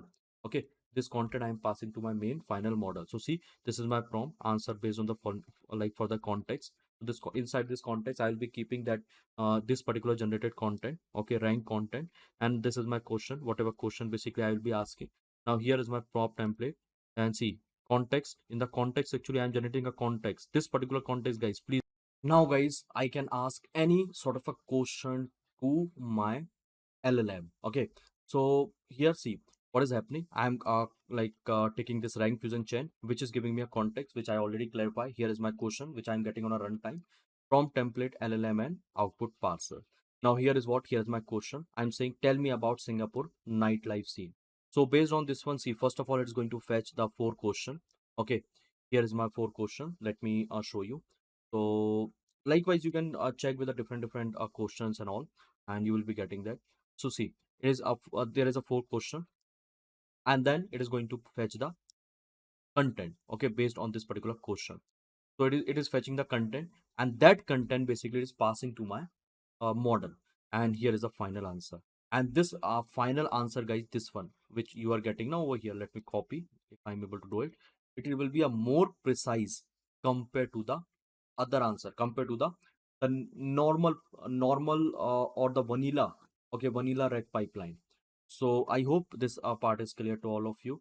Now definitely you can check out, and you can test with the many more question and the different type of document and the data. So I hope you like this video. Now I will see you in the next video. Until, thank you, bye bye guys, take care. Hey, hi everyone. Welcome to my YouTube channel. My name is Sunny Savita, and in this video, guys, we'll discuss one more important and very useful concept of the re-ranking. Yes, guys. So I was talking about this retrieval and the re-ranking with respect to this RAG pipeline. I already discussed so many topics, so many things. If you will go and check with my YouTube channel, definitely you will get it. So first of all, let me show you the complete syllabus, or the syllabus basically which I covered in my recent days. So I started with the re-ranking, then I explained you the importance of the re-ranking. Then I discuss about the re-ranking from scratch using this sentence transformer and this BM25 API. Then I discuss this re-ranking using cross-encoder, and I discuss about this Cohere API and all. Then I came up with some advanced concept, like I discussed this lost and middle phenomena. I discuss about the merger retriever, long context reorder and all. Then I discuss about this rank fusion. Yes, this was the very much important, guys. And by using this rank fusion, we can create a very robust pipeline. Yes, very robust rank pipeline. Now it's time to discuss about this flash rank or fast rank. Okay, so what is this flash rank? Who is created this flash rank? Where you will find out this flash rank, right? The code and all, everything we are going to discuss in today's session. So first of all, let me show you this particular project. Okay, the project name is flash rank. So this person has created this project. The person name is Prithviraj Damodar. This person actually is a quite amazing one, and he's a very well-known person in a open source community. If you will go and check the repository of this person, right, you will find out so many stars and folks, okay, and the different framework and the different project with respect to the different things, right? So definitely you can check out the profile of this person, YouTube link, okay, and the other repositories and all. So he has created one more repository. The name is a flash rank. This is the repository basically which we are using for what? For the re-ranking. Yes, guys. If you don't know about the re-ranking, don't worry. I will explain you about the re-ranking. Now, what is the different thing actually we have inside this flash rank? Why we are using it? And one more thing, guys. This flash rank actually it is available. It is available inside the LangChain as well. Yes, this integration is there inside the lecture. I will show you in some time. So what is a important thing inside this flash rank? So first do one thing, just check out with the readme file. So inside the readme file the person has mentioned each and everything. So he has mentioned about four type of model. First is ultra right, okay, four type of model. So nano, okay, then medium, then large, okay, and one more type of model I will just show you. Now apart from this one, guys, here you can see the feature of this particular project, feature of this particular repository. It's ultra light, super fast, okay, it's concise, and it is based on the SOTA cross encoder and other model. So cross encoder I already discussed. Cross encoder itself is a repository which you will find out inside the Hugging Face, and there you'll find out the different type of model. Okay, cross encoder actually we use for the re-ranking and all. And yes, it is very much important. And now guys, this person also use something from the cross encoder itself, but the model is the lightweighted model. Now one, let me clarify one thing over here. So whatever model you can see over here, this ms macro tiny word, ms macro mini lm, okay, this rank t5ln, ms macro multiword, this model has not been created by this person, right? This person nothing created anything, nothing trained anything from scratch. This person aggregated everything inside his project, okay, and this a particular package we can use inside our application. And why we are using it, guys? Because it is giving us each and every combination, each and every combination of the model at the single place, right? And here the main thing of this particular repository you will find out. So it is ultra light and super fast. Why, guys? Because this by default model, this ms macro tiny word model, it's a super light model. And if you will see the size of this particular model now, really you will be surprised. Even you can run inside your system as well. The size is just around 4 MB, right? If you will go and check related to this model now, so just do one thing, try to copy it and then paste it inside your browser. So once you will do it, guys, here you will get the each and every detail of this particular model. As I told you, it is already available inside the cross encoder repository. And this model actually cross encoder for ms macro. Just click over here, just click on this particular link. You'll find out this like model actually has been developed by the Microsoft. Yes, so this is the data set, guys. Micro machine reading comprehension. This is the data basically they have used for developing this particular model. You can read the complete detail and all, everything basically they have provided over here. And yes, this person is using this particular model, not this one, guys, this one. This person actually it is using this particular model inside their own a project. So directly we can read it, directly we can use it for what? For the re-ranking. I hope the thing is clear. Now if you will scroll down, guys, here you will get the complete implementation and all. So I was talking about four type of model. One was the nano, small, medium, and larger. Sorry, I forgot. So one was the small, then medium, right? And apart from this one, he has given you one example as well. So let's say if you have query, and here is your retrieve answer, right, which you are retrieving from the database. Now what you can do, you can pass it to the you can pass it where you can pass it to the ranker request, okay, this all the thing. And then finally you can re-rank it. So what you will get the re-rank response over here, as you can see, right? So this is the complete implementation the person has given to you. Now you can use this flash rank, means this re-rank, anywhere inside any architecture, whatever database, whatever embedding model, sorry, whatever database or whatever technique, whatever architecture you are creating, anywhere basically you can use this particular model, this particular library. I hope this introduction is pretty much clear to all of you. Now coming to the next point. So first of all, guys, let's try to revise about the re-ranking, and then I will show you some more interesting fact, and finally we'll start with the practical implementation. Okay, so first of all, guys, here this is the architecture of what? It's the architecture of the, tell me, rank, right?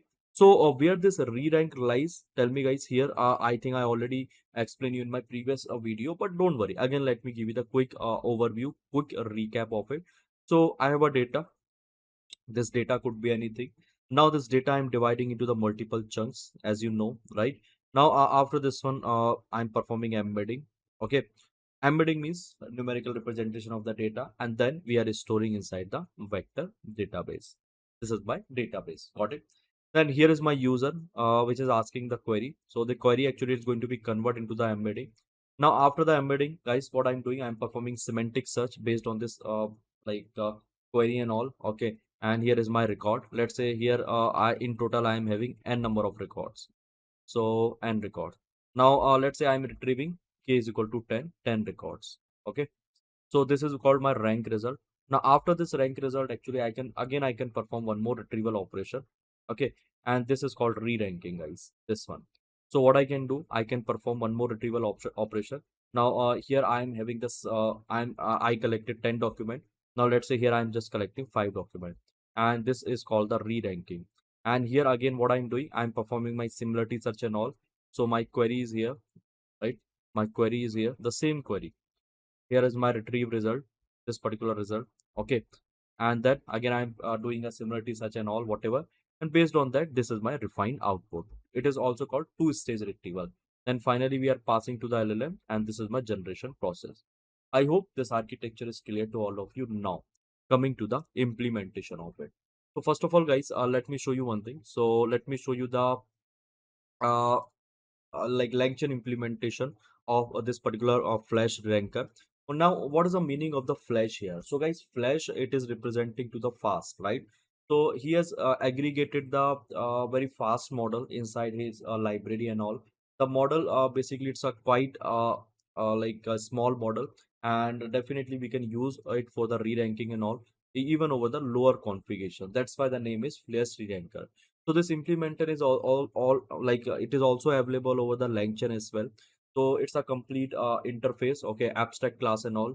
And now if you want to check the low level coding and all with respect to this flash rank and all, so yes, I figured it out that as well for all of you. This is the like file. Basically, you will find out over here inside the LangChain GitHub. So the file name is flash rerank.py. Now let me scroll down. Here you can see by default actually they are using this MS macro multibird L12 model. The same model which I shown you, the smallest and the fastest model, right? So yes, you can see the complete low level coding and all. Definitely you can check out if you are willing to do it.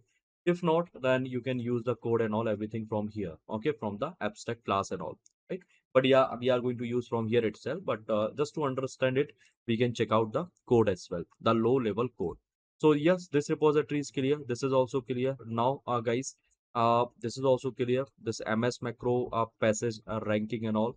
Now let's come to the practical implementation. Here, guys, inside the notebook, I kept a little bit theory as well, so that you can easily understand whatever point I was discussing there inside the like while I was explaining you this GitHub stuff and all. So there is four option of the model. First is nano, then second is small, third is medium, and the fourth one is the large. So the size of the Nano is 4 MB, which is very fast compared to the other model because it is quite small. And definitely, I will show you once I will run it. I will estimate the time and all everything. Then the second one is a small, which is having 30, the size around 34 MB. It is slightly slower with the first one. And guys, it is giving you the best performance as well. Okay. And now the next one is what? Next one is the medium, 110 MB, slower model with the best zero shot performing, okay, a ranking precision. The large one 150, more than that. So here slower model with a competitive performance, ranking precision for 100 plus a language. So yes, we know that if the model size is going to be huge, in that case definitely it will take much time. And here the in the rag pipeline, guys, anyone can create a rag pipeline, even the noob guy. But the main challenge is the production. So whenever we are putting into the production, how fast actually it is retrieving a data. So definitely we can test out this particular model, we can check or we can put it down inside our pipeline, and let's see whether it is working fine or not. It is based on the experiment only. There is no hard and fast rule that you have to use the same model or not, right? Now coming to the next one. So here ultra light, super fast, cost efficient, based on state of art model and all, sleek model for the efficiency. See, these are the model which you can use from anywhere else as well, means from the from the main repository as well. But this person has aggregated each and everything, right?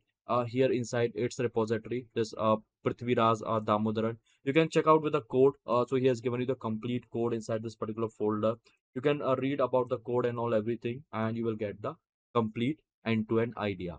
Now coming to the next one. So here, not this one, guys, this one. So first, I'm installing the library. Library name is FlashRank. After installing the library, what I will do, I will so this is my additional code just to like format my output and all. That's it, right?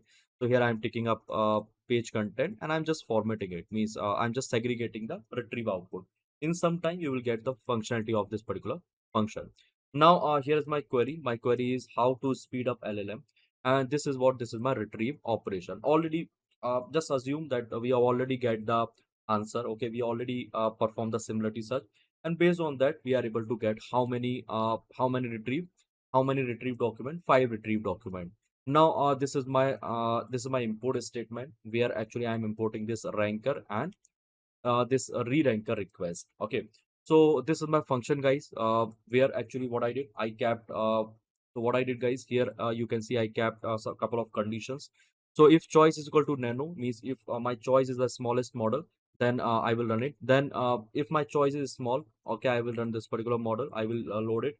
If my choice is medium, I will run it, this one, I will run this one. If my choice is larger, I will run this one. And here you can see the further code, means I'm passing my query and passage, and then I'm going to be re-rank it. Okay, here is my result, and then finally I'm going to print it. That's it, and I'm going to return it also. This is my simple method just to show you that I can use each and every model, okay, from the flash ring. So this is the core code from the GitHub itself directly, which I took from the README file only. If you will go and check now inside the README file, I just took it from there itself. Okay. Now what I'm doing, so after running it, see here, if I'm running this one not with the nano model, so it is re-ranking all the document. So ID4 is coming at the first place, then ID5 is coming, okay, then ID3 is coming, then ID1 is coming, and then ID2, right? So it is re-ranking all the document, and here you can see the estimated time. So the estimated time is just 74745 millisecond. ms means what, guys? Millisecond. Okay, so this is the estimated time, wall time, right? When I see this time actually it will give it to me the wall time. If you want to check, let me show you with the different code. So just do one thing, just take it and write print over here, print, and here you can print anything, let's say sunny. So it will give you the wall time. See, it is 8.16 millisecond. With the CPU and all everything, basically it's trying to calculate and it is giving you the accumulate time. So now let's look into the other model. So here I'm passing the small model. It is again giving me the re-rank document. Okay, 4, 3, and then 1, and then 5 and 2. This is the ranking of the document. And here you can see the timing, it is taking around 2.6 because it is a little larger model compared to the previous one. So that's why it is taking a huge amount of like little more time. Now if you will check with the medium model, so a medium model actually it is taking 10 seconds, right? And here you can see the re-rank document. So likewise you can compare the time and you can reduce the latency. Now I haven't tried with the large model and the other model, basically because the other several other model is also there inside the repository and all, because I know it will take time. You can check out it and you can estimate the time. One larger model I run it from the CrossEncoder itself. So it was taking around for me 10 to 12 minutes. Okay. So yeah, this much of time they might also take. So the latency and all, it is very huge concern over here inside the RAG pipeline. If we are going to be like performing the different other operation like re-ranking or different other type of retrieval and all. So definitely we should keep in our mind that we have to reduce the cost, we have to increase the performance. Okay, then only we can make it then only we can make it as a production grade. Otherwise everyone can create this rag and all. Now whenever you are creating a rag now, guys, so just keep in your mind these particular points. It's ultra light, super fast, cost efficient, okay, based on a state of art, based on a state of art, right? So you can like forget this one, but yeah, this this one super fast and cost efficient, this two actually it is very important point. Now coming to the next point here, so I shown you this from the scratch, okay, using that particular code which this guy has created. and the next one basically from the LangChain. So yes, LangChain integration is also there. So let's look into the LangChain solution. Now here, one more important thing, very important thing, guys, which I'm going to explain you in the next class, and then I will start with my retrieval series and all. So the concept is called the contextual compression. This contextual compression is a very important one, and like it's a very important functionality of the LangChain as well. So here I created one complete notebook for all of you. So definitely you can utilize this notebook for any of your solution. And this is one of the retrieval method, the best retrieval method. Now, apart from this one, guys, here you will find out like different other technique and all. So in the next video, we'll look into it. So let's look into the LangChain solution now. So first of all, we'll have to install this LangChain community. Then we'll have to install this LangChain OpenAI here as a LLM model. I'm using this OpenAI model, okay, this GPT model actually from the OpenAI itself. Then here you can see, guys, I am going to set up my OpenAI API key, which I already kept where inside my notebook. I already shown you this in my previous sessions and all many times, that how to generate the key, how to keep it over here, so you can refer my previous sessions, right? So now the next thing is what here is my OpenAI key. Now this is my import statement: first text loader, then recursive character test split, OpenAI embedding, and Faiss. Okay, this is my database, in memory database, because here I am going to create my RAG pipeline. Then I'm going to load this particular data. It's a very well-known data, okay, state of the union data. If you will search over the Google, you will get the complete detail of this particular data. So let me show you how you can get the complete detail and all. So search about it and see. Do one thing: state of union. Great. So this is the speech of the U.S. president. Okay. So it's a complete speech of the U.S. president, and here you will find out the complete detail with respect to this particular data. If you want to read, definitely you can read the history, formality, okay, the delivery of the speech, regarding which, what, whatever, right? So yes, I'm going to load this particular data, and based on this one, we are going to ask the question to my LLM, right? And we'll retrieve the answer first of all. Okay, we re-rank it using the flash rank, and finally we are going to pass to my model, to my LLM for the final generation. Now, here is my guys. Here you can see, not this one, this one. So here I'm going to be split my data. So the chunk size is 500. In every chunk, there is 500 token. So the overlap size is 100. Okay. Now here is my text splitter, where actually I'm passing my document. Now after this one, to each and every document, guys, I'm assigning to the ID. So here you can see text dot metadata. I'm creating a dictionary, okay, metadata dictionary, and I'm assigning a ID to each and every document. Okay, so I hope till here everything is perfect, everything is clear. If you want to check out with the text, definitely you can see. So once you will write the text here, you will get the complete detail and all. See here, it is giving the ID. So sorry, it is giving the page content. This is the page content, and here is a id with respect to this content, okay, page content. Now I hope this thing is clear to all of you. Okay, it is not a text, it is text. So text basically will give you the complete all the document. See, here is the id and all, everything. Now coming to the next part. So after this after this basically chunking and all, what we can do, we can load the embedding model. Okay, this is my embedding model from the OpenAI itself. The model name is Text Embedding ADA002.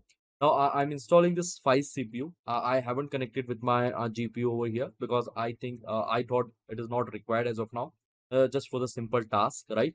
So here I connected with my CPU. Now I can pass my data and this embedding model to my database. Okay, so I'm calling this files.from document text and embedding. I'm passing my data plus embedding. Okay, so I will be get embedding model. So at the end, I will be able to store embedding. Okay, embedding where inside my database, and it's an in-memory database. Now, what is the database name? So the database name is Facebook AI Similarity Search. Right now, I hope this is clear to all of you. So what I'm calling this as a retriever. So once I will call this as a retriever on top of this database, so that I can utilize this database as a for the similarity search and all, right? So here I'm passing this search kwargs, k is equal to 10. means once I will pass the query to this particular database, it will give it to me 10 document, 10 similar document based on the rank, right? So here is my query, guys. So I'm asking, what did the president says about this Ketanji Brown Jackson? So this is a person, and related to this person, I'm asking the query. So I'm invoking the query. So it is giving me a document, guys. Here, see, I'm having top 10 document, and this document actually I'm passing to this pretty print, right? The function which I created. And now see how beautifully actually it has arranged all the document. So this is my all the document, guys. See each and every document I'm getting, and in total I am having 10 document over here. Now what I want to do after collecting it, I just want to re-rank this particular output. So let's try to re-rank this output. So first, guys, here I'm importing this contextual compression retriever, and this is what, guys, I was talking about. This is very important thing like inside the LangChain, which we need to understand, which we need to learn if we want to like create a most effective and the most robust rank pipeline. Now here is my flash rank. Okay, then here is my chat OpenAI for the OpenAI model. Now first I'm loading the model, guys. Okay, now temperature value is 0. I can keep it anything between 0 to 2, but I'm keeping just 0. I will be getting a natural output of the model. That's it. So here I've defined my flash re-ranker, and this flash re-ranker actually it is my compressor, right? I just given the name as a compression. I can write any sort of a name, right? Now after this one, guys, here see, I am calling this contextual compressor retriever. Now, what's the meaning of it? So, this contextual compressor retriever actually what it is doing. See, just read it in a reverse order. So, retriever means which retrieves something. It compress, okay, which is a contextual one. So, it is giving you the answer. It is giving you the like answer, the retrieve answer, but the answer will be a compressed one. Okay, the answer will be a more contextual one. Now here it is taking two things. One is it is taking a base retriever, the retriever basically which we have created, which is giving you the 10 document, and along with it, it is taking a document compressor. This particular argument actually it is called the document compressor. So first of all, see this contextual comparison retriever. It is taking a document from here from this base retrieval, and then it is passing to this one, and finally it is giving you the compress output. So in the next video, I will explain you this in a more detailed way. Here I have created a dedicated notebook, but as of now, just think that it is giving you the more compressed and precise output. Got it? Now here, this is my compressor retriever. Now I'm invoking it with what? With the same query. So here, guys, I will be getting what? I will be getting the compressed document. Now let me show you this compressed document. So let me remove this particular part from here. And here, guys, you can see this is my document. Okay, all the document page content. Here you can count how many it is. I think we are collecting 4 or 5. Let me check with the length of it. So by default, actually, it gives you the 4. Let me check the length of it. What will be the length of this compressed document? So here it is giving to me 3. Yes. So 3 document we are getting. And now see here. If you will check now, guys. So see compressed document. Here is my document. I'm getting document, and this is my metadata ID. So first 73. The first document is 73, then second, and then 50. So it is giving me top 3 document over here. Okay, so previously actually we were collecting 10 document over here because we have mentioned k is equal to 10. I think by default it gives 3 document. Okay, so k is equal to 10. Now this was my k. This was my tell me how many document? 10 document. Now see the document, the ID of the first document. It was 73, then 79, then 74. Okay. Now here after re-ranking, guys. So by default I'm taking 3 document. Now see the ID. 73 is the first one. Okay, that is fine. Then second, and then 50. So these are the re-rank document, top 3 document. Okay, after re-ranking, after a second stage retrieval. And here, if you want to check the document in detail, you can print it out. You will get the content also. Now what I'm doing, so after collect, see, yes, this is my document, guys. Document 1, document 2, and document 3. You can read it about it. You can read about it, and you can get the more detail. Now what I'm doing, guys, I'm creating a chain where I'm passing my LLM and I'm passing my compress retrieval. So this compress retriever will give me the document, and this LLM basically will provide me a large language model. So what I'm doing now, I'm invoking my query, and here, guys, you can see the answer. This answer basically it will be a more precise because here actually we are giving a precise and the compressed information, the specific information to what, to my LLM model. So yes, I'm not going to longer this video more than this one because yes, you can check out with the different queries and all. I will give you this particular data set, this state of the union text. You can generate a different query. You can test it out. If you are working on any POC, anything, you can take my help. Okay, you can use my solution. You can do some manipulation in my solution and all, and definitely basically your project and POC will be selected, and even you can mention this type of thing, this type of work inside your resume as well. Okay, so fine guys, thank you. This is it for this particular video. Now in the next session we'll discuss something new. Until guys, thank you, bye bye, take care. Hey, hi everyone, welcome to my YouTube channel. My name is Sunny Savita, and I'm back with another exciting and important video. So guys, in this particular video we'll discuss about the different retrieval techniques of the RAG pipeline. In my previous videos, I was talking about the re-ranking method of the RAG pipeline. I discussed various re-ranking method. And if you don't know about it, definitely you can check out with my previous session. Or don't worry, even I will show you inside this video itself. Now, guys, based on that, I got so many comments, so many messages and all. Sir, can you discuss about the retrieving technique as well? So first of all, guys, we'll have to understand what is this retrieval, right? I will let you know the concept of the retrieval. Although we have already discussed about it in my re-ranking and all, but again, I can explain you that particular part. Then after that, okay, after understanding this retrieval concept, we'll discuss the different method of retrieving the document from the database, from the vector database. Okay, so let me introduce the syllabus. So here is the complete syllabus, guys. So we are talking about this retrieval inside the RAG, and this is the syllabus, the different topic. So first, we'll discuss about what is retrieval, then how retrieval works, then basic retrieval pipeline. I think we all know about this basic retrieval pipeline and all.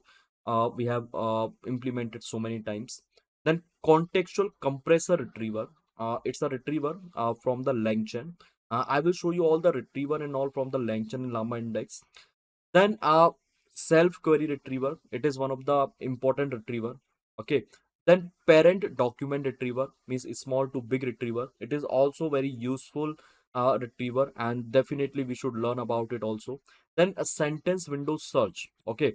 Sentence window search and auto merging retriever. This two retriever actually you will find out inside the Llama index. Yes. So these many things I'm going to discuss. So I will take around 3 to 4 video.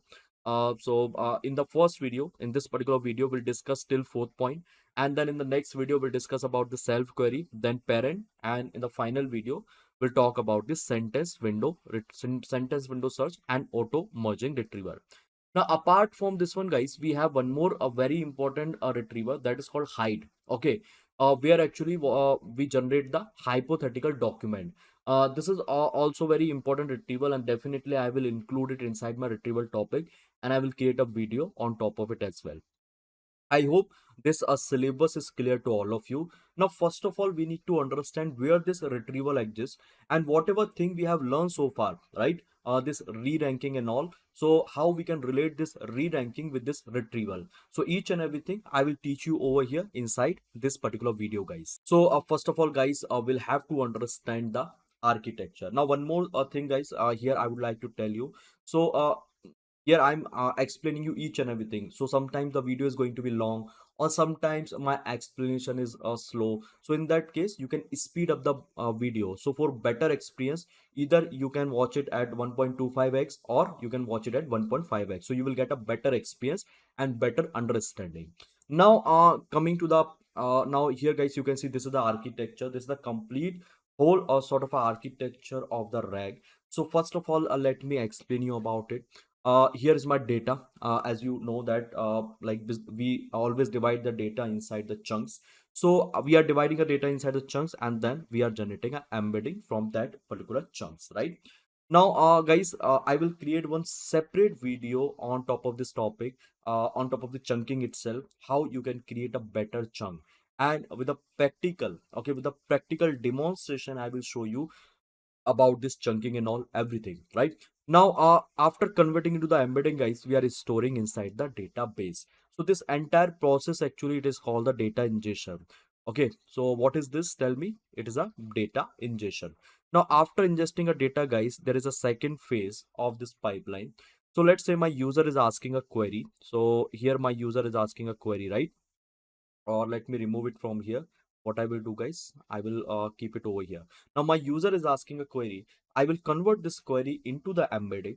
Then I will perform the semantic search to my database, and then I will retrieve the relevant document. So guys, here this particular stage, right, so where actually we are going to retrieve the document from the database, that particular stage or step is called the retrieval. Now this result, actually it's called rank result. So this is my second stage. Now this one is called rank result. Okay. Now after the rank, guys, what we can do, we can perform one more level of retrieval, and this is called re-rank. Okay, re-ranking.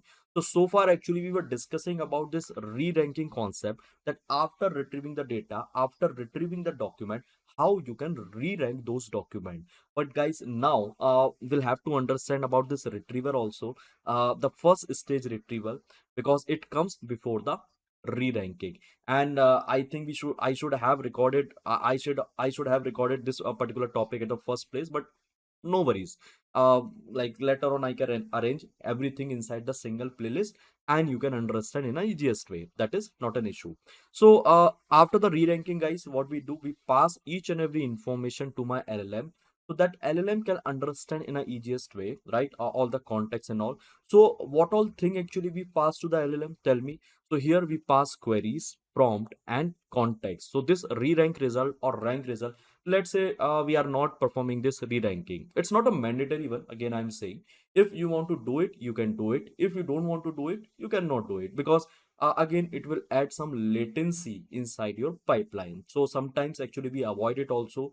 We directly pass this rank result, means this is also called the context, right, to where, to my LLM, along with what, along with this particular query which my user is asking, and the prompt. Okay, the prompt, if we are going to define any specific prompt, like just to like filter out the just to filter out the important information from the context based on the query, definitely we can do it, right? And finally, this is my third state. This is called generation.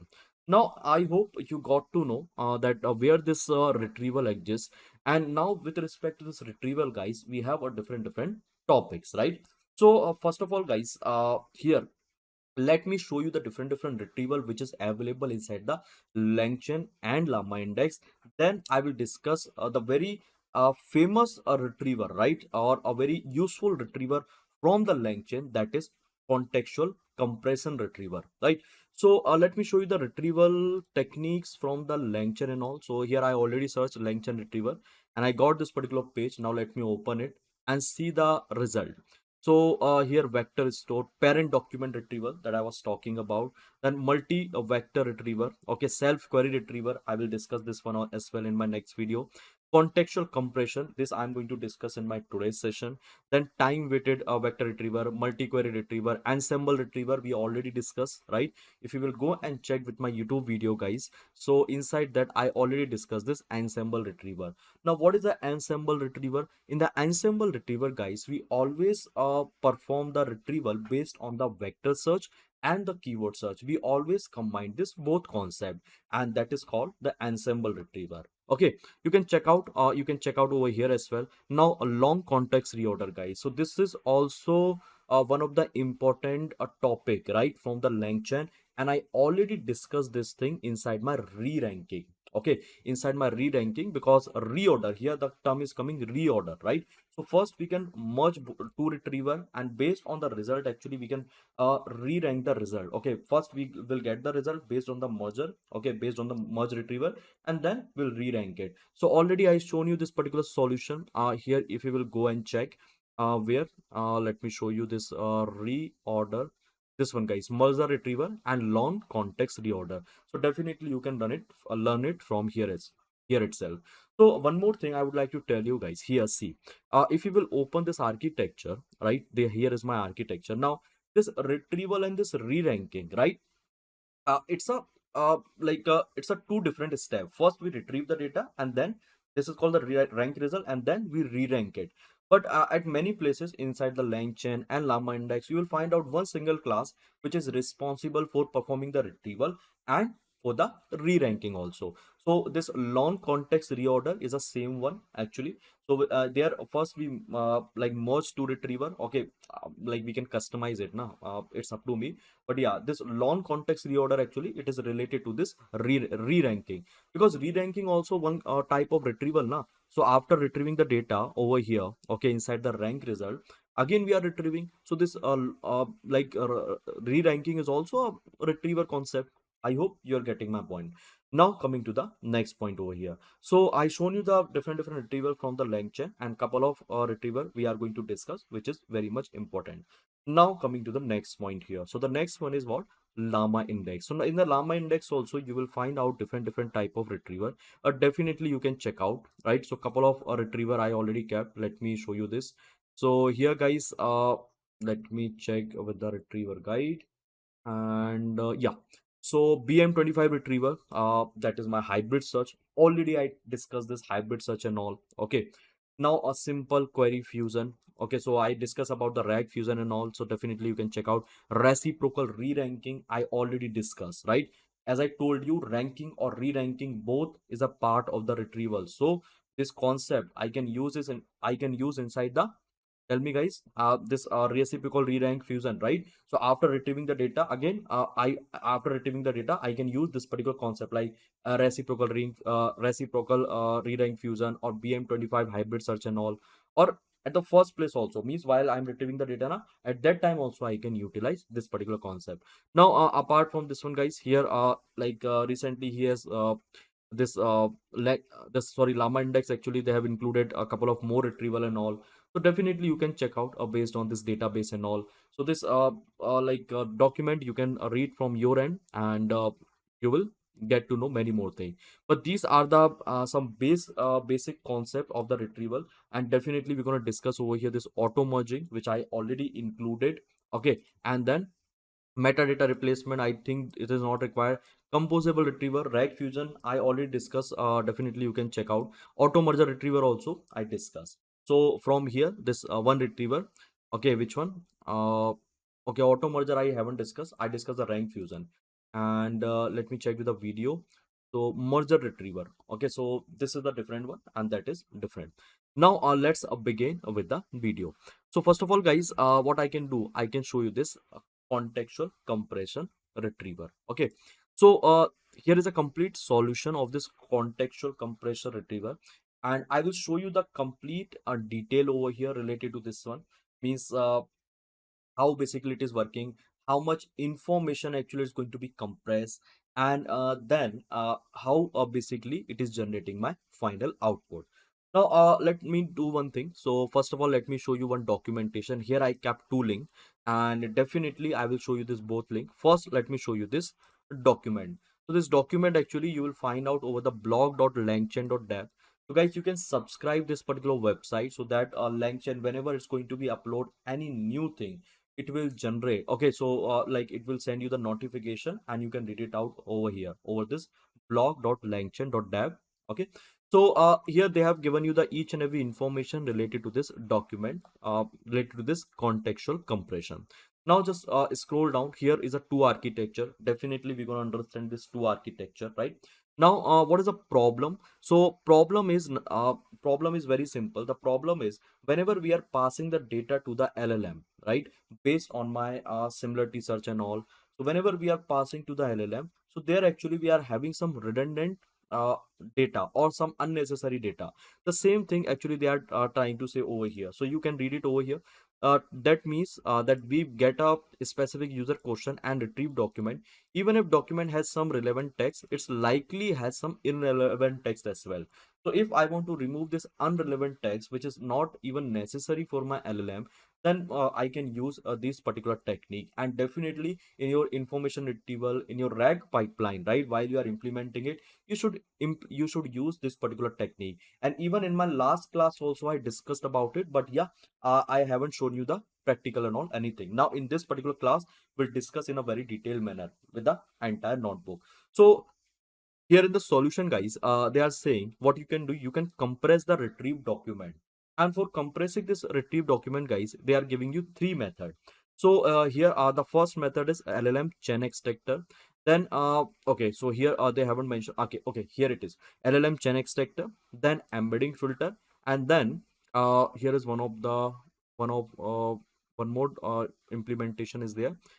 LLM chain extractor, embedding filter, and let me check. Okay, so just wait. What I can do, I can check out with the implementation. Okay, document. Here is the complete implementation over the LangChain documentation. This is the blog website, this one which we have opened. So here contextual compression, the same thing they are telling you over here as well. Now just look into the code. So here is a complete code, guys, which we'll try to understand in some time. So here is what, here is my LLM chain extractor, right? This one.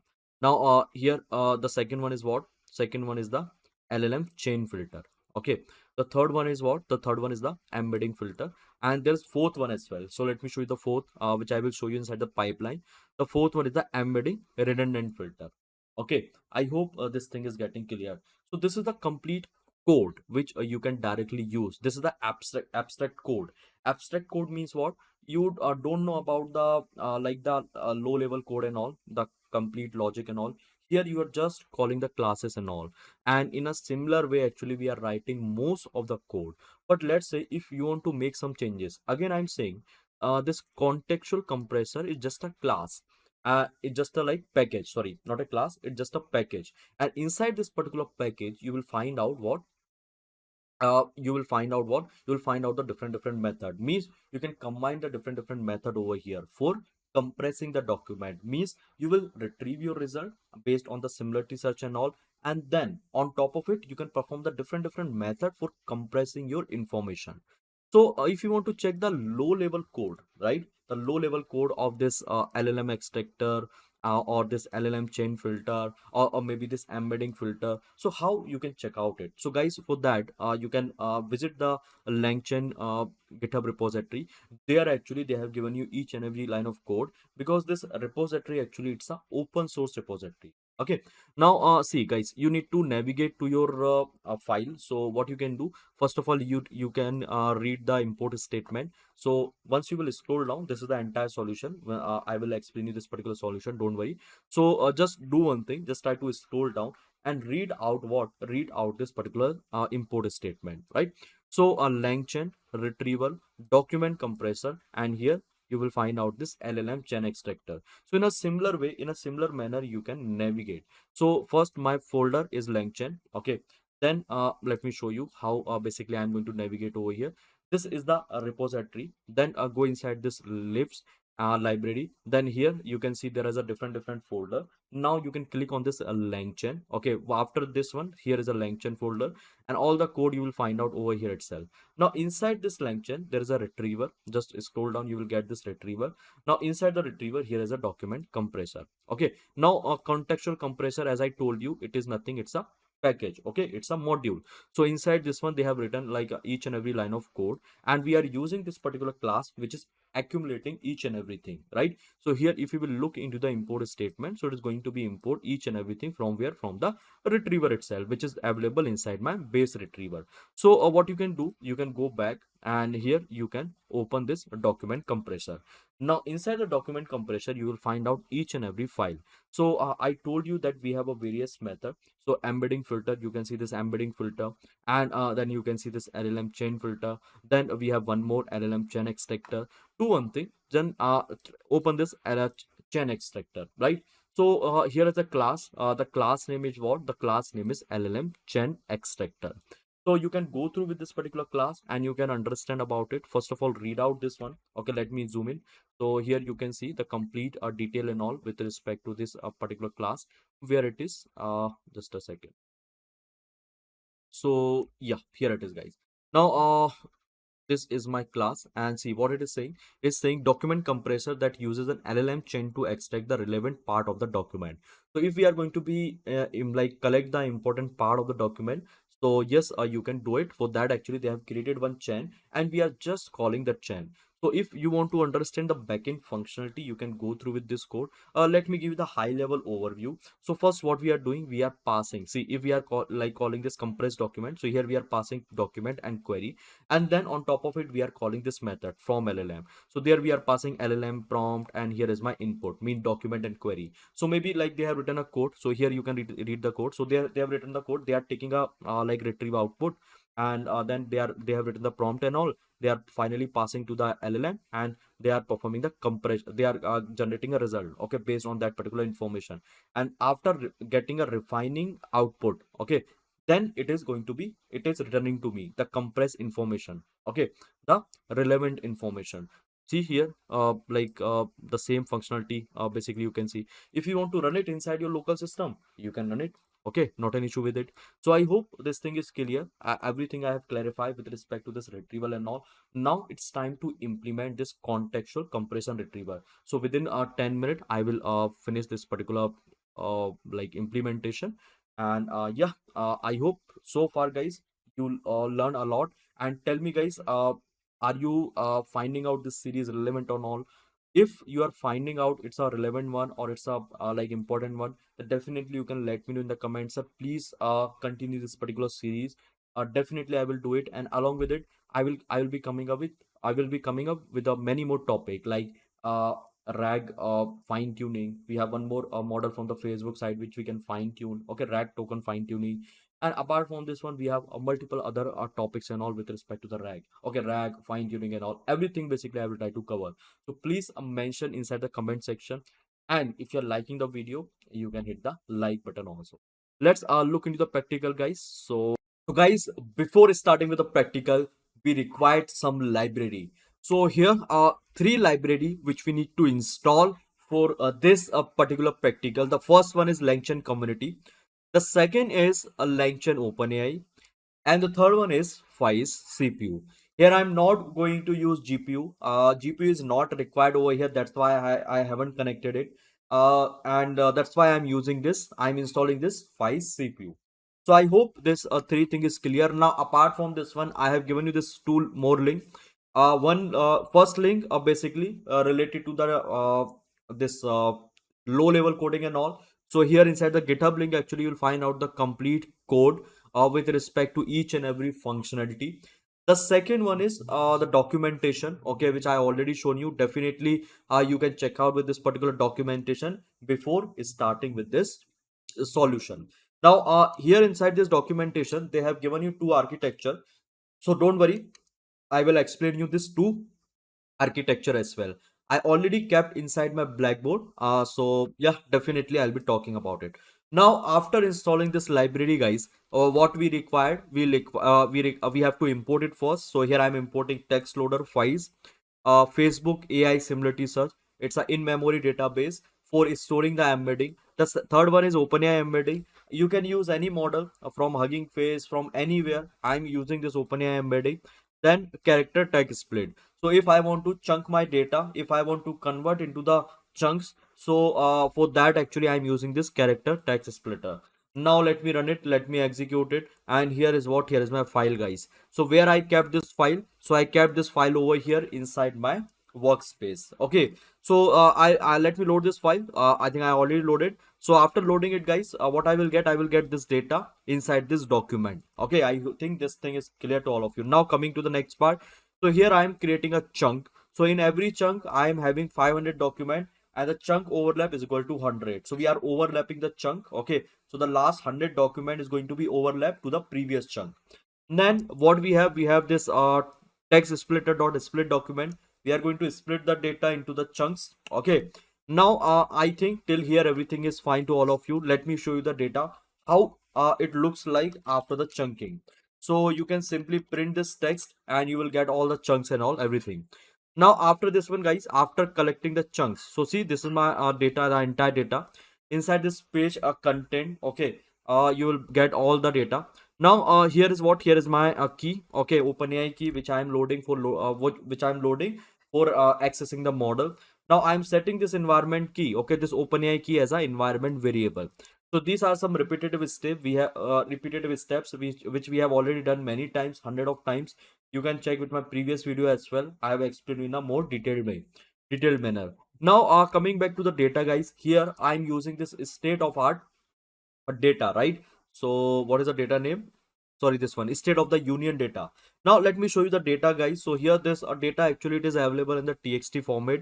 This state of the union is nothing, it's a speech of the US president. So whatever he told inside this speech, so you can see the each and every thing basically with respect to that particular speech, and that data actually we have collected. Now what I can do, I can ask the question based on this particular data.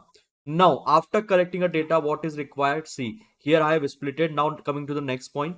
So the next point, guys, I'm storing the data inside the Faiss. Okay, inside my Facebook AI similarity search. And I'm calling this as a retriever so that I can perform the similarity search and all after creating a retriever. So here is what, here is my retriever, guys. So far what we have done, let me show you the architecture. So far actually what we have created a retriever. Okay, now on top of this retriever, what I can do, I can pass my query and I can perform the similarity search. See this one, here is my query, guys, which I'm calling, okay, which I'm writing, and based on this particular query I can perform the similarity search. I hope till here everything is perfect. Now coming to the next point here. See, I will run it and I will show you what all document and what all document actually we are getting. Each and everything we'll discuss about it. Now first of all, guys, let me show you this architecture, that what they are saying inside this architecture. So this architecture, this one actually it is a same architecture. Okay, here you can see this one and this I have just drawn in this particular way, right? So let's look into it. So here let's say here is my user question. Now this user question actually it is going through the vector store, and based on that we are performing the similarity search. Then I'm collecting my vector store, I'm collecting my data document, and then I'm passing each and everything where to my LLM, and then finally we are generating an answer. So it's the same architecture actually which we have learned over here. Now coming to the next architecture. So here you can see the next architecture. So in that actually what we are doing, see, based on the user question, we are performing similarity search from the vector store, and we are getting a relevant document.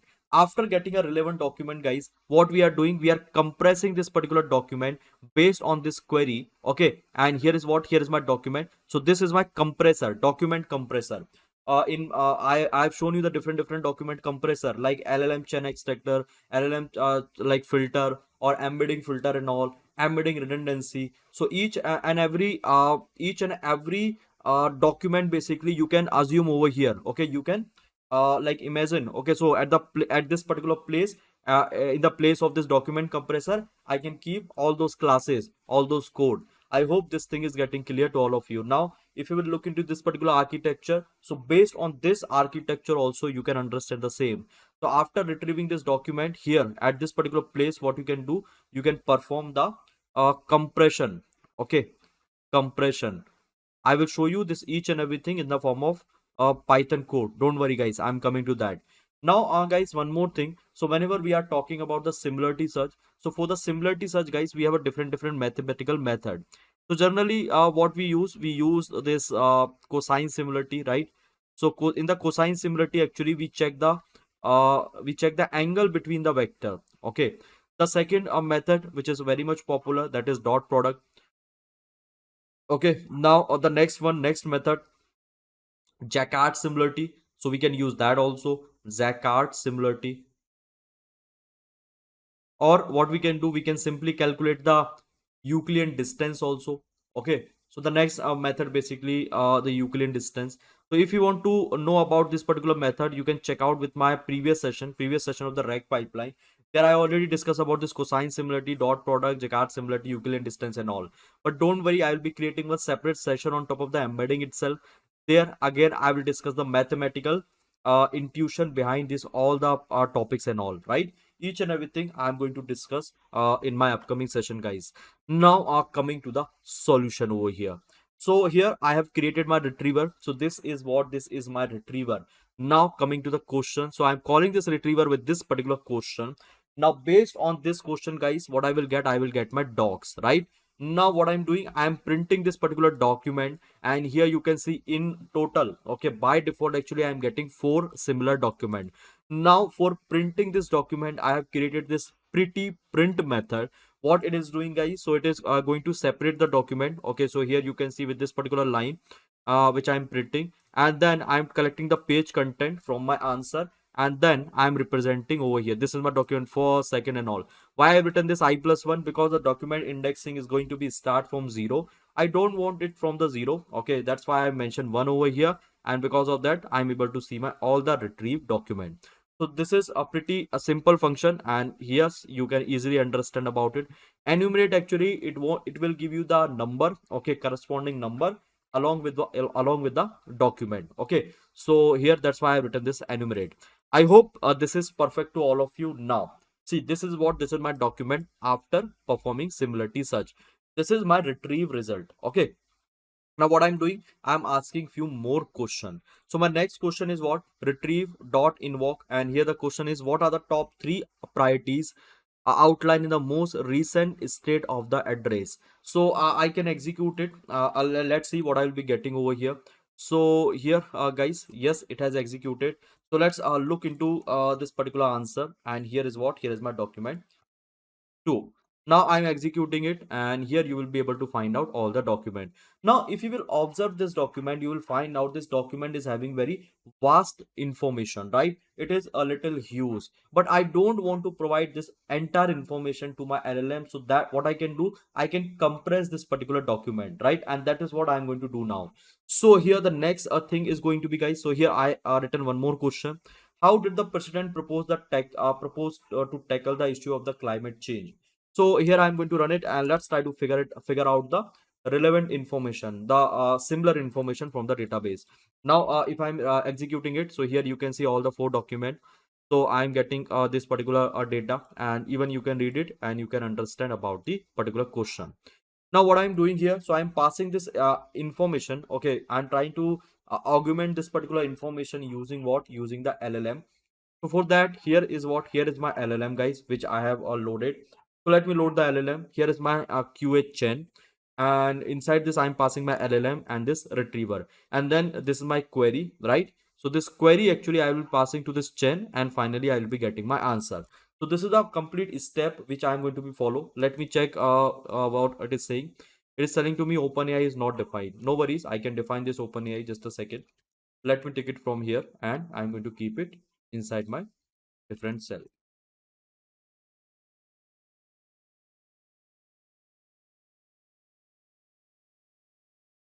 Okay, so this is my question.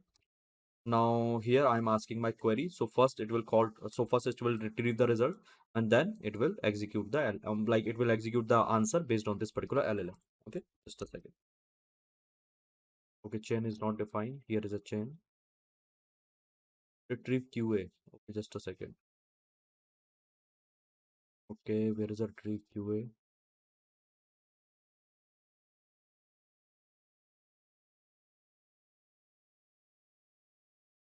Oh, this is the one.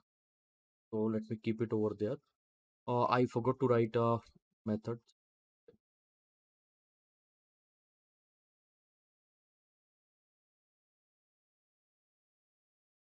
Yeah. So this is my one. Yes, retrieve QA is defined. Now, okay, I got my answer. Then here is my query, and here is my final answer. So see, guys, what I'm getting what are the top priorities outline the most recent state of the address. The top 3 priorities outline the most recent state of the unit address for investing in America infrastructure, address the opioid epidemic, and creating more jobs in the economy opportunity. Now LLM is giving me answer, and it's a precise one, right? So whatever information we are collected, we are passing it through the LLM. So this is the simple rack flow. Now let's look into the complex one. So here what I'm going to do, I am going to check with the results. So simply I can call this chain, and here I can print it. So see, guys, here is my result. Okay, so this is my result, the entire one. For compressing the document, guys, we require this contextual compression retriever, right? Which is concatenating my filter model and my retriever. So I have like I have imported this contextual compressor retriever, then LLM chain extractor, and here is my OpenAI, means my model, LLM model. So I defining my model. I think I already did it over here, so no need to do it again. I can remove it. So yes, let me delete it. Now, what I'm doing here, see guys, I'm calling this LLM chain extractor from LLM, and here I'm passing my LLM model. Getting my point?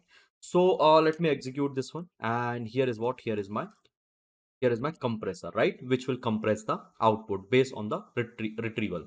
So now in the next step, see what I'm doing. I'm passing my compressor, means I'm passing this particular chain, LLM chain extractor, and here I'm passing my retriever. So this retriever actually will retrieve the output, okay, from the database.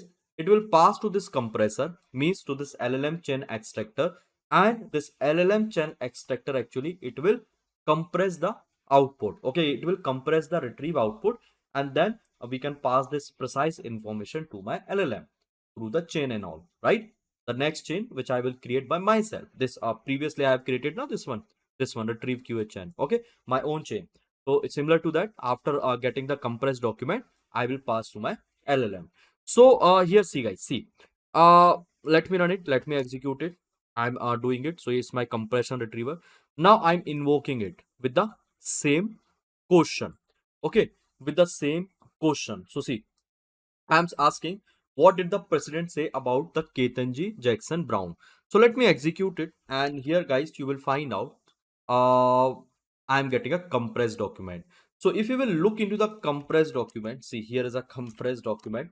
So the compressed document, see, I'm just getting a single document over here, because I think so inside this particular document now, there is not much information is present about this particular person. So that's why it is just giving me a single document after the compression. See how like effective and optimized it is, right?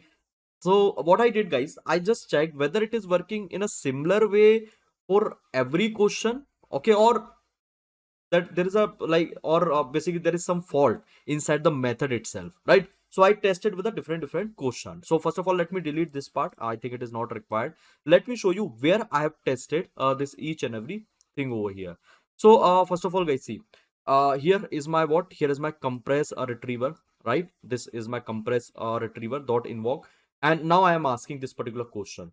So what were the top 3 priorities outlined in the most recent state of the union address, right? So yes, now I am asking, let's see what I will be getting over here. The same question I asked previously as well. So if I'm going to execute it guys, now this time you will find out we are getting a information, but this time not one, okay, it is giving me a multiple result. And this result guys, it's a compressed result. If we want to check out how much it is compressing based on this number of character and tokens, I will show you that also, because that is also possible. We can check it out easily.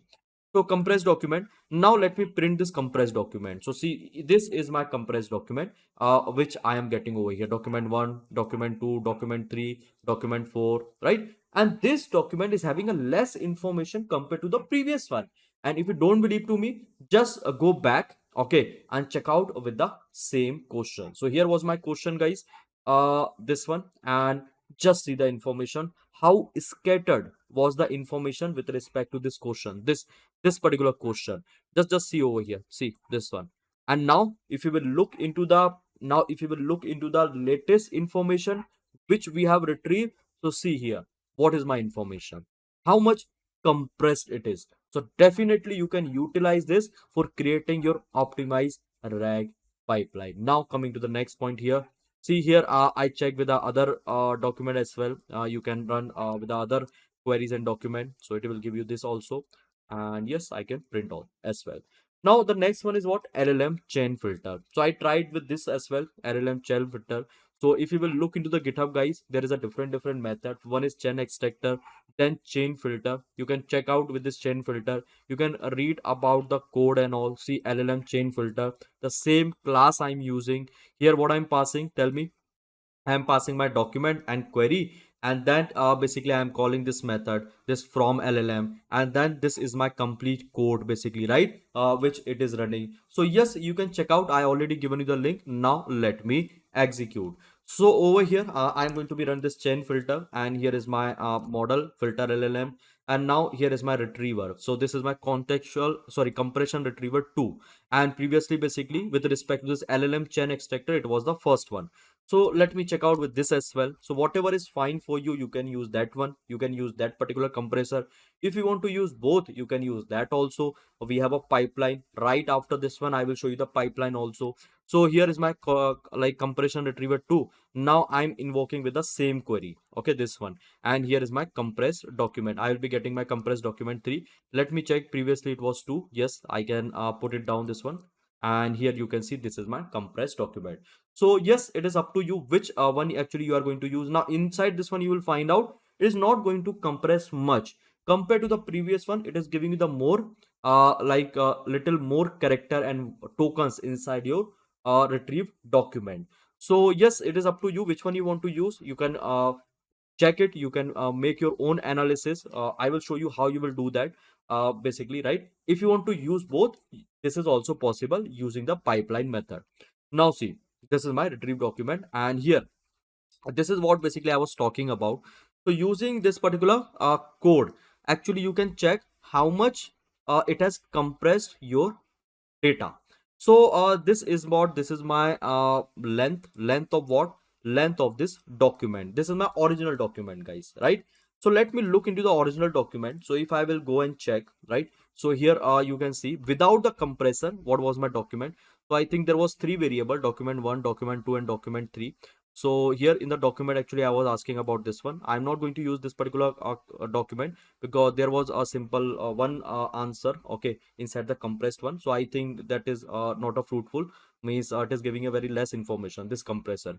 Now I tested with some other one. So here I tested with this one, and here you can see this result I kept inside this document 2. So let me keep over here document 2, and let me check the number of character inside the retrieval without the compressor. So what I'm doing, let me do one thing. Let me keep this document 2 over here, docs 2. Now here is what, so here basically I'm collecting page content, and I'm calculating the length over here. Length of what? Length of the complete sentence, length of the complete context. Now if I'm going to be executed, guys, here actually I will be getting the length. Okay, so see what is the length of this answer. The answer length is, means the retrieve document, the length is 1789 character. It is a character, guys. Okay, now let's check the length of this compressed document. So where actually I have asked this particular question, same question. So let me check, how did the president tackle the issue of the climate? So it was the 2, and here you can see it was the first, I think so. Yes, what was the top priority? So let me copy this particular one, compressed document, and here I can pass. So this is my compressed information, and I'm checking what, I'm checking the length of it. So let me put the compress document. I think it is same, right? Okay, great. Now here is my length of the compressed document. So what is the length, guys? Just see over here. So the length is coming, 557, the same one. Okay, previously I run it now, so it was the same. So original context length is 1666, right? 1666. And here okay, where it is, not this one, guys. I think okay, so this was the next code. Yeah, I think this one. So the original context length was the 1789, and here guys, let me execute it. So the compressed document length is what, let me show you, 557. If you want to check, okay, if you want to check, what you want to check, guys, if you want to check the difference between this compressed document length and the original length, so this is a formula. So what I'm doing here, see, original context length, and then I'm dividing it with what, compressed document length, plus I'm like using this particular like factor, right? And this is for what, this is just like convert into the floating point, okay. And here I'm adding this one as well. So if it is going to be 0, in that case it won't generate the error. So I'm just going to be divided, and I'm checking a ratio of it. Okay, how much what is this, guys, tell me. So how much basically what is a compressed ratio, right? So how much compressed the information is. So let me execute, and here you will find out. So what I'm getting, I am getting compressed ratio is 3.21. Okay, this much of this much percent, means this information is compressed this much of percent. Now we were having one more filter. The filter was the embedding filter. So we can filter out the embedding as well. Okay, so here I am going to be import this embedding filter. Here is my OpenAI embedding. Let me take it, and here this is my embedding class. And now as a compressor, okay, what I will do, guys, I will be passing this embedding filter. So here I'm going to be initialize this embedding filter with this embedding. Here I'm keeping the threshold. Threshold means what? If again I'm going to be find out what similarity score. If my similarity is less than this one, I'm not going to select that particular pair, that particular document. Let me show you how. So if you will go and check with the low level code over here, so just go and check with the embedding filter. Here is my embedding filter. Just open it, this embedding filter, and here you can scroll down. See what I'm getting. I'm getting my embedding model. Yes. Now after getting the embedding model, here is my threshold. Okay, I'm defining my similarity threshold. I can define the number of document as well, how much I want. Okay, here you can see. Now here is my threshold, similarity threshold. Now just scroll down and check with the final code. So here's inside the final code. I think this is the one. So inside this one, you can see it is taking a board document. Okay, it is taking a board document and it's trying to check the similarity score. And then basically it is putting the condition.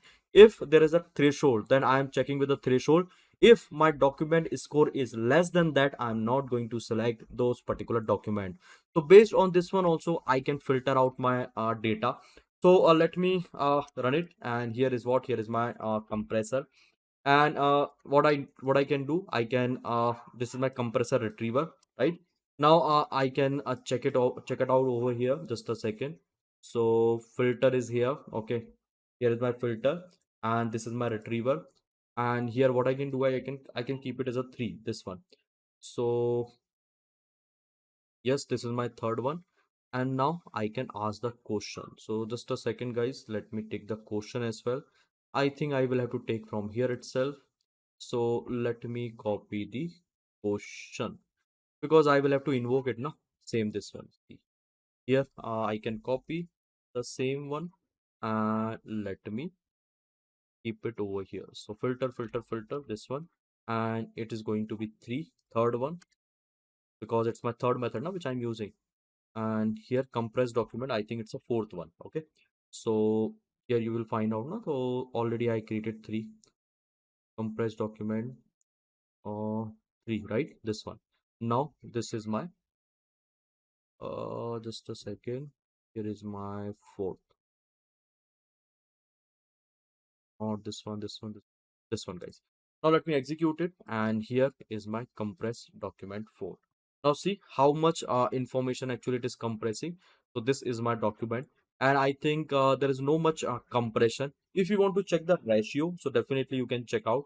So what I'm doing, here I am checking with the compressed document 4. Okay, I'm collecting the length of the compressed document. Now what is my original length? So here you can see the original document length. Based on this particular query, it is 1789, and here the length of this compressed document is, let me check, 1789. Okay, it is same. Basically it is not changing too much. Let me check what is the issue over here. Maybe I did some mistake or what. So here is my retriever embedding filter, and everything is perfect. Let me run it one more time. Contextual compression embedding filter, and then here is my retriever 3 invoke. Okay, let's see, let's check now. So here is my document, and here is my print. This is my compressed document length, and here it is.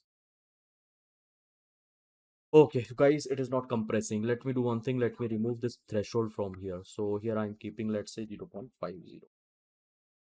Just a second. So yes, now perfect. Great, this is also fine. Now this is also perfect. Great. Now pretty print, and maybe now it is reducing the information. Let's see the length of it. So this is my original document, and here is my compressed document 4. So compressed length is showing to me. Oh, let's see, guys, whether it is going to be reduce the information. No, it is not reducing. I think there is some issue, guys. Similarity threshold. Okay, let's do one thing. Let's try to remove this particular part. See, with respect to this particular question, the information is same. Oh, I'm doing some mistake. Contextual compression, embedding filter, everything is fine. Let's remove it. Let's take the by default only. Okay, whatever value is the whatever value is there, the by default one. So here is my compressor retriever 3. and now invoke compressor retriever 3 dot invoke. Guys, now I think it should run compress document 4, and here is the one. So just a second. Now here you can see this contextual length. Okay, this is my same for the original document, and now I'm checking with the compressed document 4. So let's see, here is the length is same, guys, and here you will find out it is not compressing the document, it is same. Okay, this one and this one is same. Okay, it's not going to be reduce it. No worries, guys. In the next class, in the next video, I will show you with some other example and all. This video actually is going to be quite long, so I hope you understood it over here, right? If you will look into the other one now, so definitely it's going to be reduced. So here it is going to be reduced by 3%, 3.21%, right? So this compressed ratio is 3.21%. Okay, now how you will check the compress it? You see original original context length and the compressed context length. Okay, now see, guys, over here, if this is going to be increased, means your differences between the original and the compressed one is too high. If it's going to be reduced, right, means it is same. I hope you are getting it. But it is not possible now that context length, this compressed length is a more compared to this original length. Okay, it is not possible. So minimum it will be one, which I am getting over here. So okay, this is good, I am getting the same one, because here is it's not going to be reduced. It's meet, I can show you that the minimum is this one only, because this compress could not be less than this one. Getting my point? I hope it is getting clear. So what we can do now, we can generate the final answer using this compressor. Now one more thing, guys, which we can add on over here. So first of all, here let me import this document compressor pipeline.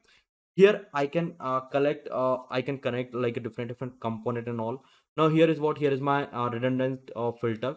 So if there is a redundancy between the embedding and all, okay, I can remove that as well. So this was the fourth one which I was showing you with respect to the filtration and all. Now here is what character text splitter. So let me import it.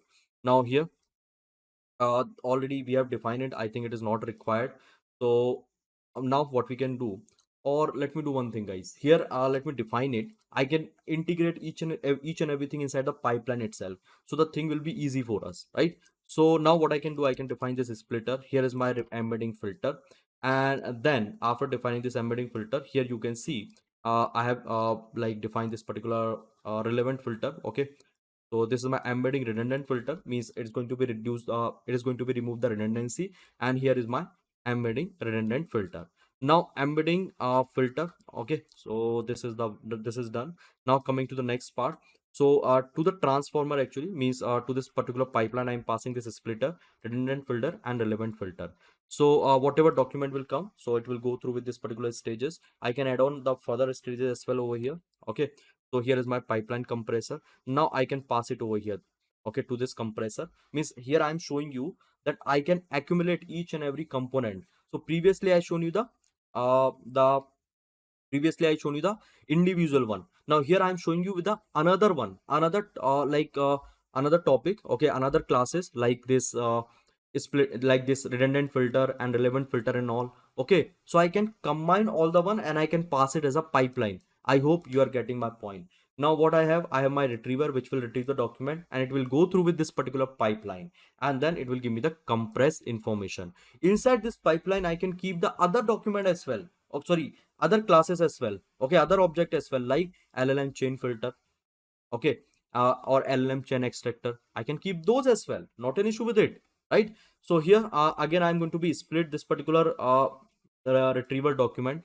So this is for this one, and again I'm making a chunking and all. Here you can see that again I'm going to be use this redundant filter and this relevant filter, right? So this each and every document I defined, I created a pipeline. Now let me create a compression retrieval. So here is my compression retrieval. Now I am going to be invoke it with this particular query, the same query. So it will give me a compressed document. Let me check the compressed document over here. What is going to be a compressed document, and see, it is taking some time as well, because we are accumulating a different component and all. Now here it is done. So this is my compressed document. You can check out if you want to check the length and all, everything you can check. So this is my compressed document, and let me check the length of this compressed document. So here remove it, and then this is the original length because I'm going to use the same question, right? And here is my length of the compressed document. So see, this is the length, and here I'm getting this 1779. Okay, so it is not reducing too much, but yeah, it is reducing little much. So you can see the compress ratio. So the compress ratio is 1.01. And after what, so here is my compressed document, and the same variable actually I'm going to use. Now this is my result, okay, which I'm getting.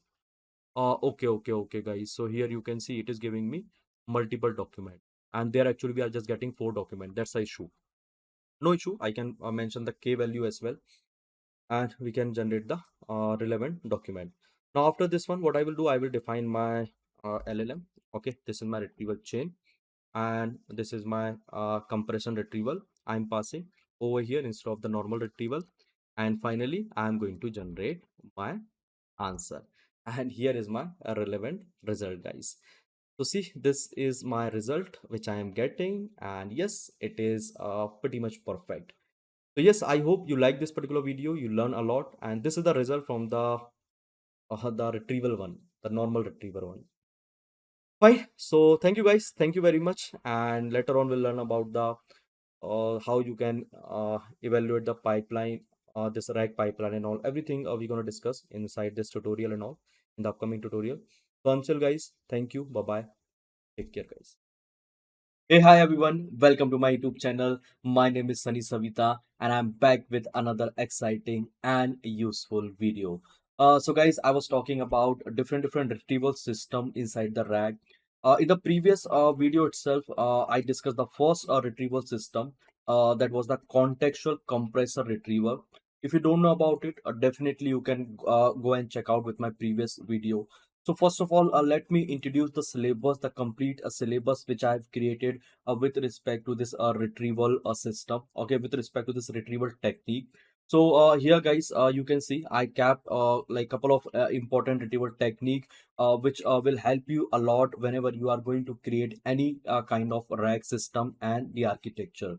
So the first technique, basically contextual compressor retriever, which I already implemented, as I told you. The second technique is self-query retriever, which we are going to discuss in today's session, guys. Yes. Then a parent document retrieval, sentence window search, auto merging, and all. So yes, definitely in the upcoming videos we're gonna discuss this all the remaining retrieval technique. So yeah, stay tuned with me. Please subscribe the channel. If you haven't subscribed, you will get like important and useful topic like this with respect to generative AI and all. So first of all, let me show you my YouTube channel, guys. There I started this particular series, this advanced RAG, and like I already recorded 8 video, and this retrieval, guys, it's a part of this advanced RAG series only. And before this retrieval, basically I have discussed about the re-ranking and all. So if you will start from here, from this particular video, this powerful RAG using hybrid search, keyword plus vector, you will get the complete agenda, right? What is this vector search, hybrid search, okay, what is this re-ranking and all, everything basically I try to cover now, based on the like different messages, and behalf of so many student and all, I'm covering this retrieval part as well. And yes, the first video is out, definitely you can check out. You will learn a lot, it is my guarantee to you. Now, coming to the topic. So first of all, guys, let me introduce the agenda, the complete agenda with respect to this self query retrieval. So this particular video I divided into 3 main sections. So I can write over here. The first one is, first I will show you the basic RAG flow. What is this basic RAG flow along with the code and all. Then after this basic RAG flow, we'll discuss the theory of what? Theory of the self query retrieval. Theory of self query retriever. SQR means what? Self query retriever. The third point, practical of the self query retrieval. So yes, we'll see the practical also, how you can implement this self query retriever. Now let's start with the first part of the video, basic RAG flow. So within a 5 minute I will wrap up this thing, because it is very much important to understand the further thing, the further concepts and all. So let's say we have a data. We can collect the data from the variety of the sources. Then we are doing chunking and all. After the chunking, what we can do, we can create an embedding. Why embedding is required? So that we can store inside the vector database and we can perform the similarity search, right? Now after the similarity search, guys, this retrieval comes, means we are performing similarity search based on the query and this document which I have stored inside the database. And then whatever document will be the highest similar one, okay, so those particular document I will retrieve, and this particular process is called retrieval. Now we have different approaches for retrieving this data, because this basic search, actually this basic similarity search, semantic search, it does not work. Similarity search, you can say similarity search or semantic search, both are same, okay. Now this basic similarity search, actually it does not work like with so many conditions and all. And we want some advanced technique with that, actually we can retrieve useful information, so that further I can feed it to my LLM. Now this re-ranking, I already discussed a couple of technique of the re-ranking. The most important one, definitely you can check out. Now I'm on this particular part, okay. So, guys, the very first one, the very first technique of this retrieval, it's a basic technique where we just perform the similarity search, and based on that we retrieve the document. Okay, so let's look into that particular technique. Now, first of all, let me give you the broader picture of this retrieval part over here. What I'm doing here, guys, let's say my user is asking query. Now this query is going through the document. Here is my document. This one. Document means like vector database. I kept like so many documents and all over there in the form of embedding. So here what I have my uh, embedding, means my document. Now what I'm doing, I'm performing similarity search. Similarity search, I can write this similarity search here. SS means what? Similarity search. I'm writing in short so that I no need to write other complete and the full form and all. Okay, it's quite hectic sometimes. Then based on it, what I'm doing, I'm getting what? I'm getting my result. Okay, rank result or most similar result. So here I can write most similar result. I hope this thing is clear to all of you now. And one more thing, guys, don't forget over here. So let's say we kept the embedding. Okay, we are inside the vector database. Now along with the embedding, guys, there will be a document also. Okay, let's say this is my document, and corresponding to this document, here is embedding. This is my document, corresponding to this, there is my embedding. Now whenever I will perform the similarity search, this similarity search, so what I will get, I will perform the similarity search based on the embedding. This one, see, this is my query. I will perform the embedding. I will pass it over here, this one. I will perform the similarity search. Let's say this one, and this one. This is my most similar document. So with respect to this particular embedding, now I will return this original document. So don't forget about it. I hope the picture is getting clear to all of you now. Coming to the code part of it, let me explain the code within 2 to 3 minutes, and then I will come to this theory of the uh, and I will show you the architecture of the self query retrieval, that how this self query retrieval is working, and the architecture is begin from the here itself. There are a couple of other steps, definitely I will include it. So I've already prepared the code. Let me show you the code, guys. This is my code. I kept the architecture and all everything. So whenever you are going through with this code, you can easily understand and you can easily revise. So I have a document which I'm going to split. Okay, then I'm storing somewhere retrieval and output. Now, when we have to use this particular approach, so here I've written the particular condition. Just read this condition. I'm saying this is the most basic flow. This flow basically which I shown you, but would be very effective in the document like PDF. So whenever we are going to store anything inside the PDF like text, okay, the sequence of the information and all. I can give you the example that like books or the research paper and all which we see, or anything which we are storing inside the PDF and all, where actually there is a linearity in the data, as I'm telling you, the linearity in the data. So we can make a chunks and all with respect to the data. We can keep it somewhere, and we can perform the similarity search on top of it. So just read this particular line. What I'm saying, PDF where there is a linearity in the data and no major interdependency among different part of the document. Okay, so my data is we have a linearity in the data, but there is not major dependency in between.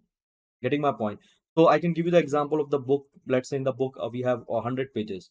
So hardly, okay, let's say we have first page and the 50th page. So hardly this 15th page will match to the first page. It is indirectly matching, but not directly dependent. Getting my point? So in this particular situation, definitely I can use it where anything I kept inside the PDF, and the linearity in the data means the sequence of the data, the text data and all. Okay, and no major dependency. Please keep this thing in your mind. Now this approach is having some issues also. So here in the issues, similarity search will filter out only top case similar chunk, as we know, right? So which is similar to the user query. Okay, but it might not be a relevant chunk. It might not be a relevant chunk means what? So whenever we are fetching the information now, I think in the previous video also I have shown you in the compressor retriever that most of the chunk basically it's not at all the relevant one.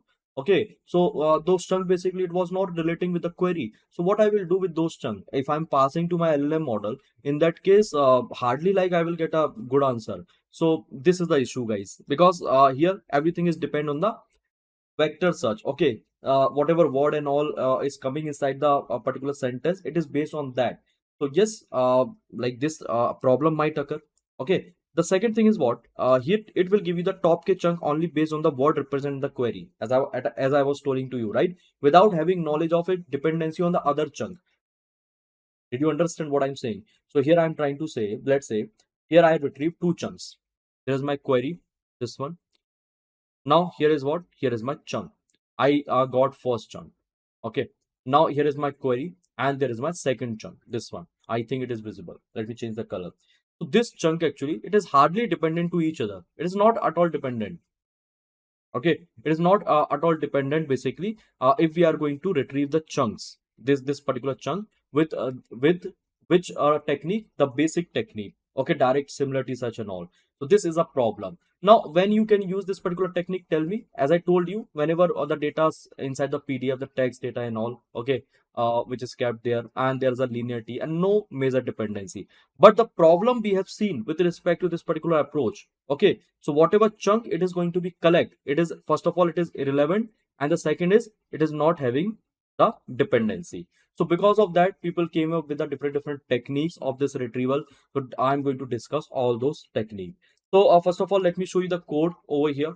So here is my library. These are the library which is required: LangChain, OpenAI, TikToken, PyPDF, Faiss, GPU. So if I'm going to be load any information from the pipe from the PDF, for that this PyPDF is required. Then this OpenAI, but I kept the Gemini code as well. I'm using the OpenAI over here, but don't worry. I kept the Gemini code so that like you can run that all. You can run the Gemini code if you don't have the key of the OpenAI, because I have seen many people don't have the key because of the like credit card issues and all. So yes, I kept the both code. Now apart from this one, LangChain community, we can install this library as well, and this LangChain Chroma as a vector database. We're gonna use this Chroma.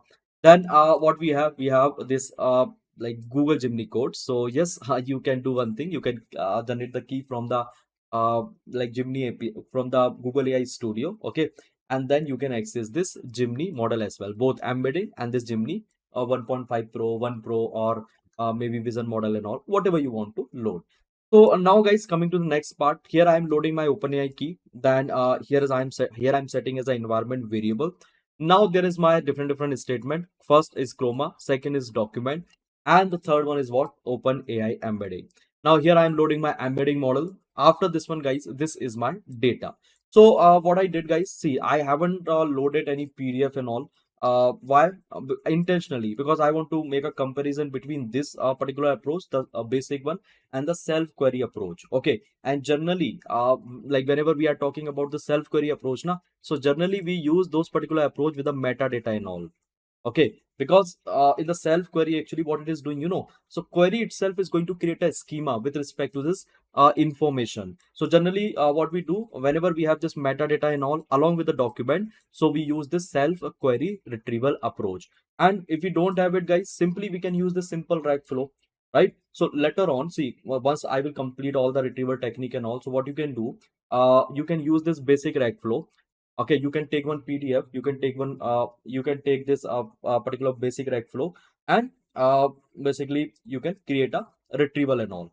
Then after completing all the retrieval and all, you can use the same data with respect to those retrieval technique as well, and then compare it and then see which one is giving you the better result. But as of now, just for the like sake of simplicity and all, I kept this data so we can have a better like measurements and differences and all. I can calculate between these two particular approaches. Now coming to the next part. So after keeping the data, and here is the metadata.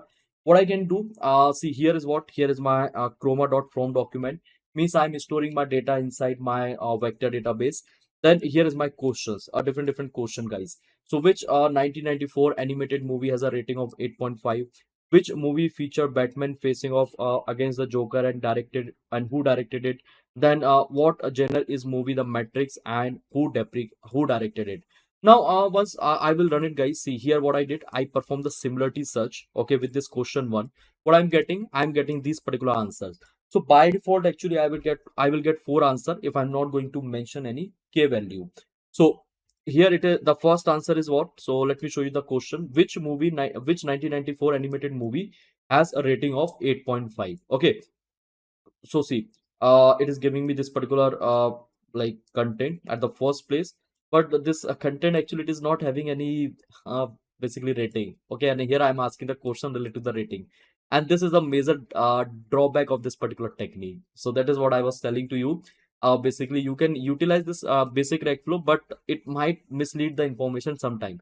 Don't worry, in the next one here you can see it is giving me answer, the young lion princess feels and all. But this question actually it is not related to this one. This answer actually, the second one, it is not related to this one. Maybe we have a limited data, but yes, we can test with a huge little huge data where we have around 100 to 200 record.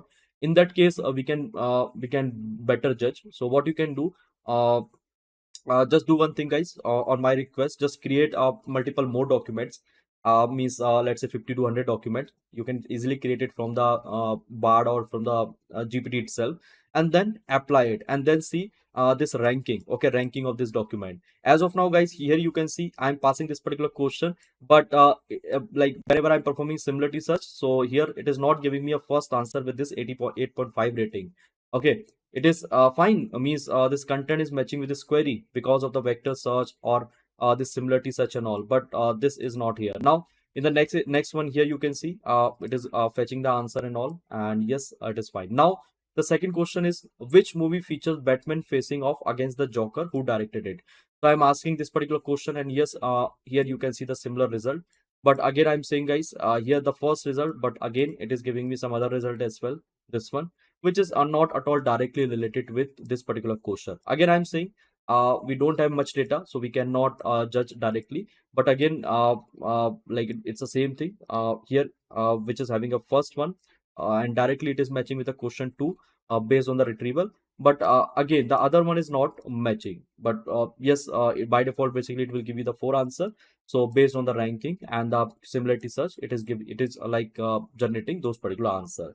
So I hope this is clear to all of you. So what is the conclusion over here? So if we have this type of question where some metadata is involved, okay, where actually I have to fetch the what I have to do, tell me, where actually I have to fetch the information based on this metadata. So this particular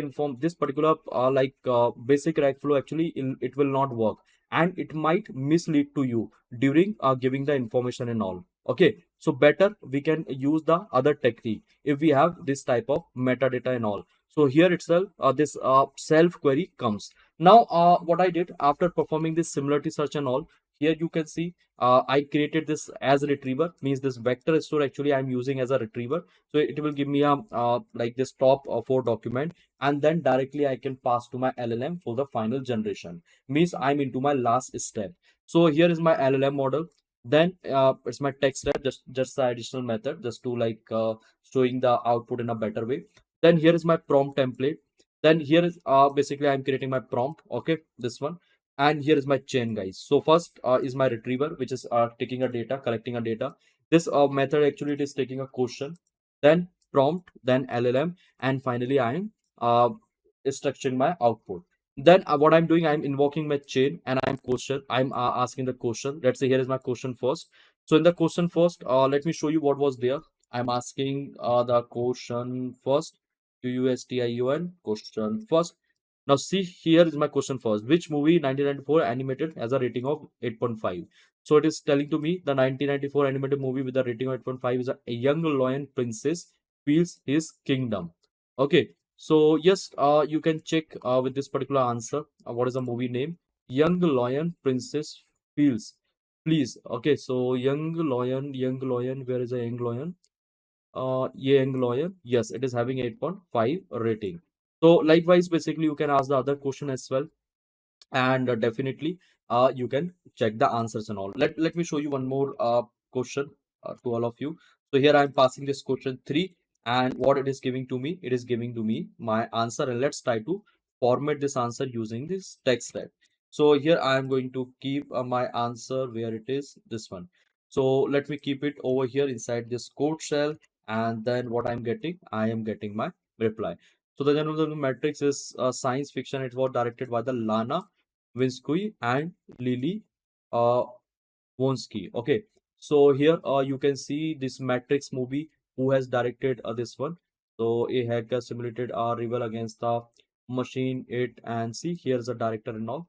Lana Wachowski and this Lily Wachowski. I think this thing is clear to all of you, how it is fetching the answer and how it is generating the response. But again, I'm saying whenever we have a metadata and all, so using this normal retrieval technique, we should use the self query retrieval because it will give you the best to best answer. Okay, the better answer.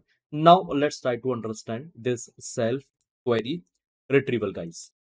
So first, guys, let's understand the architecture of the self query retrieval, and then we'll implement it using the LangChain. So for the architecture, I'm going to explain you over the blackboard itself. So this is the architecture of the basic flow, and here we have a few things inside the self query retrieval. Let me explain you step by step. So let's say my query, user is asking the query, what is the main aim? Tell me, main aim of this particular query, to retrieve the information. So what I can do, guys, I can keep it this particular thing over the next page, and here I can explain you in a better way. See, here is my query. I'm asking my query to my database. Okay, this one.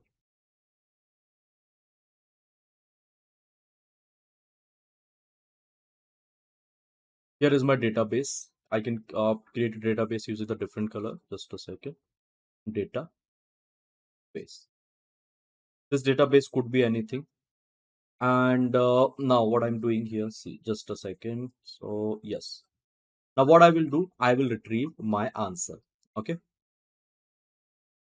here is my answer, here's my response. So I can write over here the retrieved answer. Right, now see what is happening actually. This is the direct way. Now in the self query retrieval, actually this query actually it is being passed to the LLM. Yes, guys, true. So I will pass my query to where, to the LLM, to my large language model. Now this large language model, along with this query, what I will pass two more things. The first thing is prompt. Yes, guys, it is true. So the first thing what I will pass the prompt, and the second thing, it's not a second, prompt is a second, and this is the third one because we already have query. Attribute information. Okay, attribute information means metadata information. Okay, attribute information. Now this thing I'm passing where, I'm passing to my LLM. Now what I will do based on this particular information, three information: query, attribute information means at meta information, and this prompt, I will generate my structure schema. Structure schema.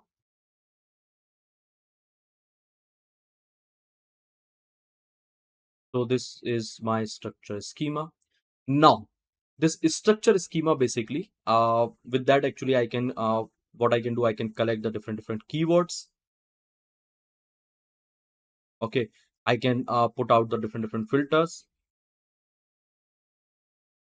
Okay, so I can collect the keyword, I can get the filters and all, and then on top of it basically I can perform the operation, or just forget about the operation. What I can do, I can fetch this particular information, this information basically which I shown you, and this information where I can pass, tell me, This particular information I can pass the keyword and the various filter and all I can put over here to this structure schema. It is also called structure query. This one, it is also called structure query. Okay, and then we are passing to my database, and based on this one I'm fetching again, I'm fetching the information. So there is two information. Let me repeat this particular architecture. So first, directly I am passing this query, whatever query we have. So I'm directly passing to the database, and based on the similarity search, what I'm doing, I'm getting my answer. Okay, this one, or this one. Okay, then what I'm doing here, we have a direct way also. So in that particular way, just follow my cursor, what I'm saying over here, whatever I'm saying, just focus now. So this query I'm passing to my LLM. Okay, here is my LLM. Along with this query, I'm passing meta information, attribute information. I'm passing my prompt, whatever I want to perform using this LLM. I'm creating my schema, okay, structure schema. Then I'm like filtering out the keyword and all, okay, the different information. And then I'm passing this information to my database. And based on this particular information, okay, this keyword filters and all, like greater than, less than and all. So I'm fetching what I'm fetching. I'm fetching the relevant answer. So this one, this self query. Okay, let me explain you the name. The name is what? Self query retrieval. Okay. So let me explain you the meaning. So here we have a query which is retrieving something by itself. So this is the complete meaning of this self query retriever. I think you are getting my point. Now, once I will implement it, you will get to know. Now, one more thing we have. See, in my previous many people are saying, sir, please show me the the solution and all using the CSV data. Okay, please show us the solution using the different NoSQL data. So guys, are you checking my YouTube channel? I already created so many videos on top of it. So here, if you will go and check with my e-commerce chatbot, I completely took the CSV data. Okay, if you will go and check with my MongoDB, right, this one, with the MongoDB with Pinecone, here I took my CSV data. Okay, I kept the meta information and all. Now, if you will check with my multimodal RAG and all, I took the CSV data. I took the unstructured data, and then I collected it in a various way. So please check out with my YouTube video, guys, with the different the other YouTube video, the complete RAG pipeline. You will get a lots of information, and don't worry, in future again I will be creating the dedicated video also, so that later on you can go through with it. Now, one more thing, guys, here, see, whenever we are talking about the self query retrieval, so I was confused. I was confused with the self query retrieval. My confusion was when I was exploring when I was exploring it and learning it. Now, let's say we have a database. Let's say we have a MongoDB database, because I work with a MongoDB, so I know about it. MongoDB. Now, MongoDB, just tell me yes or no. You can mention inside the comment section. This MongoDB, it is providing you the vector search. Okay, vector search. Along with it, you can keep the other information also inside this MongoDB, and even you can check with the Astra also. I already covered the Astra. This Astra. You can keep the you can perform the vector search. Okay, and you can keep the other data as well, right? You can keep the meta information also inside this Astra also, meta information. Now, guys, I work with the MongoDB. There I seen, so I can perform this. I can perform this vector search and all. So let's say here is my query. I can perform the vector search over there, and here is my document. Okay, now vector search, VS means what? Vector search, and this is my relevant document. Relevant document. Okay, now guys, this particular information, this relevant document, whatever I'm getting now, I can filter it out using this metadata. Yes, what I can do, I can filter it out using the metadata. I can write the different filter operation,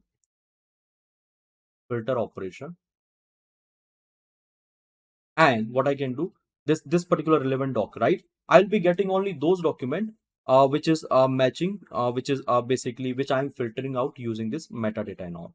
Okay, so query vector search, and here I'm performing this vector search using the document, and this is my relevant document. Metadata, my filter operation, okay, greater than, less than, equal to, whatever, and here I'm getting my relevant document, this one. Now guys, see, I was confused because I work with this particular schema, and here you can see this MongoDB schema, this one. So what I'm doing, I'm performing vector search, and here is my filter condition, and here is my limit, number of result, how much result I want. Okay, the path of the vector means the embedding and all. So if you don't know about it, I would suggest you please go and check with my these two video. Everything guys will be clarified with respect to the MongoDB. This three video guys, just believe me. Okay, now just focus over here. See. So I was just confused. Now my confusion was was valid, right? Because here also we are performing the filter and all with respect to this metadata. But when I closely observe to it, okay, this particular architecture, I only created this one, like taking a different references and all. So here I've seen. So everything is basically depend on the query itself. And here, guys, manually we are not performing any sort of a filter operation and all. Here, everything is being done by the query. How? Using this LLM. Because in the last stage, okay, in the last stage, we use what? We use this LLM for generating the output. But here inside this particular operation, right? In between, we are using LLM for creating this structure schema. Getting my point? And then we are filtering out the information and we are passing to the like database, and we are getting a relevant information. Maybe you are not getting it from here. So let's do one thing. Let's try to take one more example. I kept everything for you. So here guys, this is my example, and with this particular example maybe everything will be clarified. So let's say here what is happening. Find document about the machine learning published after 2020. So this is what, this is my question. Now here I want to create a structure query, okay, using what? Using this particular question. So how it will be created, guys? Tell me. So here from this particular document, first my keyword will be extracted. Not only this keyword, the surrounding keyword also with respect to this particular keyword. So inside this particular question, you can see what I have. I have machine learning published by after 2020. So this deep learning AI, actually, it is what? It is related to the machine learning. So this particular keyword also has been extracted. Now filter. Okay, filter means what? So publication date, and after what? After this 2020. So this is what? This is my filter, means greater than, less than. I can put it over here. Okay. And here is what? Here's my keyword, and based on this one I can fetch the information. And how it is happening, guys? Tell me from this query. How basically we are creating this structure schema using LLM. And now I will show you what? I will show you the practical implementation using the LangChain. Now, benefit of the structure query: so accurate search, efficient retrieval, and advanced filtering and all. So I hope this theory is clear to all of you. Now let's go back to the practical of the self query retrieval, guys. Now in this architecture, you can see we are passing the question: what are some movies about aliens made in 1980? Here is my query parser. This query parser is nothing, it's a LLM only.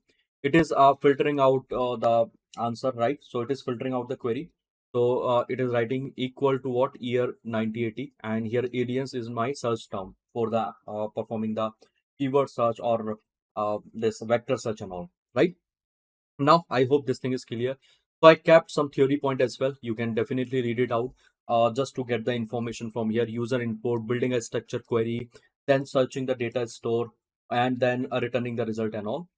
Now whenever we are talking about where we should use this particular technique, so here I written that as well. Just a second. Mm, yes, this one, guys. So where we should use this particular technique, it is very effective, where you have to search in a small subset of the large document. Means let's say you have a huge amount of data. Now from those particular data, you just want to get the relevant information. At that time, you can use this particular what? That particular like system, the self query retrieval. As I was telling you the same now. So previously in my basic rec flow, the like data is very small as of now. But if we are working with a huge data, so it might problem.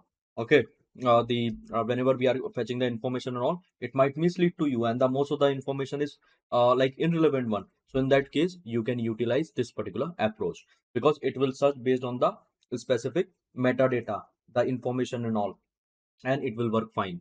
Now here guys, let's see what all thing is required. So these are the import statement. You can go through with this particular statement. Then after this import statement, here you can see what we have. So here my data, the same data I'm using, okay, the previous one only. Now after this data, what I'm doing, I'm creating my vector store, okay, Chroma vector store. Then here is my vector store. Then guys, now see, from here the real solution is going to be start. From LangChain, chains, query constructor, from base, we are importing this attribute information. Now, one more thing, let me show you. Once you will search about this self-query retrieval LangChain, you will get the complete, implementation. Just search about the self query retrieval, and here guys you can see this is the data. Okay, I took the reference of the LangChain itself. Then here is the meta information and all. Now guys, see, they have given you two approaches. First is the high level approach, where you no need to do anything.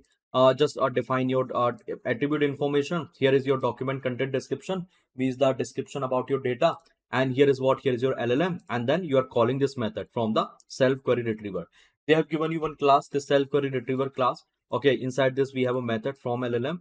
Now this method is doing everything for you, right? But with this particular approach, like see, hardly 5 to 7 line of code, that's it, nothing else, and you will get your retrieve document.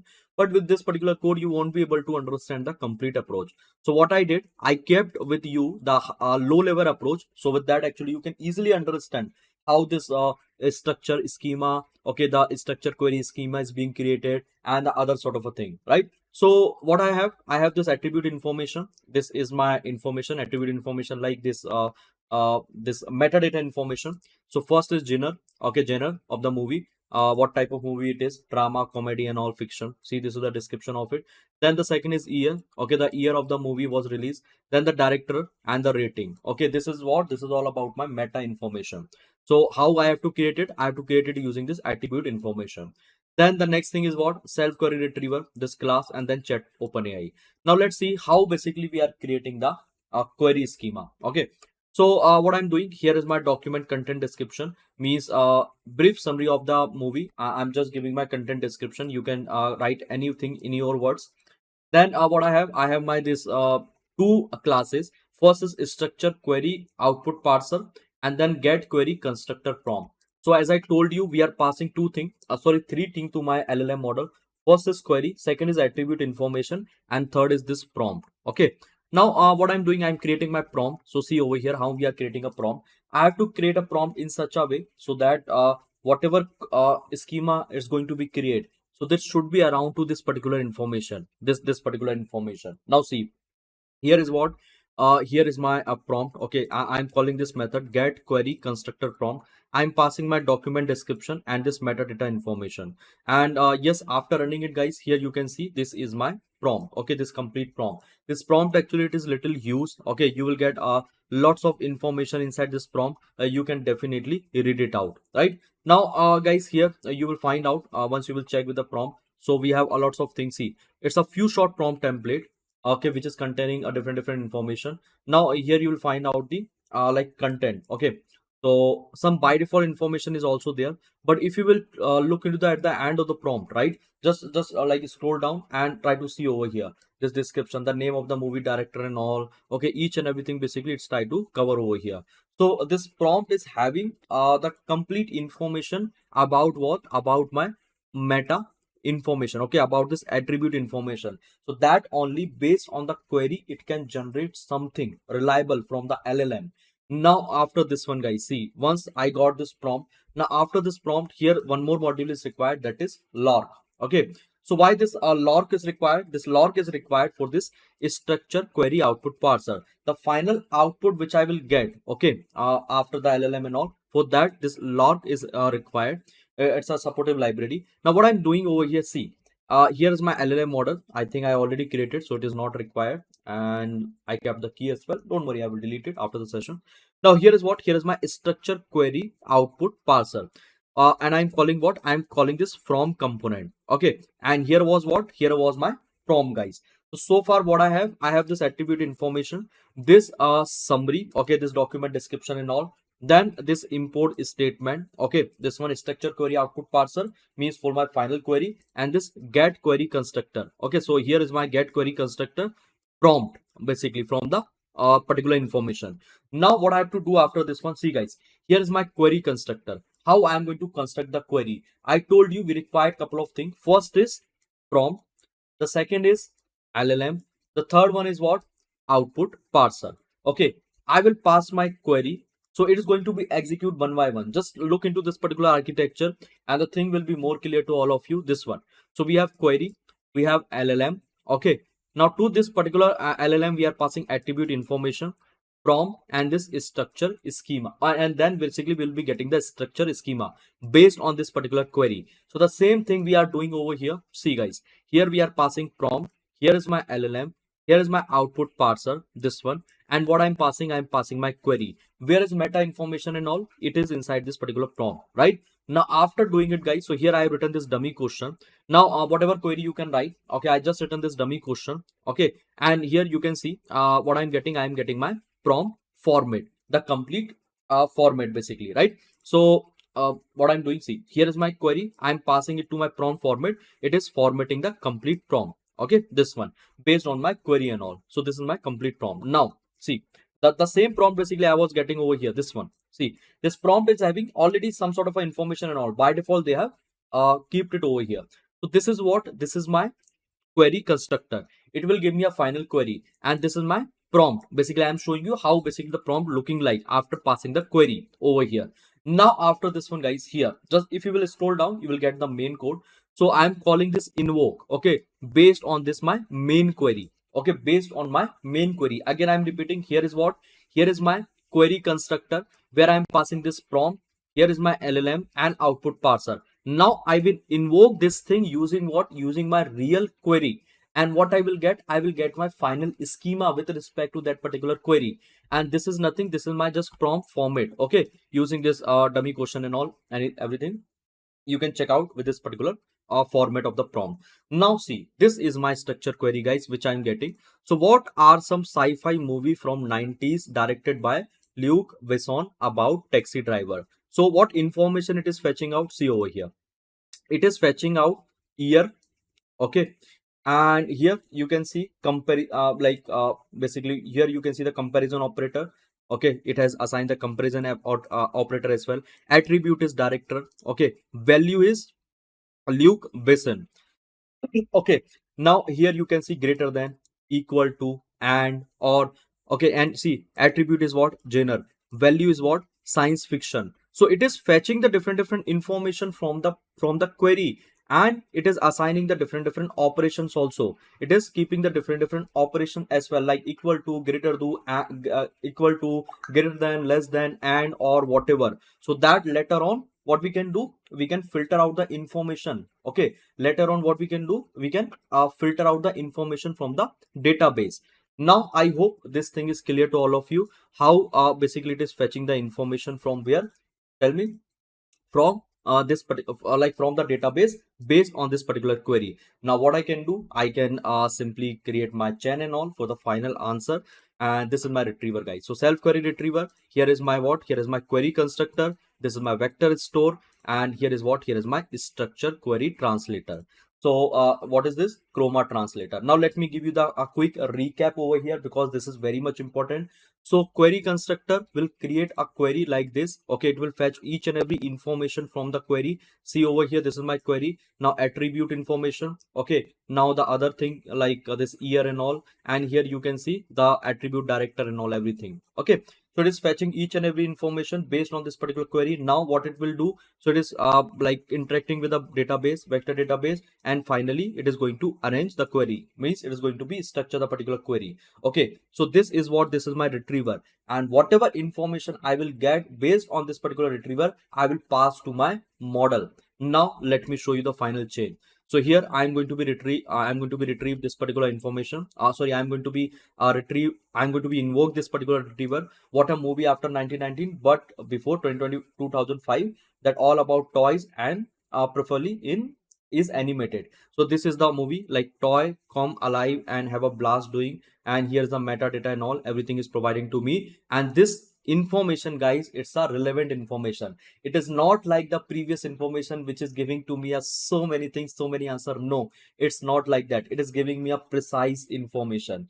Now yes, we are able to retrieve the data, retrieve the precise information based on what, based on this like metadata and all. Okay, based on this self query retriever, where is my query constructor vector store, okay, which is helping us to retrieve the necessary information, and then it is arranging in a final one. Now it's my LLM chain, so it's my prompt. Okay, this is my chain where I'm having my retriever, question, prompt, LLM, and str output. I'm passing the like same question, and here you can see the answer guys. If I'm asking this question, tell me about the movie which has rating more than 7, so it is giving me all the movie which is having rating more than 7. Now if I'm going to ask the same question, this same question to my the previous one, let me show you the previous one. Okay, so here where it is above the self query itself, and I'm going to ask the same question, and you will find out the differences now. So what is the actual differences between this one? So what I'm doing, I'm just going to paste this question. Now let me copy it over here, let me paste it down, and instead of this one I'm keeping this particular question, and then finally I'll be getting my text reply. So now I will print what? I'll print my text reply, and here is my reply, guys. See, it is just giving me hardly the movie name, not the complete information. And see, guys, how much difference there is between the output. So that's why I was saying the self-query retriever is way more powerful. Definitely, you can use it if you have metadata inside, where metadata inside your data. Okay, so fine, I hope this is it. This is like enough for this particular video. In the next video, I'll be coming up with a different retrieval technique. Until, thank you, bye bye guys, take care, have a great day. Now, without wasting a time, let's start with the video. So, the today's topic is going to be, guys, child to parent retrieval. Here is the solution basically which I prepared. Most of the thing basically I didn't keep, but don't worry, I will be explaining the entire thing. What is the meaning of this child to parent retrieval and why we are using it? Now, apart from this one, guys, here let me show you the topic basically. So, this was a topic with respect to the retrieval. So here I have completed till fifth point, that was the self-query retrieval. Now it's time to understand about this parent document retrieval, or this is called small to big retrieval or child to parent retrieval, anything you can say. Then in tomorrow's video, means in the next video, basically I'll be discussing about this sentence window search, and then auto merging retrieval, and couple of other technique like hide and all, which is a part of like of the llama index documentation. I'll be covering the further technique from the llama index documentation itself. Okay, and that too I have shown you in my very first video of this retrieval. If you don't know, you can go and check, you will get a basic overview of it. Now guys, here see, retrieval basically I was covering, but apart from this one, what I have seen, people want some random topic as well. So recently, Meta has launched this Llama 3.1. Okay, and many people want to create a rack using this Llama 3.1. They want to access it, but in starting, actually, when they are starting with their solution and all, they don't get a proper guide. Okay, don't worry, I'll be coming up with those kind of solution. Okay, how you can access llama, uh this llama 3.1 using the olama, using the Hugging Face. Okay, how you can basically get it from the Hugging Face hub, right? And if you are not able to get it from there, then what all other solution we have, I will let you know. So I'm preparing those type of solution for all of you.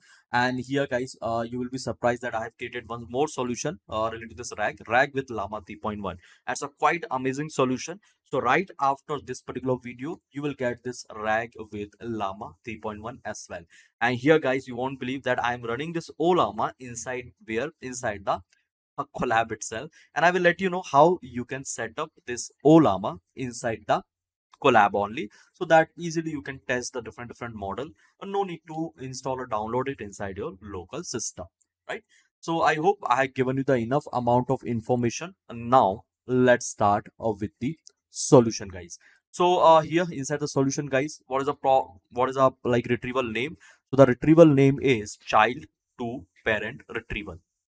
So inside this child to parent retrieval, what we do actually, let me explain you each and everything. But before starting with this child to parent retrieval, we'll have to understand the basic rack flow. Okay. So if you are not aware about the basic rack flow, in that case, you will find out some difficulty. So I would suggest you please go and check with my previous videos. Now, here guys, I capped one basic rack flow. So what is a basic rack flow? Let me again revise this particular concept. So we have a data, and this data basically we are dividing into the multiple chunks, right? Why basically we are dividing? So that I can perform the embedding and all, and we can store inside the database. Now this particular stage is called data ingestion. Okay, so here is my data ingestion. This is the first stage. Then after the data ingestion, guys, what happened, the next stage is called the retrieval. There we retrieve the data, okay, based on what? Based on the user query. So let's say if user going to ask any sort of a query, so instead of passing that query to the LLM directly, what we do, first we pass that query to the database, and we perform the semantic search or similarity search, right? And then we perform the similarity search based on the semantic meaning. And wherever this query is going to be matched, okay, with whatever document, we retrieve those documents, right? And here, after the retrieval, we pass it to the LLM. So after retrieving, guys, like what we do, so after retrieving, basically we rank the document.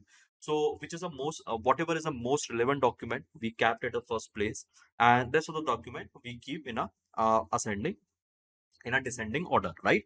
So at the first place we'll be having a more relevant document, and then the relevancy is going to be decreased, so that is called the rank result. Okay, and this retrieval operation is also called the ranking. Now here, after the ranking, guys, if you want to perform the re-ranking, yes, you can do it. It is up to you. If you want to do a more level of filtration, uh it is possible, and even I have created a video of the re-ranking as well. If you will go and check, definitely you will find out those video as well. Now then what we do, we pass this particular result, this rank result or re-rank result, to the model. So this model, this rank result, actually it is called the context. Okay, and here we are passing the query, we are asking the same query based on this given context, based on given this particular result. And here we are giving the prompt as well. Prompt is nothing actually, prompt is an instruction to my model that I can explain you right in a simple term. So let's say I'm giving the context, I'm giving the query, and I'm telling to my model, okay, you have to do it like this only. Okay, you are a happy assistant, you are an angry assistant, right? Or you are a sad assistant. So here we are giving a emotions, we are giving an instruction to my model, using this particular prompt. The prompt is nothing, prompt is just like a to a specific instruction, to what? To my model only, to my LLM. I hope this basic rag is the basic rag flow is clear to all of you. Now coming to this retrieval, guys. So whenever we are going to retrieve this data from the database, okay, actually this stage is quite important. Why? Because whatever we are going to retrieve from here, those particular thing we are passing to my model, right? If we are going to retrieve a good thing, we are going to be pass a good context to my model. If we are going to retrieve a bad thing, we are going to pass a bad context to my model. So this stage is quite important, guys. And here basically I was working on a different retrieval section, retrieval part, and the LangChain and llama index itself, you'll find out couple of solution, okay, which has been proposed by the community. So among all those solution, one solution is called child to parent retrieval. Now, what is exactly this child to parent retrieval? We'll try to understand this particular concept now. So here is an image of parent to child to parent retrieval. So first we'll have to understand this particular mechanism. Actually, what is happening whenever we are going to retrieve the document, okay, and how we are passing the context to my LLM model. So here, guys, see, let's say you have a data. What I can do, I can write over here. So let's say you have a data. This data actually, it is also called document. Okay. like you might have data inside any sort of a document. It could be inside the PDF, it could be inside the Excel, okay, or CSV, TSV, Parquet, ORC, Avro, any kind of file, okay, whatever file format you have, or even you can extract this particular data from the web as well, okay, you can perform the web scraping and all. So after collecting a data, what you have to do, you have to divide into the chunks. Now why we divide into the chunks? Because of the context length of the model. Because like let's say I'm a human, if you are telling to me everything in a single shot, hardly I'll be able to get something, and hardly I will be able to reply to you anything based on the based on like uh, the context, right? So the same thing happened with the LLM as well. If you are passing anything to the LLM, so it should be like under the context length, and different model actually it is having their own context length. So in some other video, I will discuss about the context length and all, because it's a separate topic. Okay, what should be the what is the length of the GPT, Gemini, or other open source model like Llama, okay, Mistral, or Cloud, right? Different very models we have, different LLM model. So we have our data, and we data basically we are going to split into the chunks. Okay, chunks. So let's say we have these chunks. Now what happened, guys? Let's say this is my chunks, and now I create the embedding. Okay, embedding is nothing. Actually, it's a numerical representation or vector representation of the data. If you will go and check our previous video, you will get a clear cut understanding related to the embedding and all. Now embedding, guys, so this embedding we always store where? Inside the databases, okay, inside the vector databases. We have a different kind of vector database. If you want to know more about it, you can visit to this particular video, sorry, not video, to this particular link. I will give you inside the like description. So here you will find out almost all the data type, and here they have given you the factor based on which particular factor they are going to select the database. Okay, so here you will find Apache Cassandra, MongoDB, Chroma, Pinecone, Faiss, right? Different database and the property related to those particular database, whether we can use it for the different category, different kind of like filtration, hybrid search, different type of modality, okay, whether it's a open source or it is having a community support or not. Everything basically they have defined over here, so that you will get a clear cut understanding with respect to the vector database, right? Now coming to the next point here. So here, guys, you can see what we were doing. We were storing inside the database. Now whenever we pass the query, so here let's say we have a query. So this query actually it always interact with the database, okay, and based on this particular query we get the similar result, and that particular stage is called the retrieval. Okay, as I told you, as I explained you inside this particular architecture. Now, guys, see here, whenever we are going to be interact with a database, let's say here is my query and here is my database. Now, there is a specific size of the chunk. Okay, there is a specific size of the chunk. So, means a specific size of the vector basically. A specific size of the chunk over here. Let me show you this one. This one, okay, and a specific size of the vector, and it is nothing, it's a embedding basically. So here, guys, see what happened. So whenever we have a large chunk, huge chunk, okay, and with respect to that, if we are going to make an embedding, and then we are going to perform the similarity search with respect to the huge chunk, okay, with respect to the huge chunk, the bigger chunk, in that case this process is going to be a quite slow, right? The similarity search and all. Why?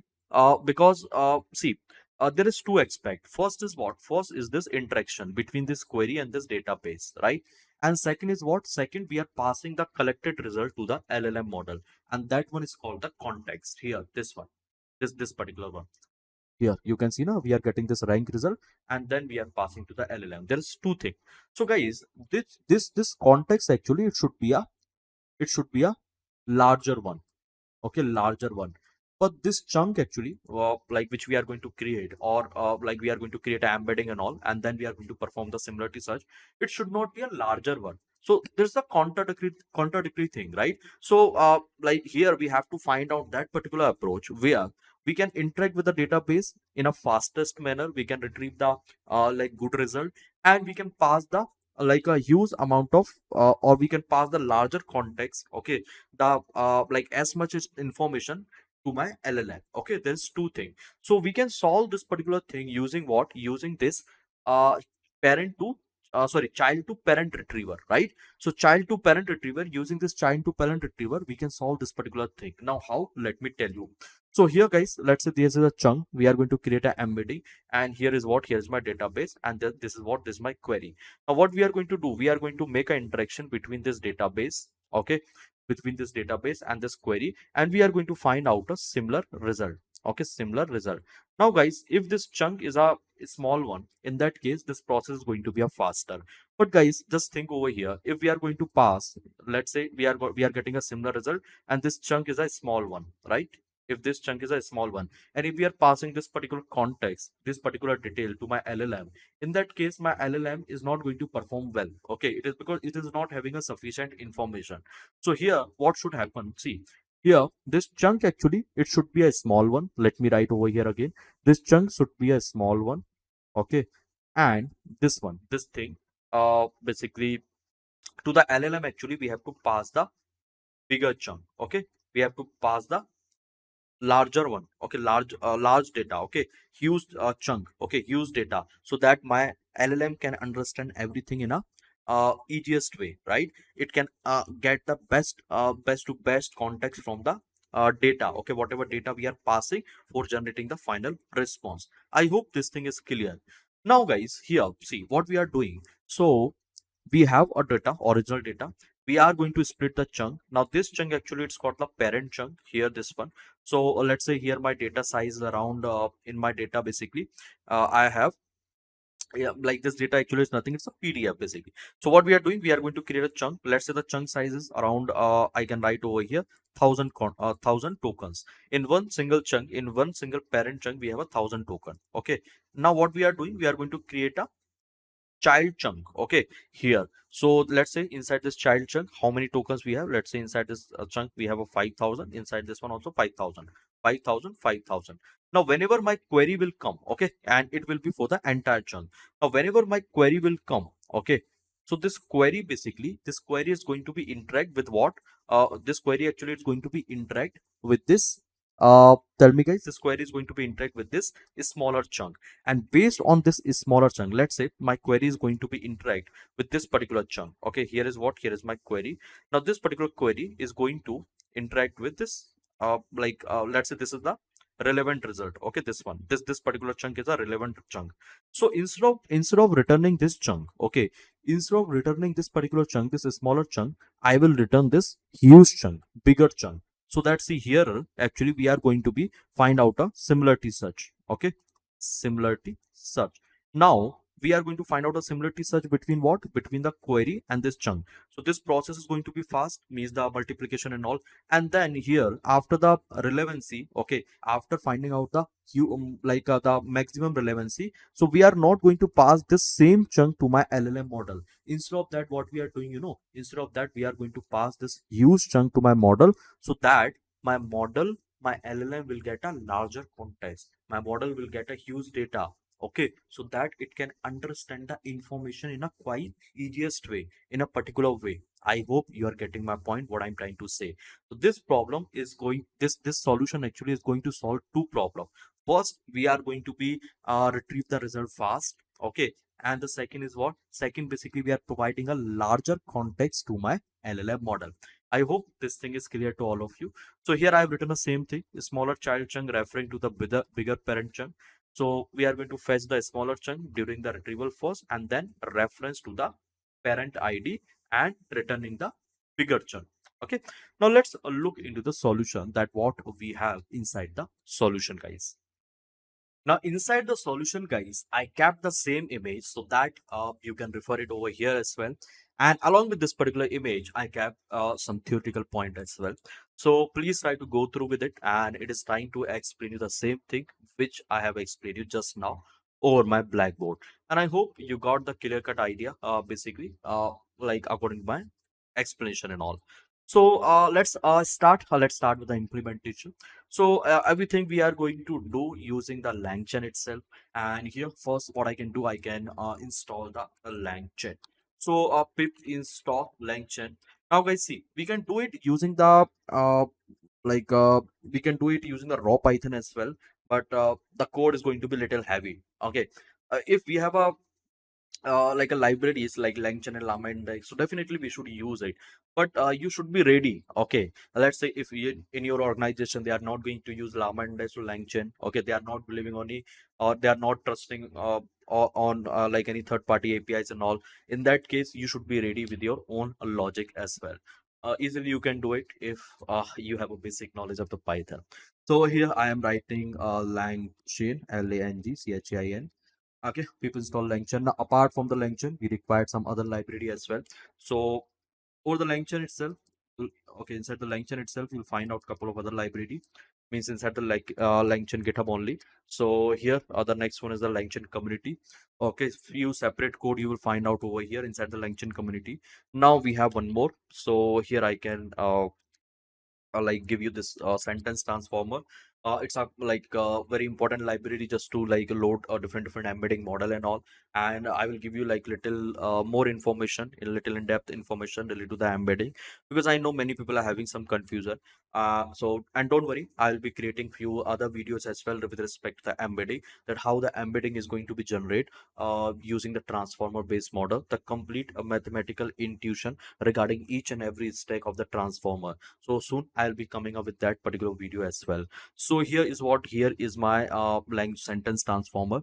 Now apart from the sentence transformer, we have like couple of other things. So what I'm going to do here, so here guys, step by step I can explain the part. So first is going to be a data ingestion. We have to ingest the data, and this data basically I'm just going to keep some basic data only as of now, but you can take any sort of a data. Okay, and guys, see, if I'm showing you one example using any other data, right, means any basic data or any dummy data, so don't mention the same thing inside the resume. On top of it, what you can do, you can take some advanced data, you can take your organizational data. Okay, you can take your like any real time project basically, and on top of it actually you have to solve it, because every time I don't have the real time scenario, real time project, but most of the time, basically 99% time I'm trying to giving you, but it's a request to all of you, please try to take a data, okay, the real original heavy data, and try to perform the same thing over there as well, right? I hope you getting my point and you will follow it as well. Okay, that is what I believe. Now, what I'm doing here, I'm just going to be here is my data which I kept inside the which I kept inside my folder. So from the generative AI, actually, I'm going to load it. Just a second. So I'm going to load two files. One is this Paul Graham essay, and the second is the State of the Union. So here I've loaded two files, and now what I can do, I can keep it inside one folder. I'm creating one folder. My folder name is going to be a data. Just a second, let me write over here. My folder name is data. Now inside this particular folder, I'm going to keep this both files. So here is my state of the union, and the second is Paul Graham. Don't worry, I will like give you the glimpse of the data if you don't know about anything. Now what I have to do, I have to load it. So it's a txt file. So simply I have to load the text loader from the LangChain itself. Let me close it. So here guys, I am going to import. Then I'm going to load the data, right? So what's going to be a process of loading the data? See, here is a path of the data, right? I already kept the code inside the notepad, so I'm taking a reference from there. But don't worry, I will give you this particular notebook so that you can run inside your system as well. So here's my file. Okay, Paul Graham essay.txt. If you want to get a path of it, so simply click on this data, do the right click and copy the path from here. That's it. Now here we have another file. The file name is State of the Union. Okay, in a similar way you can collect it. So we are passing this particular path to where? To the text loader. Okay, here is my text loader, and we are keeping inside the list so that later on I can iterate on top of it. So here guys, I'm going to iterate and loading the data. Where I'm going to load it guys? So I'm going to load this particular data inside this list. Okay, so here I'm going to iterate on each and every file, on each and every text loader, and finally after iterating it, finally after loading the data, okay, finally after iterating on top of it, I'm going to add inside where? Inside the doc. So like list is having a different function, append, extend and all. I'm using the extend method over here. Now what I'm doing, see, so after loading the data guys, if I'm going to execute it, let's say whatever, like we are able to load it or not. So yes, definitely we are able to load it guys. It is saying docs is not defined. I can define it docs, and finally I have my data inside the docs. If you want to check, you can check it over here. So here is my data. Now what I will do, guys, see, here this data I will be storing where inside the database. So I required my database as well. So for the database, I'm going to take Chroma. Okay, I'm going to use in memory ChromaDB database. I can use Faiss, Chroma, Pinecone, anything. I'm not going to use the cloud variant here. I'm going to store inside the memory only. So pip install LangChain Chroma. Here is my installation. Okay, what I can do, I can keep the installation at the same place. So whenever you are going to refer this particular notebook, you can install all the library all together. So here is my Chroma, guys, and now let me initialize the database as well. So for initializing the database, just a second, after installing it, what I can do. So here I can create it. Okay. So first I'm going to import this two thing. So in memory store, and then second is the Chroma itself. Now what I will do then, basically I'm going to create my like collection where actually I will be storing my data, and then finally I am going to store it. Okay, so let me store it. Now where I will be storing, guys, I will be storing in memory, and this is my final.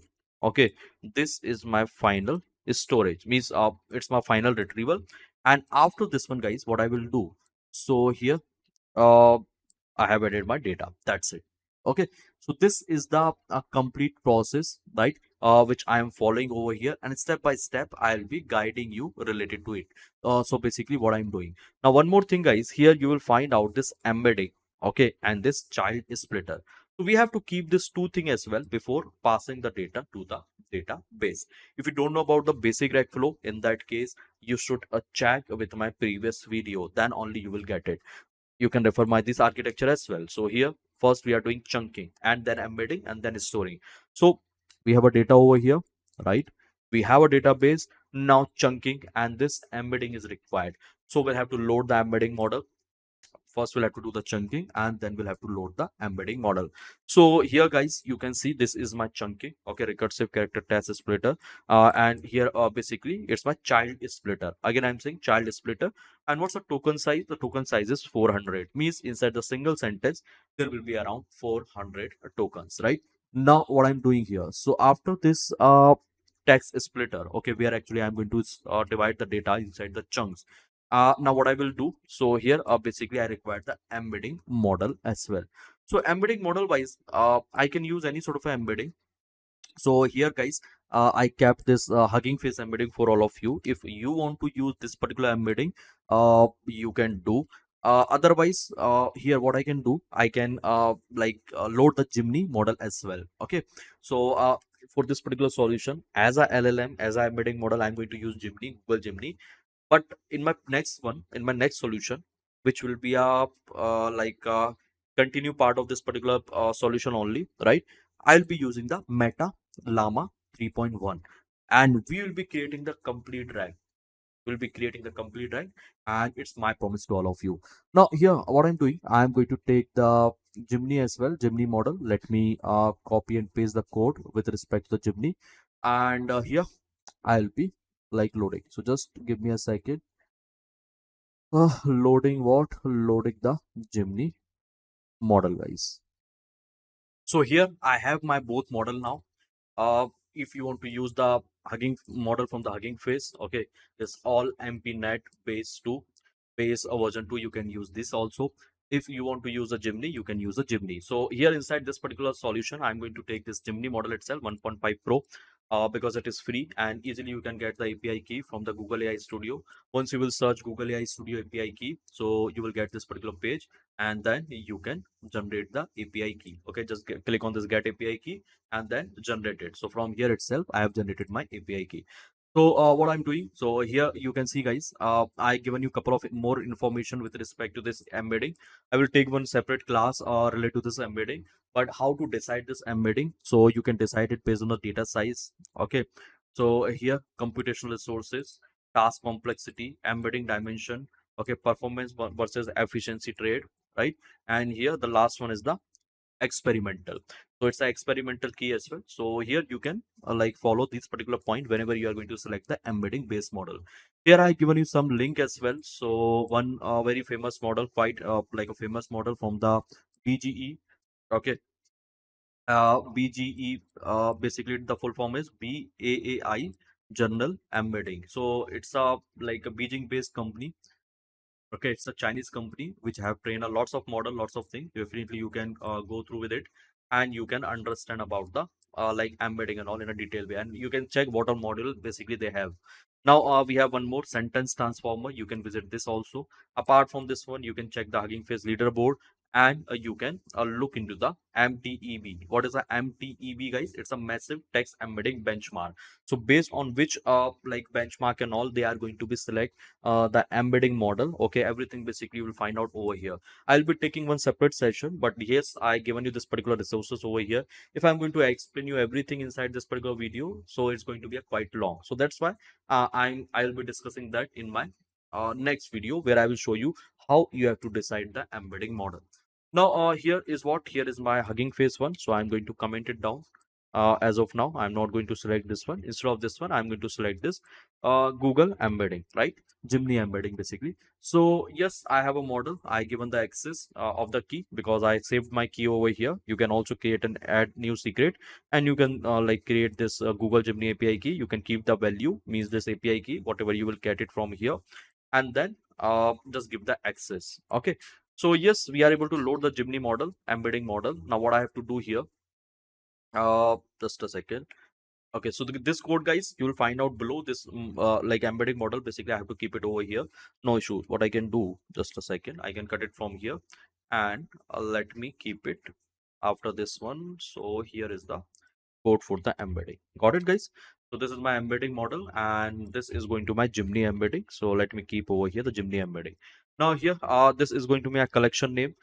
Means I'll be like keeping my full document, okay, complete document, and with respect to those particular document, I'm going to create a child, child chunks, okay. So here is a size of the child chunk, child splitter. So what I'm doing, so this is my in-memory database, and here this is my class. This class actually will find out inside the LangChain itself, parent document retriever. Now inside this parent document retriever, you are passing the vector store, okay, where actually you are going to store the data. Then here you are going to store in memory, and here is a child splitter. So this parent document retriever, what it will do, so whenever you are going to ask anything to this parent document retrieval, okay, whenever you are going to ask any sort of a thing to this parent document retriever, to this particular retrieval, so based on the child similarity, it will return the parent document. Okay, how? Let me show you. So here, guys, first of all, let me execute it. So this is my vector store, and here it is saying Chroma is not defined. Let me define the Chroma. So this is my vector store, guys. Here is my in memory, and then this is my retriever. Now inside the retriever, basically what I'm doing, I'm going to add this document, okay, means my data. So child splitter is not defined. Now I think it is defined. So here is my child splitter, and then we are going to add the document over here. Now let me keep this information as well above one only. Just a second. Yes, so here I kept this particular information over here, and let me keep the Hugging Face code as well. So I'm just going to copy it and let me paste it over here.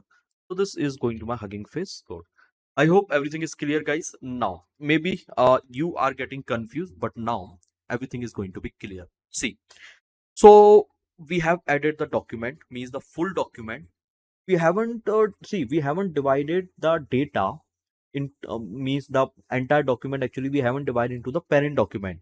Okay, so here what we did, we have added the document, and here is what, here is my child splitter. Okay, means we have a complete document. How many document? Two document. How many document we are going to store? Two document, right? This one. And with respect to this document, we have a child chunk. Okay, now whenever we are going to query, whenever we are going to perform the similarity search, so based on that particular similarity search, it will return which document? Tell me. Parent document. Okay, so let's see whether it's going to return or not. If you want to check the parent document, guys, you can check out over here. So just like call this store yield key, and here you will get the list of it. So we have two document. It's a key, basically. It's a first key related to the first document, the second key related to the second document. Now what I'm doing, so here, guys, I'm going to be call. So let me take this retriever, and this retriever actually it is having a different method. So here you can see like one method, the method name is invoke method. I'm going to call this invoke method. Let me write over here invoke, and I can write any sort of a word sentence, and according to that it will perform the similarity search. Okay, so this is it's a suggested question. I can take this particular question, and if you don't know about the data, let me show you the data basically, how it looks like and what we have inside. Just allow me a minute only.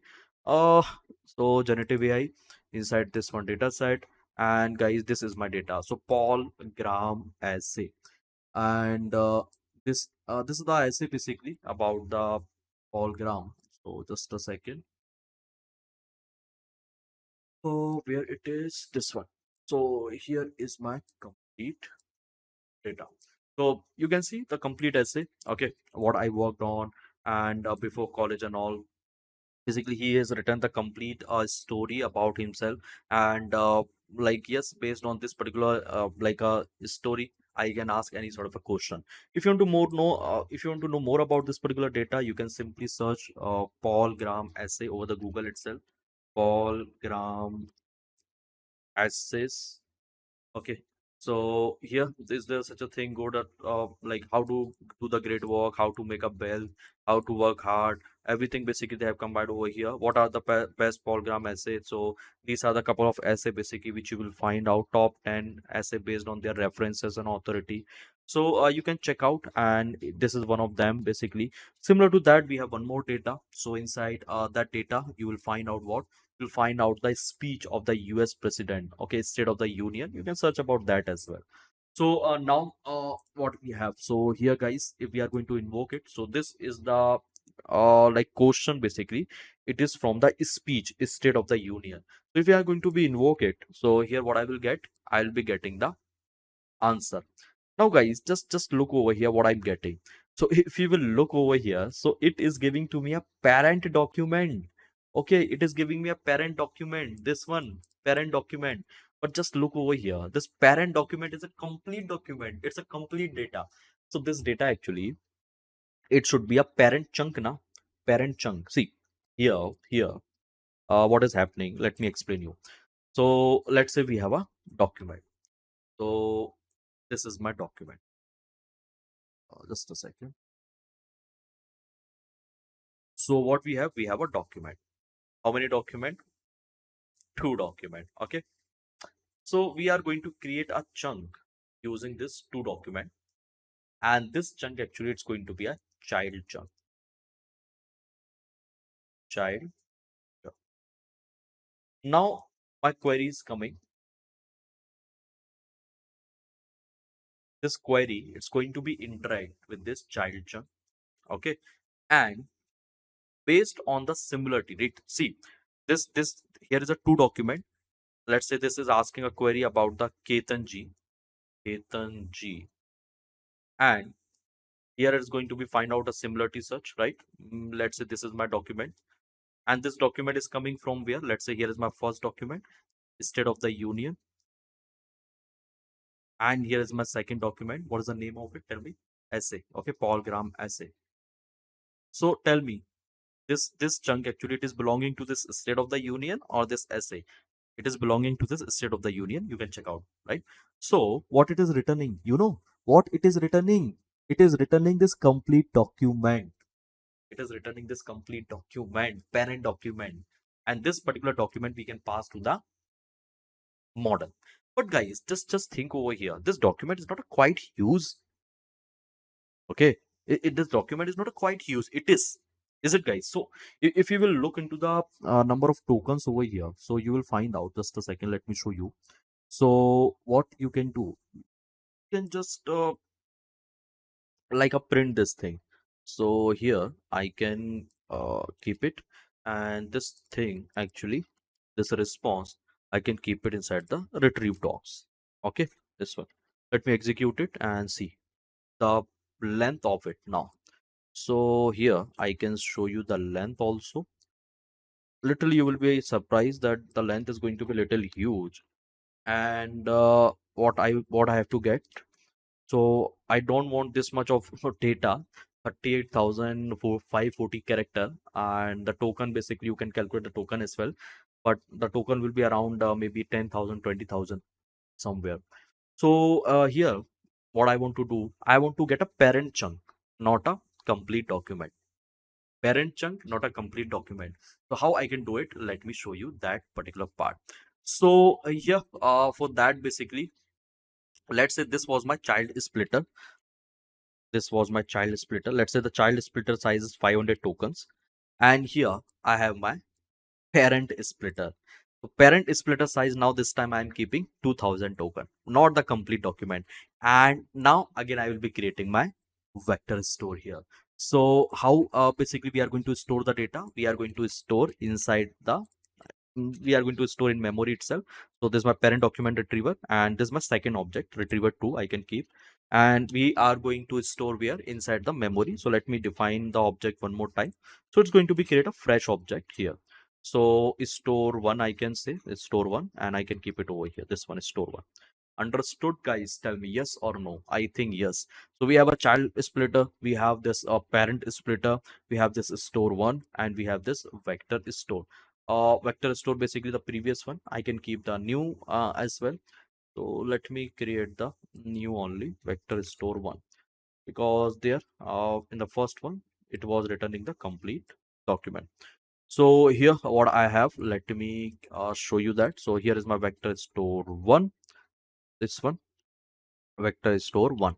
Okay, and see now along with the child splitter we are going to pass the parent splitter also. Getting my point? So based on the just look over here inside this particular like a basically blackboard. So we are passing a query here. It is going to be interact with the child document for the fast retrieval, for the fast multiplication and all with respect to the embedding. Then instead of giving this entire document, it is going to return what? It is going to return the parent document. So wherever, in whatever parent document I have this similar thing. Okay, let's say this particular thing, this child chunk, it is belong to the it is belong to this particular document, parent document, where we have 2000 tokens. Okay, so it will return to this one now. I hope you are getting my point. So now let's do one thing. Let's try to execute it one more time. Here is my child splitter, here's my parent splitter, here's my story one, here's my vector store one, and here is what? Here is my retriever 2. Now what I can do, I can add my data inside this retriever 2 one more time. And this time, guys, I'll be finding out we don't have two document. Okay, we'll be having more than that. So if I'm going to check the keys now, so in total I'll be getting how many keys? Let's see over here. So with respect to my data, store list of store. Okay, store one. So it is my store one. So here, guys, you can see we have 66 keys. Means it is not a two document, it is 66 parent chunk. It is 66 parent chunk. Okay, now here what I can do, I can check with respect to the first one. So here inside the first one basically we just have two document. Now I can check out. So what I can do, I can invoke the same question. Okay, so let me invoke the same question over here, and this time, guys, let's see what is going to be my answer. So here, guys, if you want to check, this is my retriever 2, and here we are going to invoke it, and this is my relevant document 2. Let me execute, and then you will find out the length of it. So here, guys, just a second, let me show you the length of it. So here the length is going to be around retrieval document 2. uh and just see over here, this is the page content. Okay, first of all, see here the length is 1849. Before basically it was giving the complete, it was giving the complete document. Now it is giving me a parent chunk with respect to this question.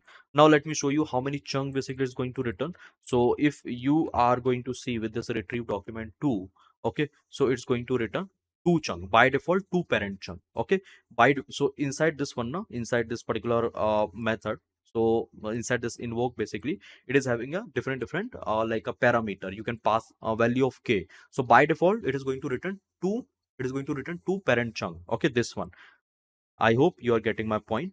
This is the parent chunk. If you want to check the a child chunk, okay, with respect to this particular question, instead of this invoke, you can run similarity search. Okay, this retriever 2 means this retriever object, it is having one more method. Let me show you the method name. What is the method name?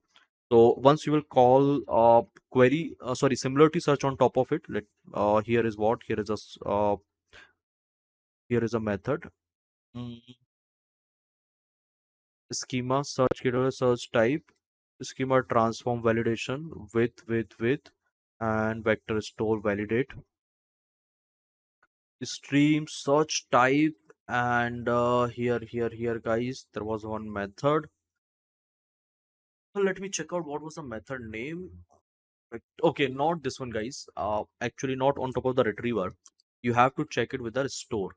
So just check out with the database store one dot.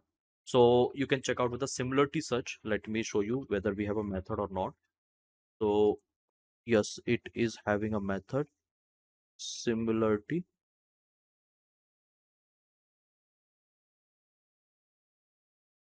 Okay, this is the in memory. So this one is a correct one. Think now I can check out similarity. Yes, guys. So it is having the similarity. So this will give you the child document as well. This particular method. Okay, on top of the database, actually you need to call. I hope it is getting clear. So let's try to pass this data to my this particular data, this parent document to my, tell me, model. So now I have to perform the data generation. So here I'm going to load my model. Here is my LLM guys. And now I'm going to create my chain as well. So this is my chain guys. And here, let me keep my chain. So see, my model is working fine. I'm able to load my model. And here is what guys, see, LangChain retrieval QA, OpenAI. And here to the LLM, basically I'm passing this Gemini LLM. Okay, here is my chain type is stuff. And then here is what, here is my retriever. Now this retriever, actually it's going to be a retriever 2, which is going to be written to parent document. Okay, which is going to be written to parent document, where it is this one, to parent document. Now if you want to check with the child document, again I'm saying you can call to this particular method, similarity search. You will be getting, you can call with the same question. Now let's ask the same question. Okay, to which one? So let's ask the same question to my model now. So based on the context, basically, I will be getting my answer. So here's my query. Now I just need to run this particular chain. Okay. So QA.run with this particular query, and let's see what I'll be getting over here. So yes, I will be getting my final answer. So let's wait. And this is going to be my final answer, guys. Now, this is just a prototype basically, which I shown you, right? But here we have to like evaluate our result, right, whether it is correct or not. And whatever thing I'm saying, based like whenever it's going to be find out the similarity search, at that time it's going to be fast. But whenever we are going to pass those similarity search, those smaller document, my model is not having enough information. So that thing also we have to prove. So for that, actually in evaluation technique is required, rag evaluations, right? As of now in your solution, wherever you are going to perform, wherever you actually you are going to create a rag, you can try to check with this particular approach, child to parent retrieval. If it's going to work well, it is fine. If not going to work well, you can check with the other retrieval technique. Again I'm saying every retrieval technique does not work, means with any solution. Okay, it's not like this that every technique is going to work. No, child to parent retrieval is going to work for some specific solution, some other technique is going to work with this with some other problem statement and all. So you need to check out, and it's all the experimental experimental thing and all. Okay, and but it's a proved one as well. That's why you will find out the solution and all inside the LangChain as well, LangChain and the Llama index. Now in the next video, I'll be showing you some other technique, and I'll be creating the RAG using the Llama 3.1 as well. So until guys, thank you, bye bye, take care. We'll meet you. I will see you in the next video. So keep watching, keep learning. If you have any doubt, you can let me know. You can reach out to me on my LinkedIn. There, definitely, I will helping you with your doubts and all. So thank you, bye bye. Take care. Now here, guys, I was talking about the retrieval technique, and these are the retrieval topic which I mentioned. Sentence window retrieval, which we are going to discuss in today's session, and in the next class basically we're going to discuss about the auto merging retrieval or hierarchical retrieval. Now apart from this one more retrieval is there which I have used in my pipeline in the real time as well. That was the hide. Okay, HYDE. There actually we are going to generate the hypothetical document, and we are going to generate the synthesized data, and we are using that thing for the basically retrieval and all. How we can do it in the next video, I will let you know. So let's start with this sentence window search, and let me explain you the meaning of this one, guys. So for explaining you this sentence window retrieval, guys, here I kept one image. So let's try to understand the meaning of this sentence window retrieval. So let's say this is my document. Okay, this is my complete document, and here is a part of the document, this one. Understood? Now what happened actually in the retrieval process, let's say someone is going to ask the query. So this query first it interact with the database, it interact with the vector database. So let's say my query is going to be interact with the database, and just suppose over here this is my most relevant document. Relevant document means what? This is my most similar document which is having a similarity with this particular query. Understood, guys? Tell me yes or no. So guys, if this is my most similar document, if this is my most relevant document, definitely I will fetch this data from the database. Yes or no? Yes. Okay, great. Now guys, here is a twist in the picture. So we are not going to fetch this specific sentence. No, we are going to fetch the entire data surrounding to this sentence, and that is called the window. Understood what I'm saying here? And that is called sentence window retrieval. Let me explain you with one more example, and let me compare it with a basic retrieval technique. Maybe you will get the clear-cut understanding in that case, right? So here guys, see, this is my document. I think it is not blur. Maybe you can clearly see this one. Otherwise, you can just check with the full screen or something. Or let me increase the size. Now I think fine. So here is my multiple document. This page content basically it is representing to the document. Now let's say one query is coming. Okay, so here's my query. Whatever query basically which user is asking. Now let's say user is asking, you can see lion princess feels like kingdom. So here I can write who feels like kingdom. So who feels like kingdom? This is my one question. So this query will interact with this document, means it will be interacting with the embedding of this document in my database, right? So this document actually it's a most similar document, this one. Understood? So it will fetch this data. After fetching this data, further what we can do, we can pass it to the LLM and all, and we can generate the answer, right? But here guys, see, this is the normal retrieval where we are just going to fetch this document, where we are just going to fetch the chunks, number of chunks. We can fetch one chunk, two chunk, three chunk, right? But here guys, here see, inside the sentence window retrieval, what is happening? So whenever we are doing a chunking, right? So along with the chunking, basically we are going to define the window size. Let's say we are going to define window size is equal to 3. So what is the meaning of the window size equal to 3? You know, so let's say this is my sentence. Okay, this is my document, which is a more relevant document. So what will happen? You know, so it's going to be connect. Okay, it's taking a window is equal to 3. Window is equal to 3 means it is taking a surrounding content. Okay, it is taking a surrounding content to this particular document. Now how to calculate this surrounding content? What is the meaning of this windows is equal to 3? Let me explain you that part also, so that the meaning will be more clear to all of you. Now here guys, for that I kept couple of sentences. So let's say this is my sentence, and now here what I can do, I can write window is equal to 3. Now what is the meaning of it? So see, here is my 3 sentence, this one, right? Now here I have my more 3 sentence, right? And here I have my more 3 sentence. So till here I have a data, right? I have a data. Now here you will find out, so this is my first window, this one, and this one. Okay, first, second, and third. Then just look into the second window. See, this one, and this one. This is the second window. Okay, now just look into the third window. This one, okay, this one and this one. So this data, okay, if I'm saying window is equal to 3, window is equal to 3, so it's going to be capture this entire data. Understood or not, guys? Tell me. So here somewhere my document will be available, but it's going to be connect with this entire data.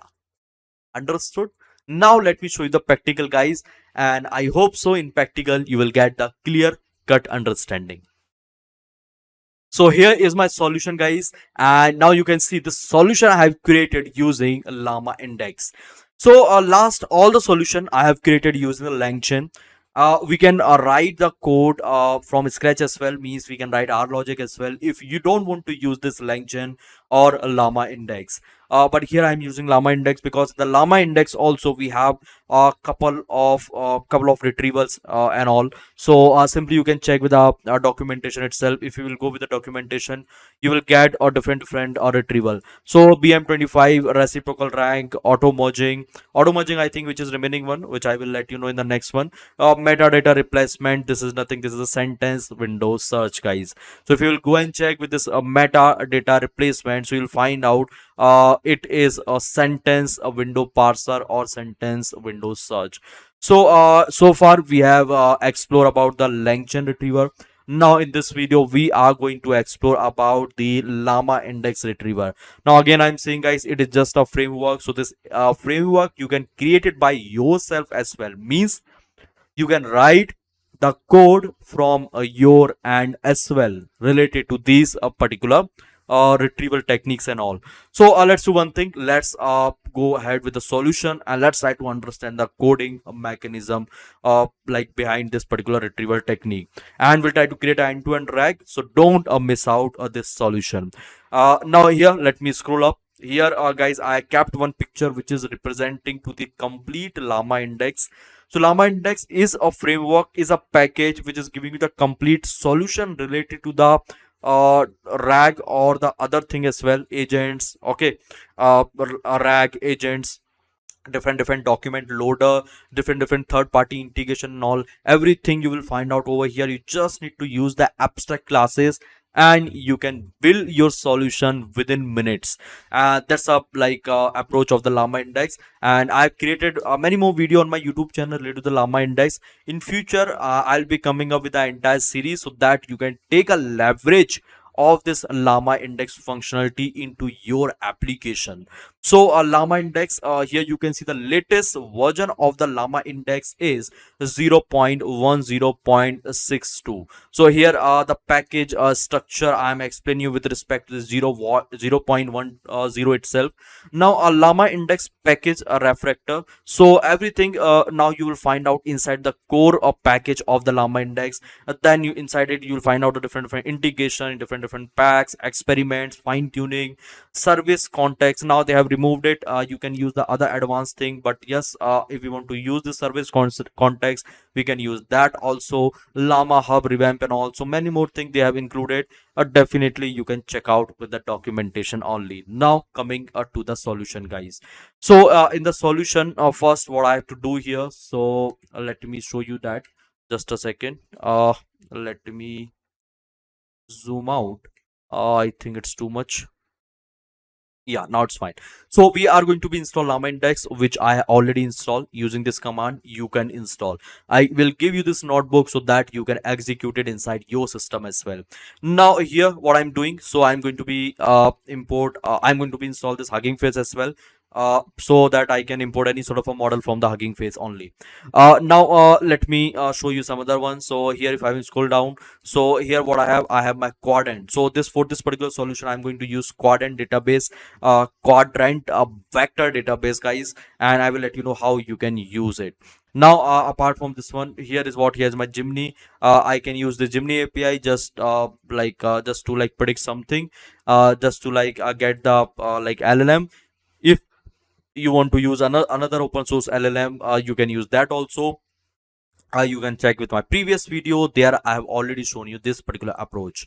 Now coming to the next part here. So Gemini I already installed. Then here is a Google generative AI, so that I can perform and I can check with the other functionality of the Google generative AI. So basically Gemini only. Now I have imported this library. Now I am going to import these particular library. So here let me check. It is saying llama index is not there. No issue guys. So let me install this llama index, another package, and then we'll start with the solution. So where is the llama index guys? Here is the llama index. I'm going to install it, just a second. So yes, installation is started. Let it complete and then we'll start with the solution guys. So guys, I have installed all the libraries. Let me show you what all libraries basically I install. Here is a generative AI, which I already shown you. Then this one, Gemini one, to access the Gemini, because it is free. The API key is free. Okay. We don't need to pay anything. If we are going to start, if we are going to like use it from the like Google AI Studio. Then Quadrant. So here we are going to use this particular database, and then Llama Index Core package along with this Hugging Face embedding. So let's try to implement the solution. So first, what is required here? So the very first thing, which is basically this particular statement: vector store index, a simple directory reader, load index from storage context, service context, and document. Now what's the meaning of this particular package? I will explain you each and everything, that why I am using these particular packages guys. Now one more thing here. Let me do one thing. Let me scroll down, and I written complete theory as well. So if you want to read about it, definitely you can go and check.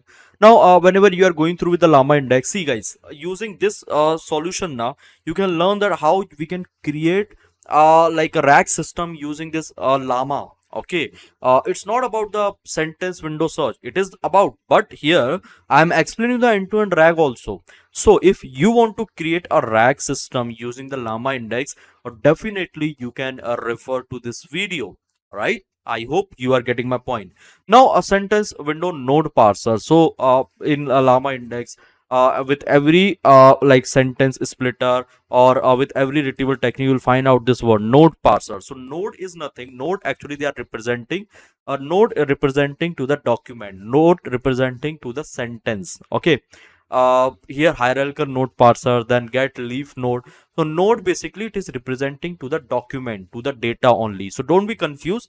Once you will read it, all the theory and all, this thing is going to be clear. Now we are going to import this sentence window parser, node parser, then sentence splitter, and Hugging Face embedding.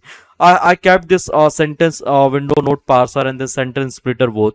The sentence splitter basically just to create a RAG with a basic concept. Okay, basic concept I'm saying.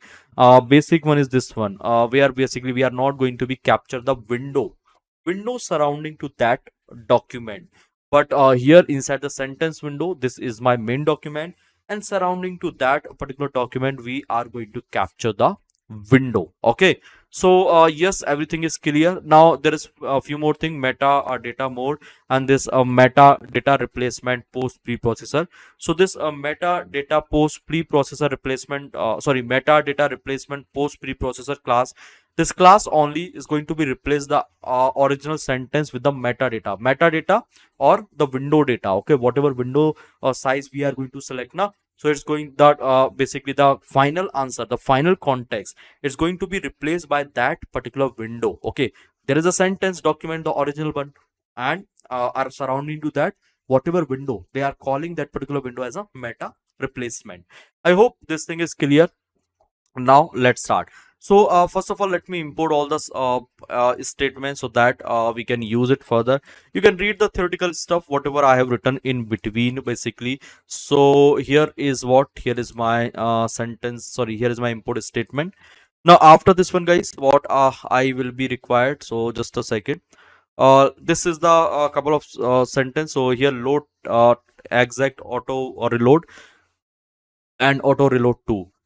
So no need to reload this library again and again if you are going to use this particular like a command. So automatically this library will be loaded. Now here I'm going to be load this all mp net base version 2. Okay, so this is the embedding model. Let me load this embedding. Let me load this embedding model. It is from the sentence transformer. Means it's a board-based model. Okay, board-based sentence embedding model. If you don't know about it, you can go and check out with my previous video. There, I already explain you about these particular techniques. Now coming to the next part here. So here, guys, if you want to read the model from the Google API, from the Google AI Studio. So first you will have to generate the API key, okay, and then you can set it as an environment variable. If you don't know about this thing, you can refer my previous video. There I already explain you this particular concept. Now here what I'm doing, I'm just checking that what all model is there inside the like Google AI Studio. So simply I'm calling this gen AI.list model, and I'm iterating on top of it, and once I will do it, guys, I'll be getting all the name. So here is the name. If whatever model you want to use, you can use according to your requirement. So I'm using this Gemini Pro, the basic model only, right? So let me load this particular model. I'm loading this Gemini class, and here once I will run it, so see what I'm getting. I'm getting the LLM model, this Gemini Pro model. I hope till here everything is perfect. Now here what I'm going to do, I'm going to test my model. So I'm giving the user message, hello friends, and this is the like answer. And here again I'm asking the question to my model. It's fine. Like you can write any one message as well. Let's say you can remove this one, and this is going to be what, this is going to be a prompt. Now just see over here whether it's going to be reply or not. So once you will pass it this particular sentence, hello friends, so here assistant is giving you the answer, hello there, how I can assist you. So it's just a basic checking of the model. I hope till here everything is perfect to all of you. Now let's implement the next part of this solution, guys. So let's start with the ingestion and a retrieval part. So guys, here as a data, I just took this like basic data only, which I used in my previous solution as well. So my data name is what, a GOT. It's a Game of Thrones books. Okay, GOT book. You can take any data. I just kept couple of example as well. So here, if you want to download any sort of a book, you can download from this Gutenberg. Okay, you can download. There are so many books. Once you will check with this website, automatically you will get all the basically files and all in the txt format only. So here I written couple of name. You can directly download this book or any other book, whatever you want. Now guys, after this one, see, we are going to load the data. So I already have a data inside the directory. Now I'm running it, and I got my data over here. Okay, so this is my data. If you want to check in a particular format, then you can write inside the print one. You won't get this less n, means which is representing to the new line. Now here, if you want to check the length of the document, so I just have only one single file. So it is saying to me, I just have only one single file. Okay, length of the document. Now if you want to check the metadata, so here is the metadata. Okay, so this is a path where actually I am going to be read the data. There's a file name. Here is a plain text. Okay, there's a file size. I think it is in KB maybe. So here, date of the creation and last modified date. So this entire thing as a metadata. And now what I'm doing here, after reading the data, guys, I have to divide into the chunks. So this thing we do inside the LangChain using the recursive character text splitter. Okay, means the basic one, normal one, and the different other splitter you will find out over there. Now we are doing it over here using this sentence window node parser. Again, I'm saying like wherever you'll find out this node parser. See, it is having a different technique, splitting technique. Okay, this llama index also. So once you will go through with it, now see, here is node parser module. So file based node parser, HTML node parser, JSON node parser, markdown node parser, text splitter. Okay, here is a like code splitter, sentence window parser. So these all are nothing, it's a splitting technique. Okay, related to the different data. Token is text splitter. So you can go through with it and you can check out these particular technique. Okay, all the splitter technique, text splitter, and the other one with respect to the different other data as well. Now here we are using the sentence window search. Okay, and here window size is what, 3. You can keep anything over here, but I don't want the like window size too much. I don't want to provide a very huge context to my model. That's why I'm just keeping it 3, but you can keep anything, right? Then here is my window metadata key, means the context key, right? The context which is surrounding to that document, that will be known as a windows. Okay, window. Now here is my original text which I am keeping inside this original text. This is my key basically. So along with this key there will be a value, and that value is going to be an original sentence, and here this is going to be a surrounding sentences in the form of dictionary. I will show you that. So yes, I'm going to execute it. So sentence node parser is ready. Now I can give my data to this one. So here guys, this is going to be a sentence node parser. I provided this document, this particular document. Now here is my normal one. Why I've written this normal one? Because I just want to compare it. So how it is working with respect to this sentence and this normal one, right? So let me execute it. Here basically I'm going to like run it, and now I'm passing my document as to this as well. So this is my node which is representing to the sentence node parser. Here is my base node parser which is representing to this normal one, base like a splitter only. Okay, so if you want to check the size, okay, what is going to be a size of the chunk, the by default if we are not going to mention anything. So definitely you can check out over here, sentence splitter is here. See guys, this one, where is the sentence splitter? Let me check. Code splitter, it was there, I was checking. Yeah, sentence splitter. So the by default size is 1024, and here chunk overlap 20, right? So if you are passing the data, so this is going to be a by default value, but you can change it. Now here I did it, and what I'm doing, see guys, there is two thing inside the llama index. So this is the variable LLM embedding model base node parser. So this variable, actually if you want to set, okay, throughout this entire runtime, if you want to use this particular variable, so what you can do, you can set like this, setting.llm automatically is going to be set, and then you can use anywhere, okay, throughout the solution. Other than this one, what you can do, you can define the data class, but you no need to do it from your side. Instead of it, basically you can create the service context. So in backend, it create one data class, and inside the data class, basically this LLM, this variable is going to be stored. So both ways fine. Here I given you this particular way which is being used inside the new version. Okay, new version of what? New version of the llama index.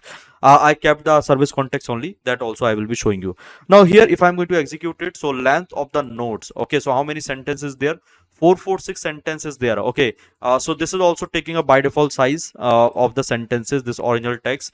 So in total 446 document we have with respect to this GOT book, Game of Thrones data. So let me show you how this data looks like. So this is the data guys. It is all about Game of Thrones. I think you know Game of Thrones, right? It's a web series and it's a quite popular. And now here, this is the base node size. So the chunk size is very heavy. 1024 document, 1024 tokens. So that's why you can see the 8 document only, 8 chunks only.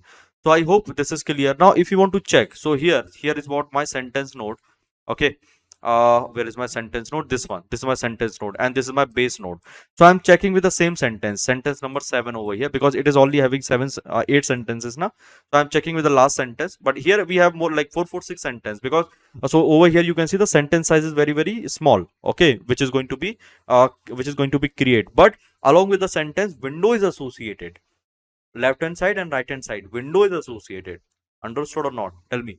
So let me check, let me show you how the sentence look like. So if I'm going to be executed, so this is my sentence guys. As you can see, we have no business with the dad, and here this is a sentence with what, this is a sentence with respect to this base node. Okay, but along with this sentence window will be associated. So now let me show you that particular window. So this is the original text guys, which I'm showing you. So this is a very small text, okay, this one in the Windows one, but again I'm saying window size will be window is associated, the 3 which I mentioned. I will show you, just wait. And this is a normal one. Okay, now see, whenever I'm going to show you the dictionary, so what name basically I have given to the original text, sorry, to this small sentence, the small sentence basically is called the original text. Okay, so let me show you the original text. So this is my original text guys, here where, just a wait. So see, window is this one, original text. See, this is the original text. Okay, this one, original text. Okay, are they dead? And here this one, this is my original text. Now see, by default basically it is giving me multiple sentences, 3 sentences with respect to this one. Let me show you from scratch. See, here is what, here is my metadata. Okay, which is a window. So around surrounding to that particular sentence, the sentence which you are getting, the small one, surrounding to that particular sentence, this is the window. Okay, this is the window. And now here is the original text. We have no business with the dad. So somewhere inside this particular window, okay, let me take this one. So what I'm going to do, I'm going to just copy it. This one, this is my window. Because of this window is equal to 3, we are able to capture this much of data. Okay, this one. So I can keep it inside the text also. So here, this one. So this is my window. Now I have one more. So I have my original sentence. Let me show you this original sentence, guys. This one. Let me copy it and let me paste it over here. So see, this is my original sentence. Now you will find out we have no business with the dad somewhere over here. So we have no business with the dad. So see, this is the window. Okay. And here is a window. Because of this window 3, we are able to capture this much of data. Getting my point? Surrounding data. Okay. So that was my meaning. If you are going to increase the window size, you will be having a like few like more context. Okay. Few more sentences will be appended. And I shown you how to select the windows and all, means how the window basically is working. I hope now every doubt is clear. So let's do one thing. Let's try to put give this data to the model. But before that, guys, I shown you we are going to use the quadrant vector database. So let me show you how you can configure it. But before it, here I'm going to define this service context where I'm going to be initialize this LLM and embedding model along with this node parser. Okay, at single place as a variable. So this is my sentence window service context, and here is my base one. Okay, the base one, because we are going to compare the both one, na both like retrieval options. So that's why I kept it this one over here. Llama index vector quadrant store, I think already we have installed. Let me check. Just a second. Llama index quadrant, yes. So this is already there, no need to install it. You can remove this part from here. And then we have this quadrant store. So let me import it. Now here I'm going to import this client also. So let me import this client. Now we required this two thing, HTTP. Okay, so sorry, this URL, connection URL, and this API key. So where you will get this URL and this API key, let me show you guys. Now guys, see, once you will search about this quadrant, QDRANT, quadrant database, it's a vector database actually. It give you all the solution. You can store the data in memory, you can store over the disk, you can store over the cloud instance. So it is up to you where you are going to store the data. So guys, here basically what you need to do, see, once you will sign in now with any Google account, like you can sign in. So here I did it. What you need to do, you need to search about the quadrant login, and this will give you the login option. You can click on that and you can log in. So you will get this particular page. Now after getting this page, here you need to write your cluster name. Okay, inside the overview, just see carefully. And here you are going to use the free variant of it, right? Which variant? Free variant. So here inside the cluster also you can see there is an option for creating a cluster. You can click on this create. It will give you the option standard or free. So just select standard and create. Click on this create. Okay, this is also a way. So once you will create it, so cluster is creating successfully. So it is giving the it given the by default name only. Here you haven't given any sort of a name. So see, this is the name, by default name. Now just open it, guys. So once you will open it, here you will find out the complete detail of the cluster. Now this is the URL which you need to take. So just copy the URL and keep it over here, this one. Okay, and then what you can do, let me show you the next one.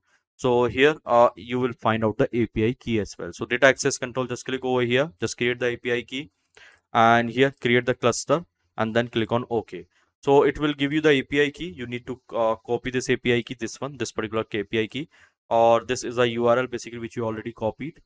Just a second, let me pass the API key also.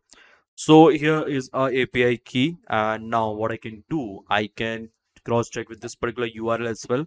Just copy this URL and just keep it over here, guys, because this is very much important. And yes, so this is done. Okay, so take this URL. I think everything is done and fine now. Now what I have to do, So I have to store the data over here inside this particular cluster, which I created just now. Okay, so the cluster is ready and the health is healthy, right? Now, what I can do, guys, here, just do one thing. Let me, I think this URL is same. Europe West V8V. Let me check. Yeah, this is same. Let me take this one only because at the end it is coming 333. And that was for the gate command. Yes, so this is fine. Now API key is done. This is done. Now let me create a client. So this is all the option basically which we have inside this particular method. Okay, inside this quadrant client. If you want to use the other option for the local one and all, if you want to like store the data inside the local memory, you can do it. Now here what I'm doing, I'm just going to create a collection and there I'll be storing my data. But you must be asking to me, Sunny, why we are using quadrant. So here, guys, see, Quadrant basically is a very famous vector database, and it is having many more things. So Quadrant excel in providing different performance profiles tailored to specific use case. It offer efficient vector and payload indexing, right? Low latency, optimization, high throughput, along with the multiple option for the quantization. So because of this only, we are going to use this Quadrant. But guys, here other database also is providing this one now. So this database actually it is always based on the requirement. Here I giving you the solution with respect to the different database so that you can explore everything. Now here, guys, I checked with the Reddit also. So people are checking the database, like which database they have to use. So based on these particular options. So is it a open source, self-hosted, cloud management, like purpose built for the vector beta database, okay, purpose built for vector, developer experience and all. So if it is going to be fulfill all these requirements and all, and based on that only people are going to select it. And this all the thing already I have shown you many times. So you'll find out this is a this is a comparison with respect to each and every database. And here you can see some sort of a database is it is fulfilling almost all the requirement. And here Quadrant is one of them. So Quadrant, Milvus, so this database is a quite good. Even Weviate is also very good. Okay, and this whatever database basically we have written over here now, written basically over there. So this all the database is the good one, and it is being used inside the real time solution as well. So now what we can do, we can store the data. So this is my first collection with respect to the sentence window sentence retrieval. Okay, so we are going to create a collection. Here is what client, so that I can store it inside the database. Now here basically I am passing this vector store, this one, for creating a storage context. And then finally we are going to store the data or storage context. Okay, and then service context basically it is providing you LLM embedding everything, because everything has been kept over here in terms of variables. Someone has coded data classes in backend and we are using it. That's it. Now document is storage context and service context, everything basically you are going to be provide. And here is what, here is my index. Now this is the first index with respect to first data, and here with respect to the second data. Now guys, I given you the code with respect to the local one as well. If you want to like store everything in local, you can use this particular code, and you can download it even inside your local this particular indexes, and later on you can import it as well. So all the thing, all the code and all I have already given to you. You just need to go through with it, guys. That's it. So we are using Quadrant because I just want to do a fast retrieval. Sometime with respect to the huge data set, you'll find out that the sentence is going to be stored inside the memory, local memory, and it is not sufficient one, or maybe it is taking some time. That's why I have used this cloud one, so that I can show you it quickly and we can explore one more vector database. Now here, guys, as I told you, I have to import this metadata replacement post preprocessor, so that we can replace our main original document with the metadata, means the complete data. Okay, along with the window. So here is my first index, which is representing to the sentence window. So index dot as a query engine, where we want top 3 result. Here purpose is equal to true, and we are going to replace it. See, here is window is what? Window is a key. Okay, with that the entire data is associated. Okay, I hope you are getting my point. So this is my sentence query engine. Let me show you. And here is my base query engine, guys, which is a normal one, which is not taking any sentence window. Now it's time to generate something, guys. So here is my query. See, you can get you can like ask any sort of a thing from this particular data, from this particular book. There are lots of questions which you can make and you can test it. So what kind of question actually you need to test? So here I would suggest you see, create those type of question which is having a answer from the first one, okay, from the starting of the data, and which is combining the answer from the end of the data, or means after some sort of a paragraph, right? Okay, so those type of question basically it is being answered well using the sentence window retrieval. I can explain you. So let's say you are asking this about this grade. Okay.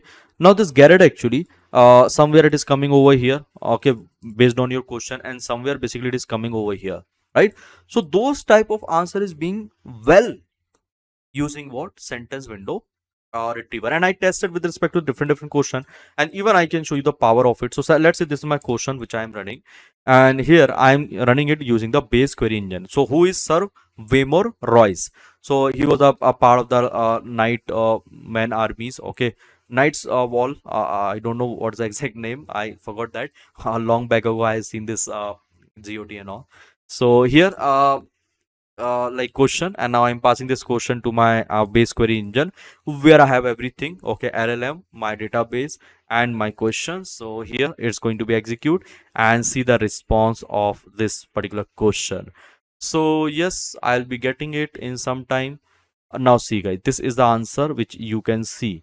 Okay, so now the same question which I'm going to ask with my sentence query engine, now you will look into the answer. Okay, so let me copy this answer just to showcase you that whether this one is good or that one is good. So here guys, this is the answer from the normal, this is the answer from the normal search. Okay, and here this is the answer from the Windows search, and now you will find out the power of the Windows search, window retrieval, that the answer is going to be a little detailed, and here it is providing you some more information because of the context window. The context window is going to be captured, so you can use it for your RAG purpose. You can create your RAG pipeline using this particular approach, this particular like a thing, right? You can write a code from scratch. Even you can use it inside the LangChain as well. I'm not sure they have given you the proper predefined class or not, but you can simply implement it inside the Python also.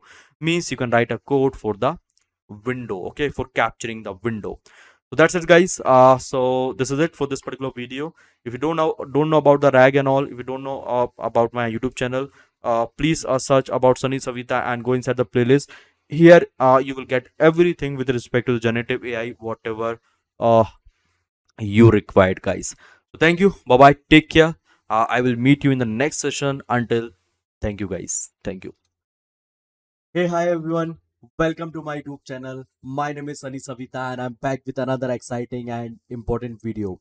So guys, yes, I'm here with one more retrieval technique with respect to our RAG pipeline. So this is going to be a last video with respect to the retrieval, because I think I covered almost all the retrieval technique. If you will go and check with my YouTube channel, so I think I uploaded 11 video inside my advanced RAG playlist, and in those 11 video, most of the video is related to the retrieval only.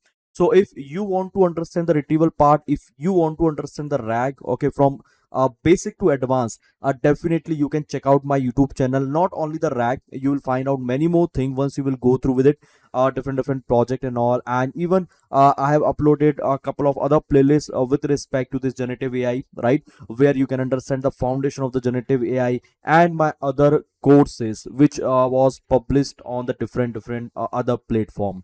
So everything you will get in my playlist section, right? Whatever you want to learn and whatever you want to understand, everything you will get it over here. Now guys, what is my aim for the upcoming days, for the upcoming classes?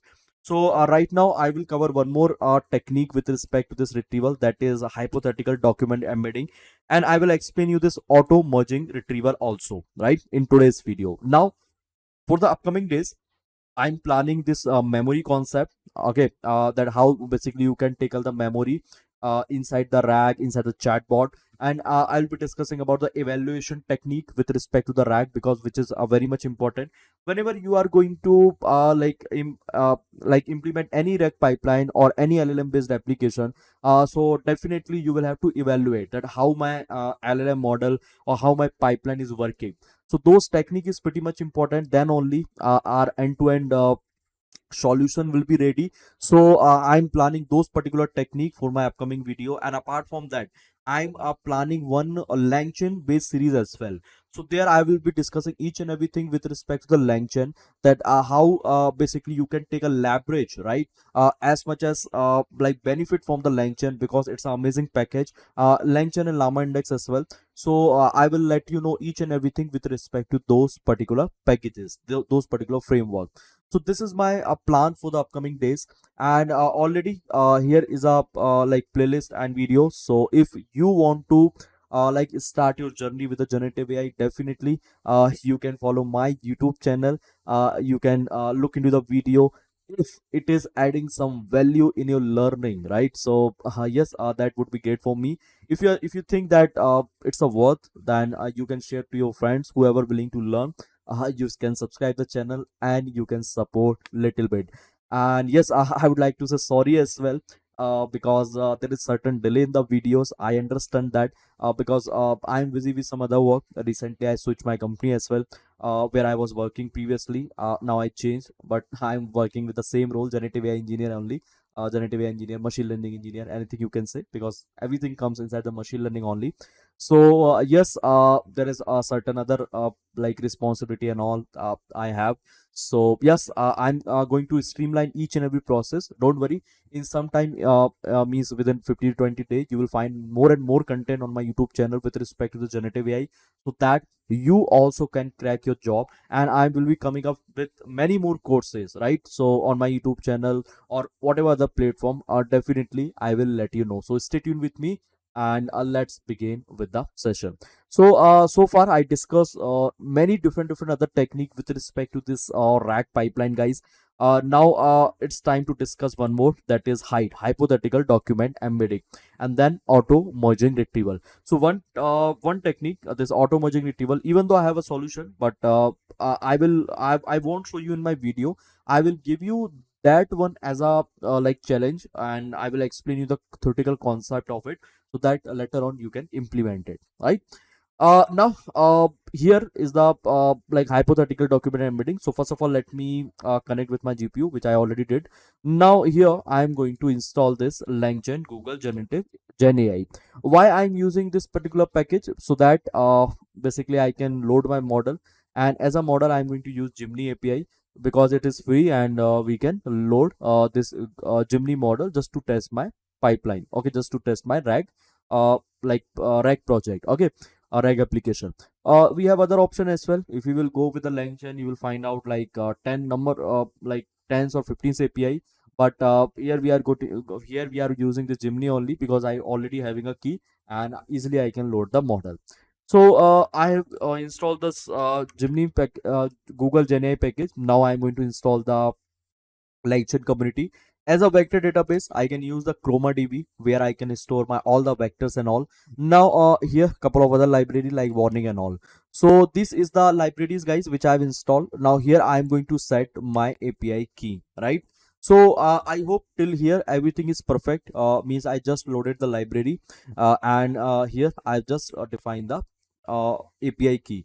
If you don't know about this API key, how to set it, okay, how to get it, you can follow my previous session. There already you will find out how to generate this API key, how to like set it over here. Again, I'm not going to repeat this part, because again it will take some time, so I don't want to waste over here.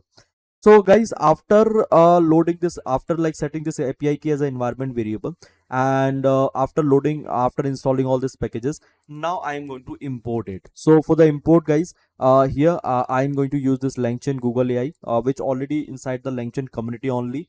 And here again, from this particular package, we are going to import this these two classes. First is chat generative AI embedding, second is chat Google generative AI. So let me import, and after import, guys, here I can load this LLM, right, this one. So chat Google generative AI, and here I am passing my model name. So inside this particular variable I will get my LLM, and here what I'm doing, so here I'm passing my embedding name, embedding model name. So what I will be getting my embedding model name, so that I can perform the embedding with respect to my chunks, okay, with respect to my data. So till here, I hope everything is perfect to all of you. Now, first of all, before starting with this main solution, let's try to understand the architecture of this particular application. And after understanding the architecture, we'll implement the further, guys. So guys, here you can see the architecture of the rack. I think this architecture I have explained you many time in my previous video, but let me explain you again with respect to this hide or retrieval technique. So how it is working with respect to the hide, HYDE. Now, what is the full form of the hide? So the full form of the hide is hypothetical document embedding. So see guys, in this retrieval, sorry, inside this rack pipeline, we have three stages. First stage First stage is called the data ingestion. The second stage is called the retrieval. And the third stage is called the generation. Here you can see the generation. Got it? Now guys, see. Whenever we are getting a data, so this data we are always like splitting into the chunks so that we can provide to my LLM, and my LLM can generate something.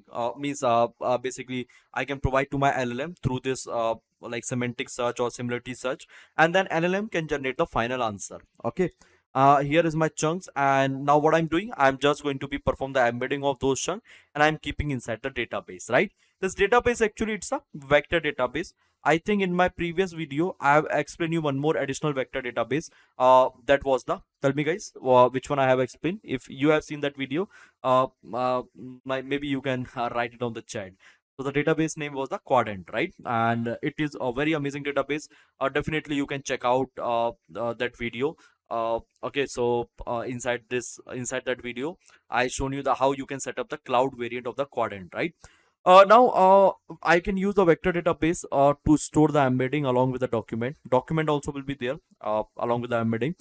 Then guys, see, we are going to perform the retrieval based on what? Retrieval based on this user query. So whenever I will get my user query, I will convert that query into the embedding, and I will pass that embedding to my database. Now here is a twist. Whenever we are talking about hide, guys, see, this approach which I am showing you right now, I will get the user query, then I will pass to my database, and then basically I will find out the relevant result or rank result. This is the simple approach, or this is also called naive approach, NAIVE, naive approach, right? But inside the hide approach, whenever we're talking about the hide, HYDE, so inside the hide approach, what happens? Let me tell you. So inside the hide approach, see what happened. Whenever we are let's say here is a query. Okay, so this is my user. User is asking any sort of a query. Now this query we pass to the LLM. Yes, guys. Yes, you are listening correct.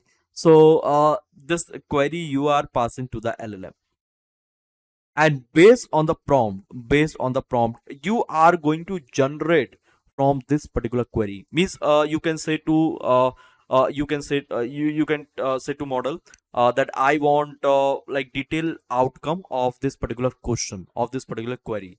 So it will generate a query. Sorry, it will generate the outcome.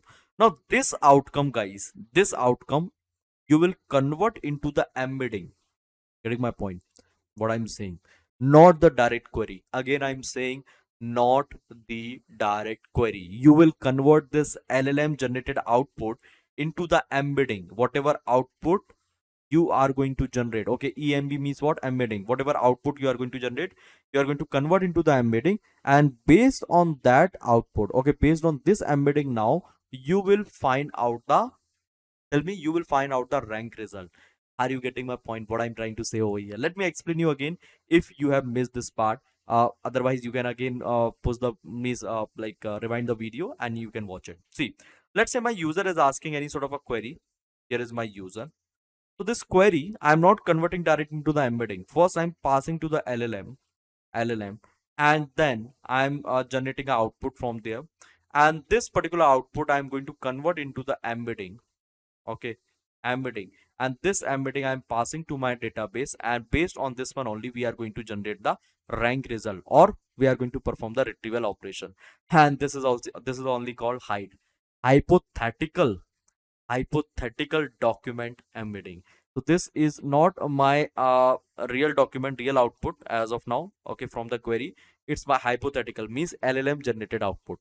Now you must be thinking here, Sunny, just tell me one thing. We use RAG. Why we use RAG?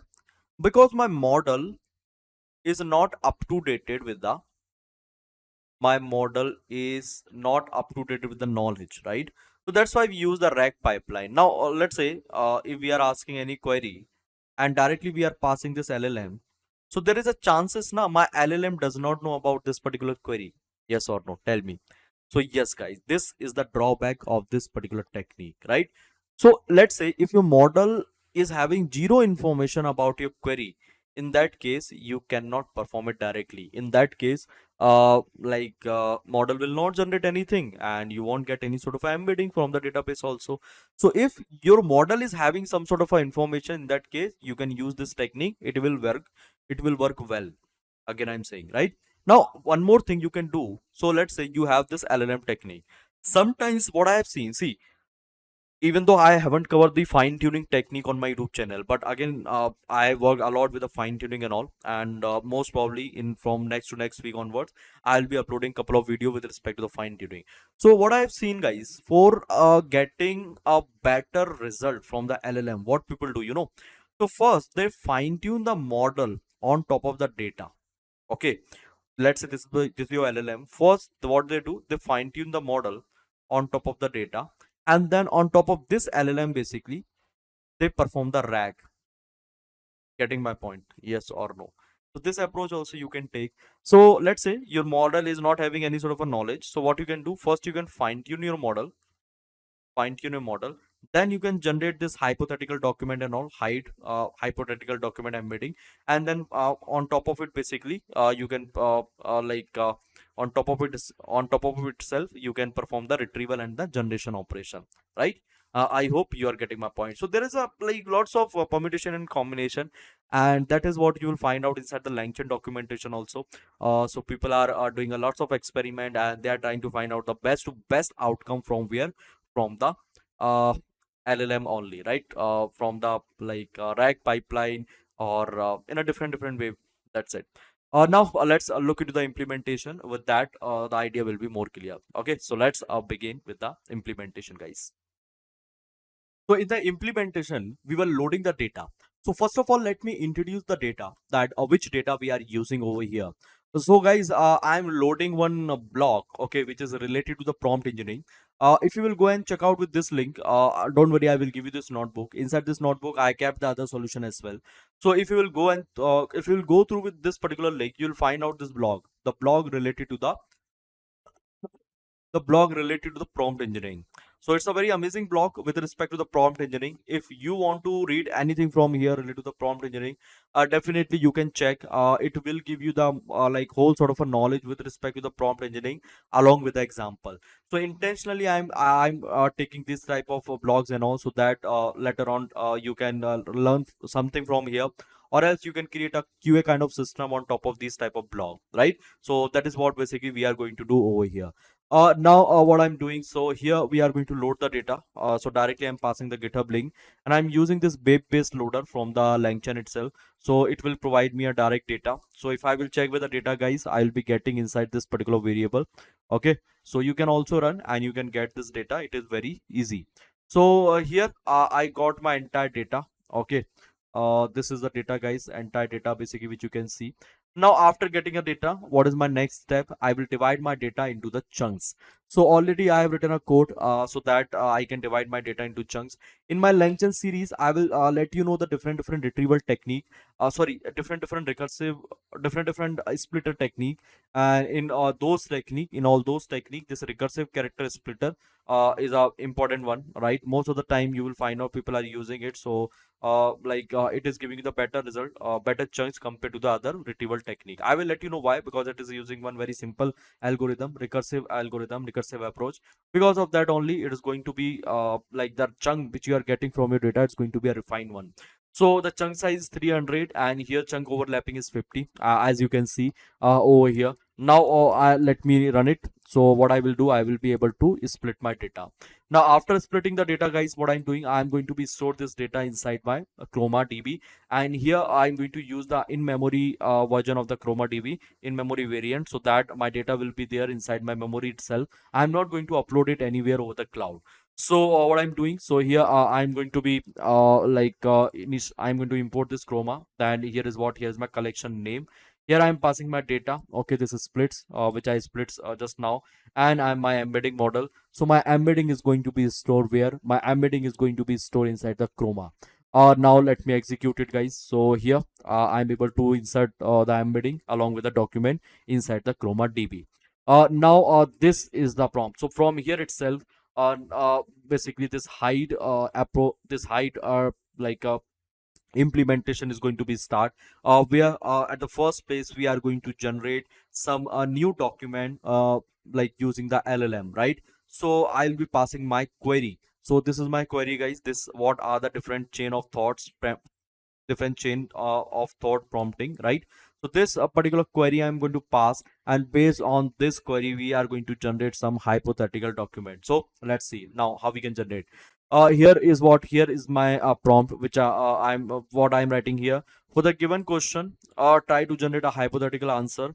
Only generate the answer and nothing else, that's it. So what is my question? This is my question, and how I am passing this question over here using this prompt template, right? So here I'm going to be initialize this chat prompt template. From template, here is my template. So here is my prompt. Now I'm going to format this particular prompt. How I'm going to format? I'm passing this question. So this question automatically will be append over here. So let me run it. Let me execute it. And here is my query. Now, guys, whenever I will execute it, see, already I have executed and I was getting these particular answers, these particular questions, right? So what are the different chain of thought? So here what I'm saying, for the given question, try to generate a hypothetical answer. So here I'm going to generate a hypothetical answer based on this particular question. This is my question. Now let me generate it, and here you will get all of those answer. So just a second, it is generating. See, it has generated the answer. Why it is able to generate the answer, guys? See, because this LLM is having some sort of information with respect to this, with respect to what? With respect to this prompting. So that's why I'm able to get these answers, right?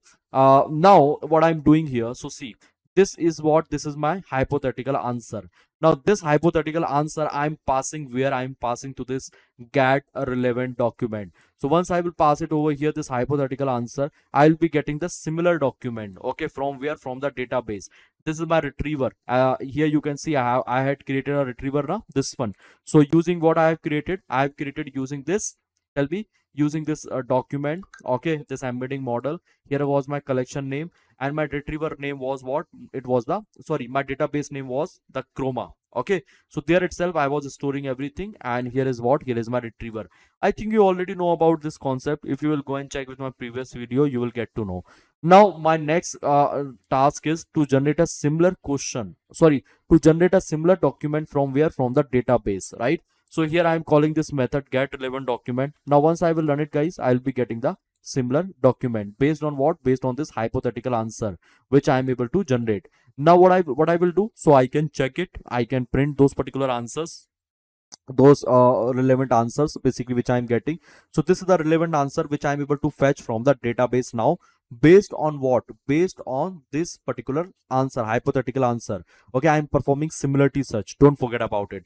Now guys, I hope this is clear. Now just to show you, okay, just to perform the experiment whether this hide approach is correct, means it is giving me a good result, or the naive approach where directly I'm passing the query, this is giving me a good result. So I'm just going to be I'm just going to be perform one more operation over here. So I'm getting a relevant document based on this query only. This time I'm not passing hypothetical document. Please focus over here, please focus, guys. See, this time I'm not passing hypothetical document, I'm just passing naive query. Okay, this is just an experiment. I will make a comparison between both, right? So here is what? Here is my question, and based on this particular question I will be getting the relevant document. So let me run it, and here I'm getting a relevant document. So this is what? This is based on my basic query, and here this is based on what? This is based on my hypothetical answer, right, which I was able to generate. Now what I will do, guys, so here now here I will be passing each and every information to my LLM, and let's see how my answer is going to be generated. So here is my complete template. So I'm simply saying please answer the question based on the given context, and this context is nothing, it's a retrieved answer. So I'm passing this complete thing to my template, so let me pass it. And here guys, what I'm doing, see, just focus over here. This method basically, it will take the complete document, similar document, and it will like what it will do, it will convert into the particular document. Okay, so it will fetch the page content and all everything, means like from the document it will fetch the page content, the actual data, and then we are going to be append inside the single string. Let me show you how it will looks like. So if you are calling this similar document one, okay, if you are calling this function with a similar document one, so you will be getting the complete formatted doc. So let me show you, it's a complete string, means that relevant answer which I was able to fetch from the database. So here is what, guys, tell me, here is my formatted answer, this one. Now similarly you can get with respect to the document 2 as well. So here if I'm going to show you this formatted document 2, you will be getting that also. So let me show you this one, and here what you will get, you will get the format document. So this document, this format document is nothing, it is your context which you are passing to your LLM. So one is based on what, one is based on the hypothetical answer, and other is based on what, simple query. Now what I'm doing here, I am going to pass it basically to my template. So here I am going to format my template. So this is my first template. Okay, and here is what, here is my here is my first prompt, and this is what, this is my second prompt, right? First with respect to the hypothetical one, and the second with respect to what, second with respect to the basic query, right? Means not a hypothetical answer. Now here LLM in dot invoke, so we are passing this query prompt one. Okay, query prompt one means based on the hypothetical answer, whatever data we have retrieved from the database, that data along with the prompt we are passing to my LLM, okay, to generate a response. So this is going to be a complete response, guys, okay, based on the hypothetical retrieval. And here this is going to be a response based on the query only. Okay, we are not going to generate a hypothetical document, just a query we are passing to the database, and based on that we are going to generate an answer. So see, guys, if you will look into this particular answer, so this is going to be a more this is going to be what, this is going to be a more structure one. So hybrid prompt, see, first is a complex, what we are asking inside the question. If you will look into the question, so here I am saying what are the different chain of thought prompting, right? So this is my question, guys, right? So here is what, here's my question. Now here, see, this is the chain of thought prompting, and see the answer is more structure along with a complete detail, right? Benefit, additional tips, hybrid prompting, this, that, whatever, everything you can see, and in very much detail.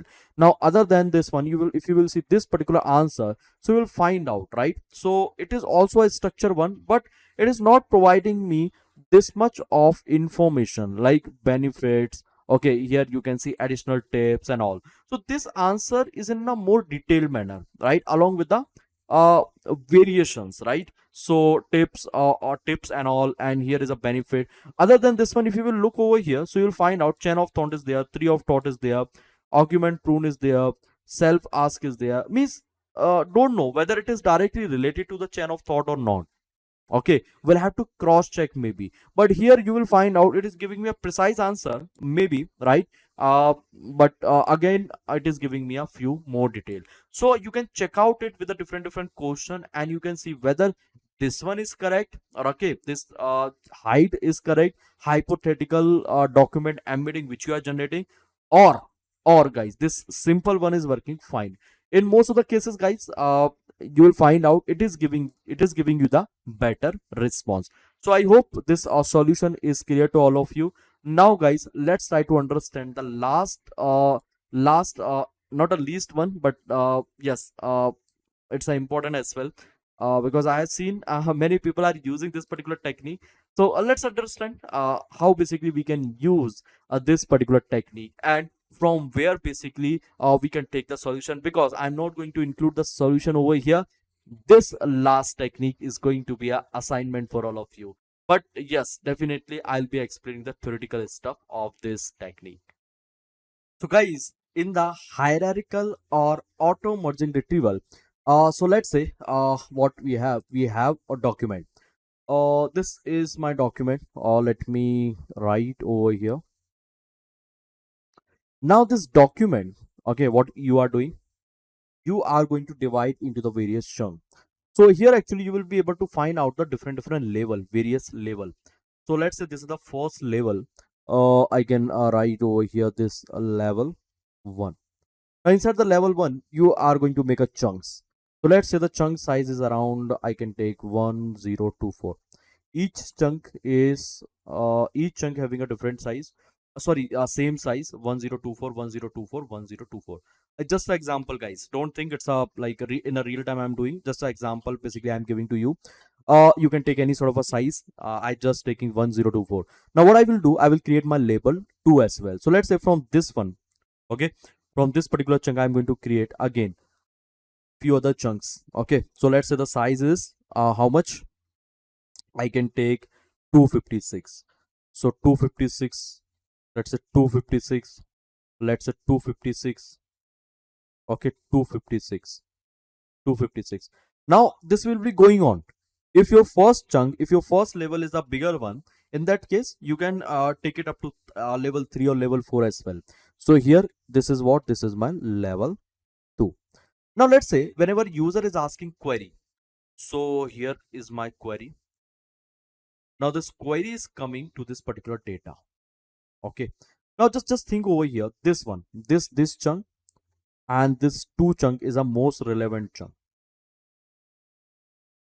Okay, this is what, this is the most relevant chunk. What I will do, I will return this particular chunk. Okay, I will fetch this particular data and I will be passing to my LLM, right? Means the further whatever pipeline we have. Okay, now here is one more thing. See, this is called a hierarchical chunking, but along with the hierarchical, sorry, this is the hierarchical retrieval. Along with the hierarchical retrieval, you will find out one more term, that is auto merging. What is the meaning of the auto merging? Let me explain you that part. So auto merging means, see, here this is my level 1. To which one, actually you can say it's a parent level, right? Parent level for this one, for this level 2. This is the child level, right? Child level. Now let's say here we are going to retrieve this particular chunk, this one, 256 means my first, this one. And let's say here I am going to retrieve one more chunk, this one, first one, second, and the third one. Now guys, just think over here. See, let's say here at this particular level, see, everything we can evaluate, everything we can evaluate. So let's say we are going to evaluate this retrieval chunk, whether it is whether it is good fit or not for my data. Okay, whether it is going to match to the particular information, to the particular query. Let's say it is not going to match this 3 chunk, 1 2 3. Let's say this is having an inconsistent information, this 3 chunks. So what you can do, you can merge it. Okay, and you can return this parent chunk as well. You can go back to your level first, you can go back to your level first. Okay, and you can return that parent chunk also. Are you getting my point? Yes or no? See, again I can explain you. Let's say here is my first level, first level. At level first, the chunk size is 0.2056. Now at the second level, let's say we have created a chunk. Okay, the chunk size is 512, 512, 512, and 512. This is what, this is your level 2. Okay, level 2. Now you have one more level. So let's say after this one, what you did, you created other chunks. So here is what, here is your 251 and 251. Now this is what, this is your level 3. Now let's say one query came, one query came. So the query, where it will go over here. And let's say this chunk is a most relevant one, this one, which you are able to find out. But let's say if you don't want to retrieve this information, okay, means this is the insufficient one. Let's say this is the insufficient one. So what you can do, you can go back to your level 2. Okay, means here this both chunk is going to be merged at this level 2. You can retrieve this chunk. But if you're thinking this is also misleading information, means this one is not sufficient, this one is not sufficient. So what you can do, you can like go back to your level first, where all the chunk is going to be meet, and this is your parent chunk. So that's the meaning of auto merging. At at any level, if we are feeling this chunk is not relevant, we can go back to the previous level, and we can retrieve that particular chunk. Now, how to code it, how to get the solution. So this is your task, guys. I can give you one hint. So you can check out the Llama index documentation. Okay, fine, guys. So thank you, bye bye, for joining this particular session, this particular video.